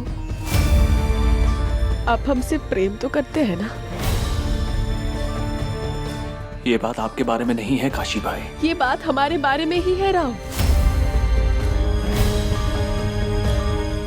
हमने सोचा था हमारे पति विवाह के पवित्र बंधन को समझते हैं, पर आज ऐसा लगता है हम आपको जानते ही नहीं हैं।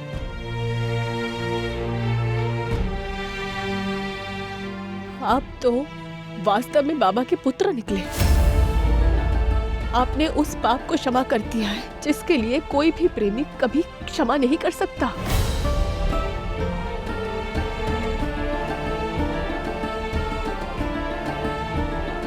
हमने आज तक हमारे विवाह के बारे में जो कुछ भी सोचा, आपके बारे में जो कुछ भी अनुभव किया, हमने आज तक आपको नहीं बताया। परंतु आज हम आपसे एक बात कहते हैं, आप हमसे प्रेम करें या ना करें,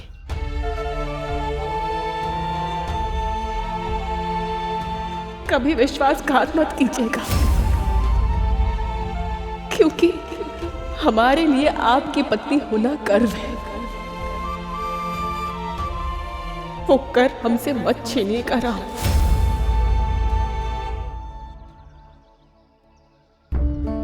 क्योंकि यदि ऐसा हुआ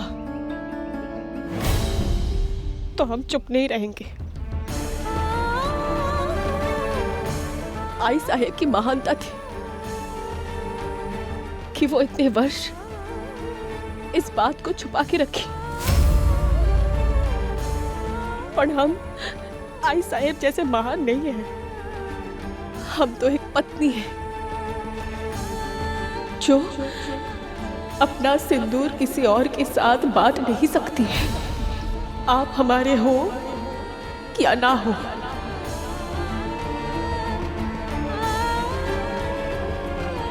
किसी और की मत हो जाइएगा।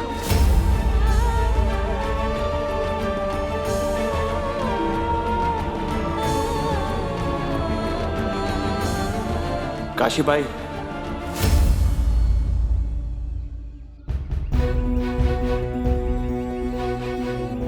बाबा अपनी अंतिम सांसें गिन रहे हैं।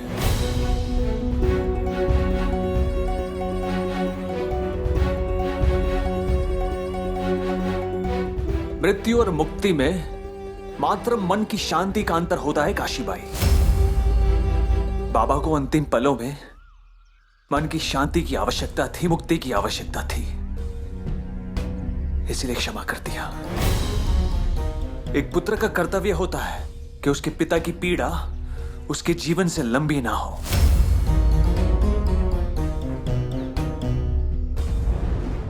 आपने सही कहा, आप मुझे नहीं जानती।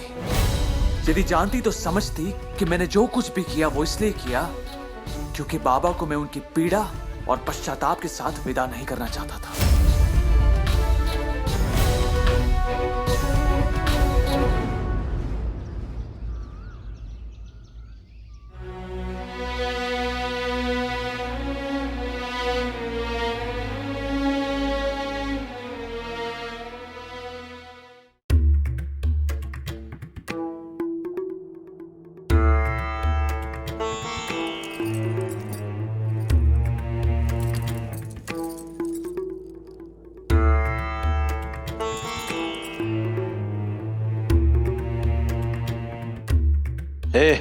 वो मंगलसूत्र क्यों छोड़ दिया?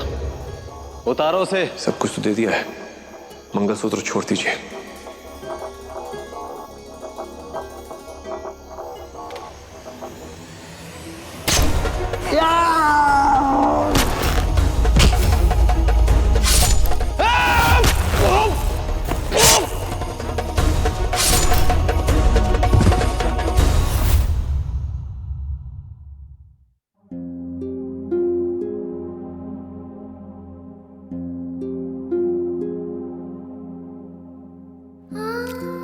पेशवा साहब और हमारे बीच में दूरी आ गई थी। वो हमारे पास नहीं थे पर साथ थे। वो साथ थे तो ऐसा लगता था हम सुरक्षित हैं।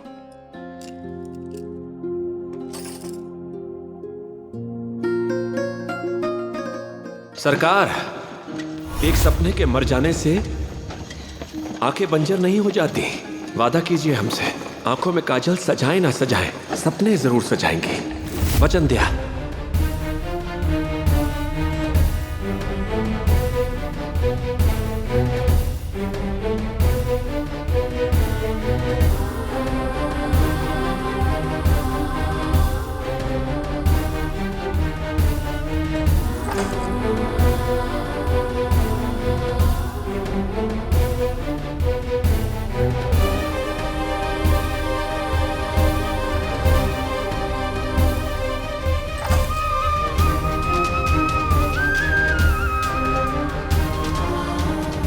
पेशवा साहब हमारे बालों को घटा कहते थे। अब आई के बाल खींचेगा ना तो शामत आ जाएगी तेरी। इधर देख, पूछ क्यों? क्योंकि तेरे बाबा को तेरे आई के बाल बहुत पसंद है।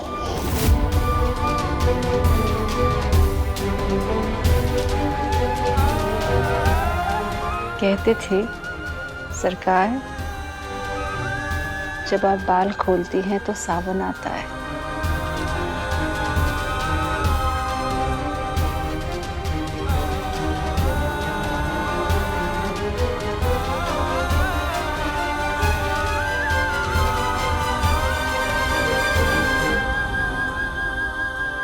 सावन खत्म हो गया पेशवा साहब।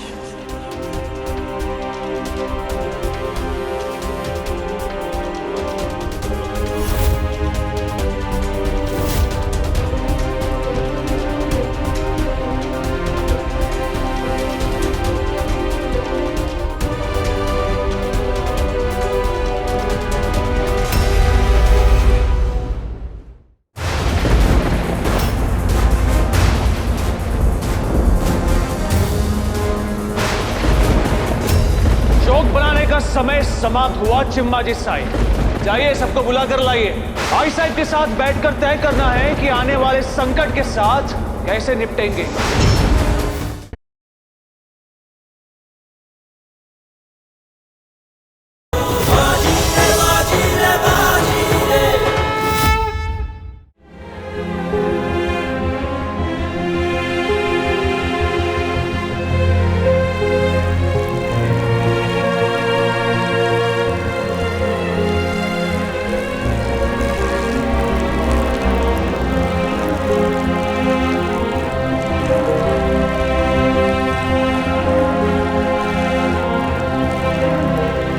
तुम्हारी आई के अलावा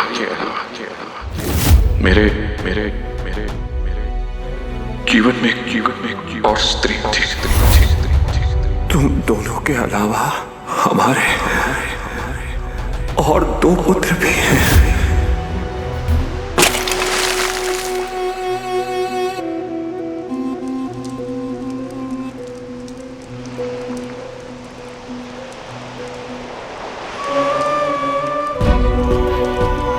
स्वराज की भावना तब पैदा होगी जब तुम ये सोचना बंद करोगे कि देश ने तुम्हारे लिए क्या किया, और ये सोचना आरंभ करोगे कि तुमने देश के लिए क्या किया। वार करने के साथ साथ वार बचाना भी सीखो। युद्ध शत्रु को मारकर नहीं, स्वयं जीवित रहकर जीता जाता है। हमारी अनुपस्थिति में शाहू जी की षड्यंत्रों से रक्षा करना तुम्हारा दायित्व है बाजी।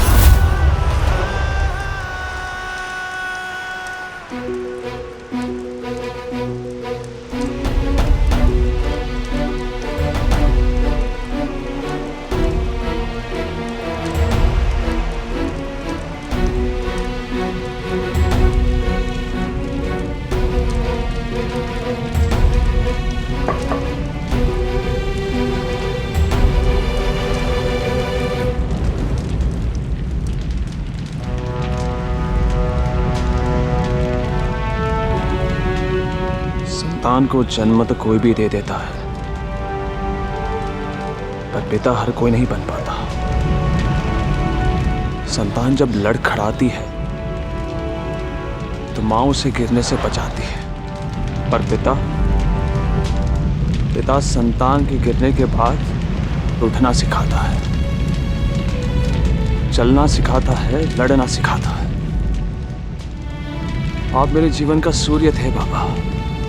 ये सूर्य ढल गया है, पर इसके प्रकाश को नहीं ढलने दूंगा। आपके आदर्श और आपके संघर्ष दोनों को आगे ले जाऊंगा मैं। छत्रपति शिवाजी महाराज द्वारा स्थापित स्वराज की आराधना आपका उद्देश्य था। अब इस उद्देश्य को मैं पूरा करूंगा। आपकी परंपरा भी संभालूंगा और आपकी पेशवाई भी।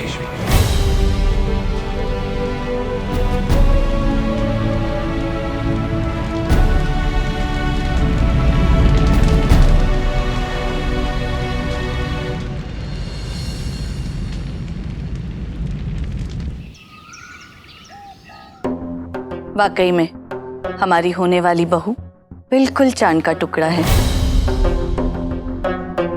सुरैया बेगम, इस चांद के टुकड़े के लिए हम कुछ सितारे साथ लाए हैं।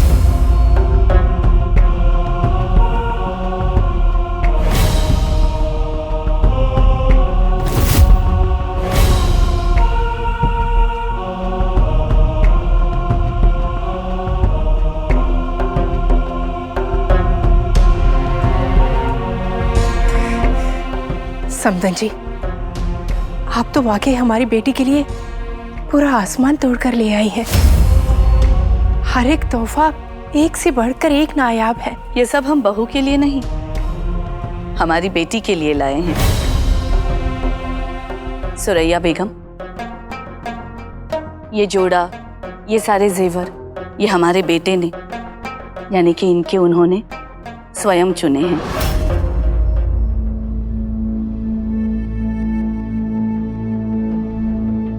बहुत खूबसूरत है।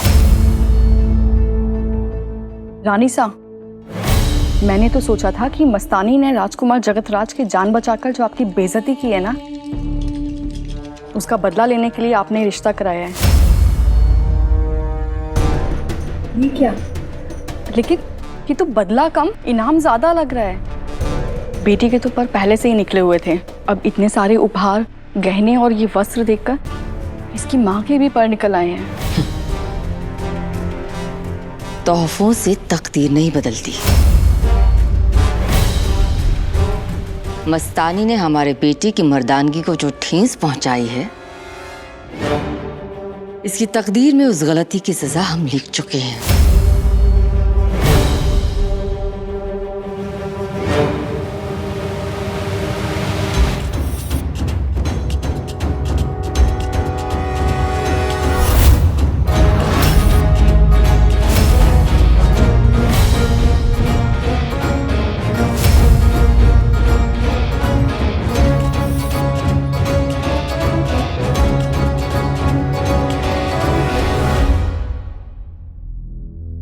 मस्तानी, हम आज तक सर झुकाकर जीते आए हैं, लेकिन आज तुम्हें तुम्हारे ससुराल में इतनी इज्जत मिलते देख हमारा सर फक्र से ऊंचा हो गया है। देखना, तुम्हारी माँ का सर झुकना नहीं चाहिए।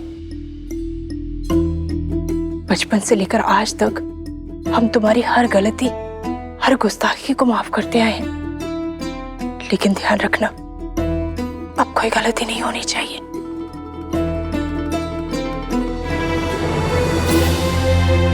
हम आपका सर कभी नहीं झुकने देंगे अम्मी, चाहे उसके लिए हमें कोई भी कीमत क्यों ना चुकानी पड़े।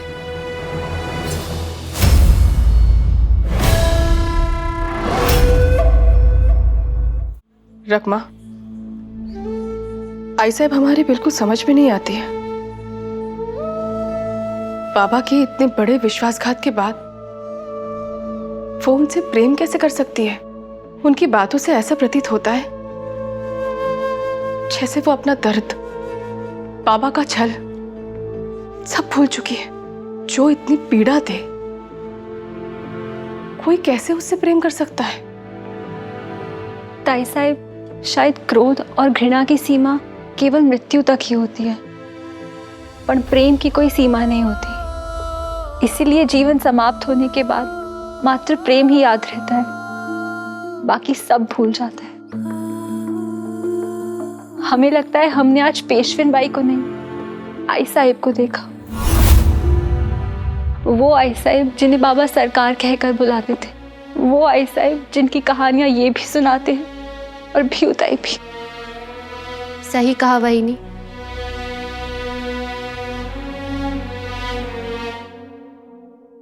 आज वर्षों बाद हमने फिर से अपनी आई को देखा, वो आई जिसे पेशविन बाई ने हमसे छीन लिया था। भ्यूताई, आपकी आई को आपसे पेशविन बाई ने नहीं, पेशवा साहिब के छल ने छीना था।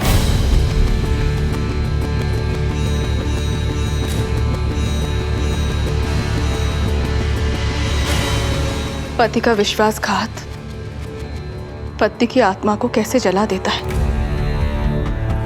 ये बात पति कभी समझ ही नहीं सकते।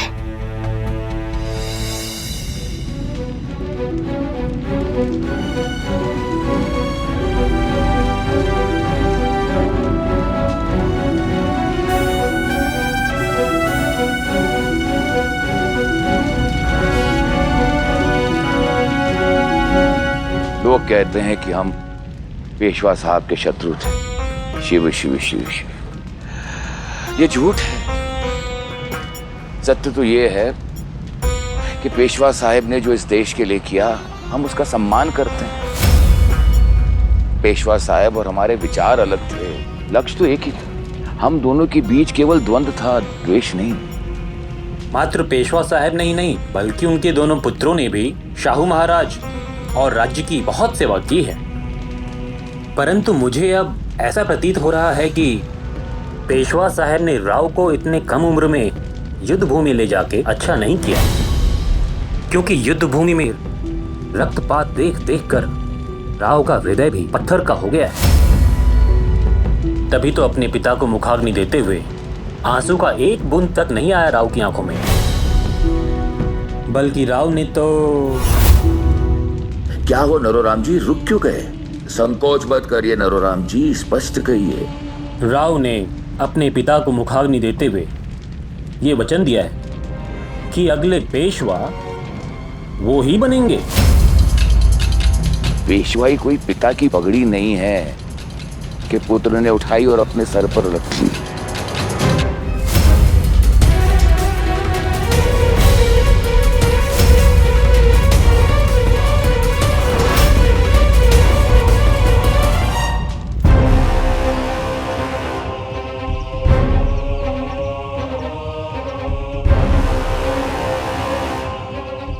नहीं आना चाहिए था मस्तानी साहिबा। अगर महल में किसी को पता चल गया तो कोहराम मच जाएगा। हमारे जहन में तुम्ही ने शक डाला है चंदा।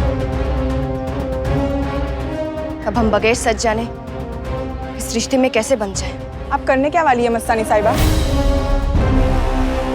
पता नहीं क्या करना है क्या नहीं, ये तो उन्हें देखने के बाद ही समझ आएगा। बस किसी भी तरह हमें हमारी पहचान छुपाते हुए वहां तक पहुंचना है, क्योंकि अगर किसी ने हमें पहचान लिया तो पिताजी का सम्मान मिट्टी में मिल जाएगा। आप अपने होने वाले पति को देखने जा रहे हैं। विवाह से पूर्व दुल्हन का दूल्हे को देखना अपशगुन होता है। हम कोई भी अंधविश्वास को नहीं मानते हैं चंदा, और अगर मान लो कि ये बात सच भी हो तो भी इस वक्त उन्हें देखने से सिर्फ हमारा बुरा होगा। और अगर रिश्ते में कोई खोट है और अगर हमने बिना सच जाने ये शादी कर ली तो हमारे साथ साथ हम दोनों के परिवार को ये दुख उठाना पड़ेगा, और हम अपने परिवार पर कोई आंच नहीं आने देंगे।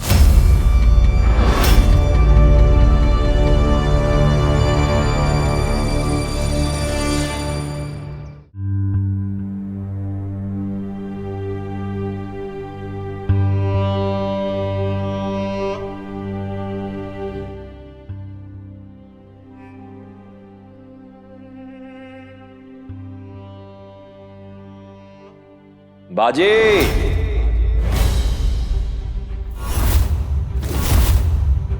मृत्यु जिसकी है सखी, मित्र हर कठिनाई है, रण का हाहाकार जिसके कानों को शहनाई है, माथे पे जो त्रिशूल रखे सूर्य पलकों के तले आग, जो उसको छुए तो हाथ उसका भी जले,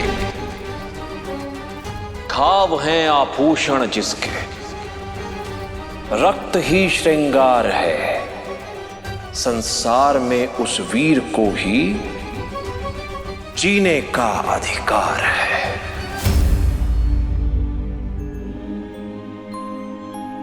काय हो बाबा।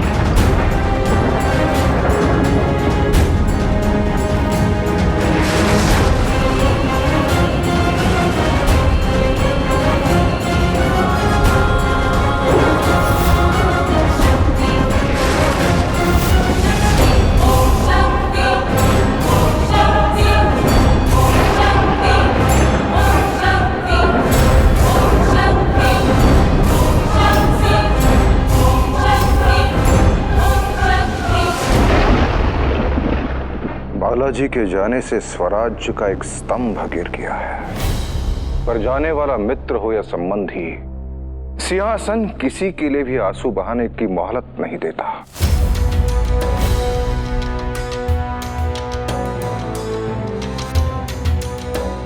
अब वर्षा ऋतु समाप्त होने वाली है। हमारे शत्रु हम पर कभी भी आक्रमण कर सकते हैं। हमें हर स्थिति के लिए तैयार रहना चाहिए और शीघ्र पेशवा का चयन करना चाहिए। आपकी दूरदृष्टि धन्य है महाराज। हम तो केवल ये सुझाव दे रहे हैं कि पिता के संकल्प को पूरा करने के लिए पुत्र से अच्छा और कौन हो सकता है। आप राव को पेशवा क्यों नहीं बना देते? आप राव के नाम का सुझाव दे रहे हैं? हमें तो लगता था कि आप राव को पसंद नहीं करते। महाराज, ये सत्य है कि राव होश से अधिक जोश से काम लेते हैं, परंतु महाराज, राव की अखंड स्वराज के प्रति निष्ठा और समर्पण को नकारा नहीं जा सकता। हमें लगता है कि राव को एक मौका देना चाहिए। क्षमा कीजिए, परंतु ये आप कैसी बातें कर रहे हैं पंत? पेशवाई कोई खिलौना नहीं कि किसी भी हठी बालक को दे दिया और जब उसे नहीं संभला तो वापस ले लिया। राजनीति में शत्रु को शक्ति से और अपनों को संतुष्टि से जीता जाता है। महाराज को अपने प्रबल और समर्थ समर्थकों में से किसी को पेशवाई सौंपकर उन्हें संतुष्ट रखना चाहिए। आपकी बात में चतुर की चतुराई है नरोराम, परंतु ये मत भूलिए कि राव में भले ही चतुराई ना हो परंतु गहराई है, और बचपन से ही स्वर्गीय बालाजी ने उन्हें तैयार किया है। और सबसे बड़ी बात यह है महाराज कि राव स्वयं पेशवा बनना चाहते हैं। उन्होंने अपने स्वर्गीय पिता की चिता पर अगला पेशवा बनने की शपथ तक ली है। पेशवा कौन बनेगा और कौन नहीं, इसका निर्णय राव नहीं, स्वयं महाराज लेंगे। ये राव तो अति महत्वाकांक्षी निकले। उम्र ही क्या है उनकी, मात्र 19 वर्ष। इतनी कम आयु में आज तक कोई भी पेशवा नहीं बना। नरोराम, तुम हमें क्षमा करें महाराज। नरोराम, युवा ही इस देश का भविष्य है और महत्वाकांक्षा ही उड़ने के लिए पर देती है। अब हमने सत्य कहा ना महाराज? कोई भी निर्णय लेने से पूर्व हमें सोचने के लिए थोड़ा समय चाहिए।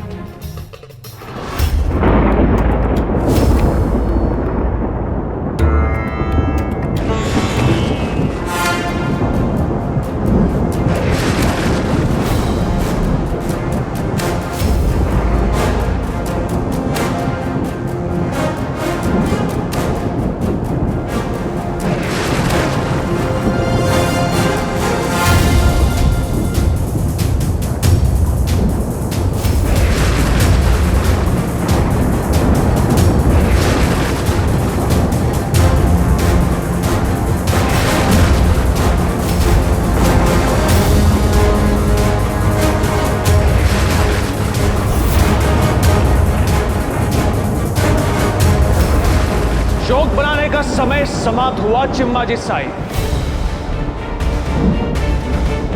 जाइए, सबको बुलाकर लाइए। आई साहिब के साथ बैठकर तय करना है कि आने वाले संकट के साथ कैसे निपटेंगे। कौन सा संकट बाबू? जब तक बरगद का पेड़ था पौधे सुरक्षित थे, और अब आंधियां भी आएंगी और आरिया भी।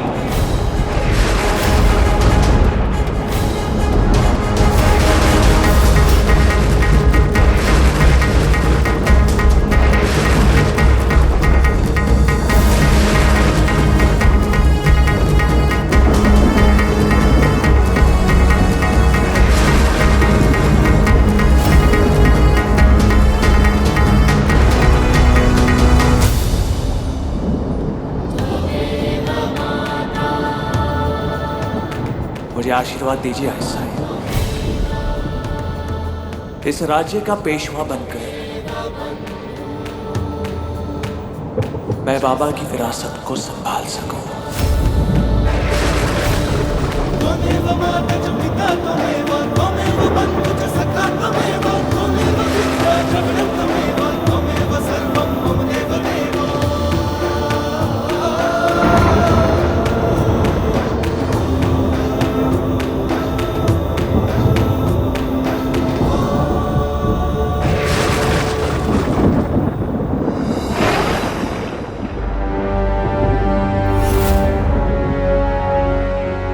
क्या लगता है पंत, क्या हम महाराज को राहु के विरुद्ध कर पाए?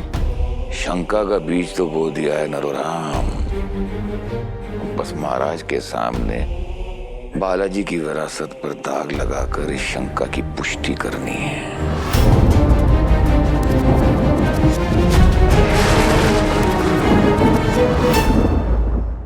यदि मुझे पेशवा बनना है तो इस समय मुझे सातारा में शाहू जी महाराज के साथ होना चाहिए। यजमान, क्या हम सही सुन रहे हैं? सारी बिरादरी राव से सख्त नाराज है और यदि ये अब 13 दिन का शोक पूरा होने से पहले ही घर से बाहर जाएंगे तो हमें क्षमा कीजिएगा। राव, आप कहीं नहीं जाएंगे।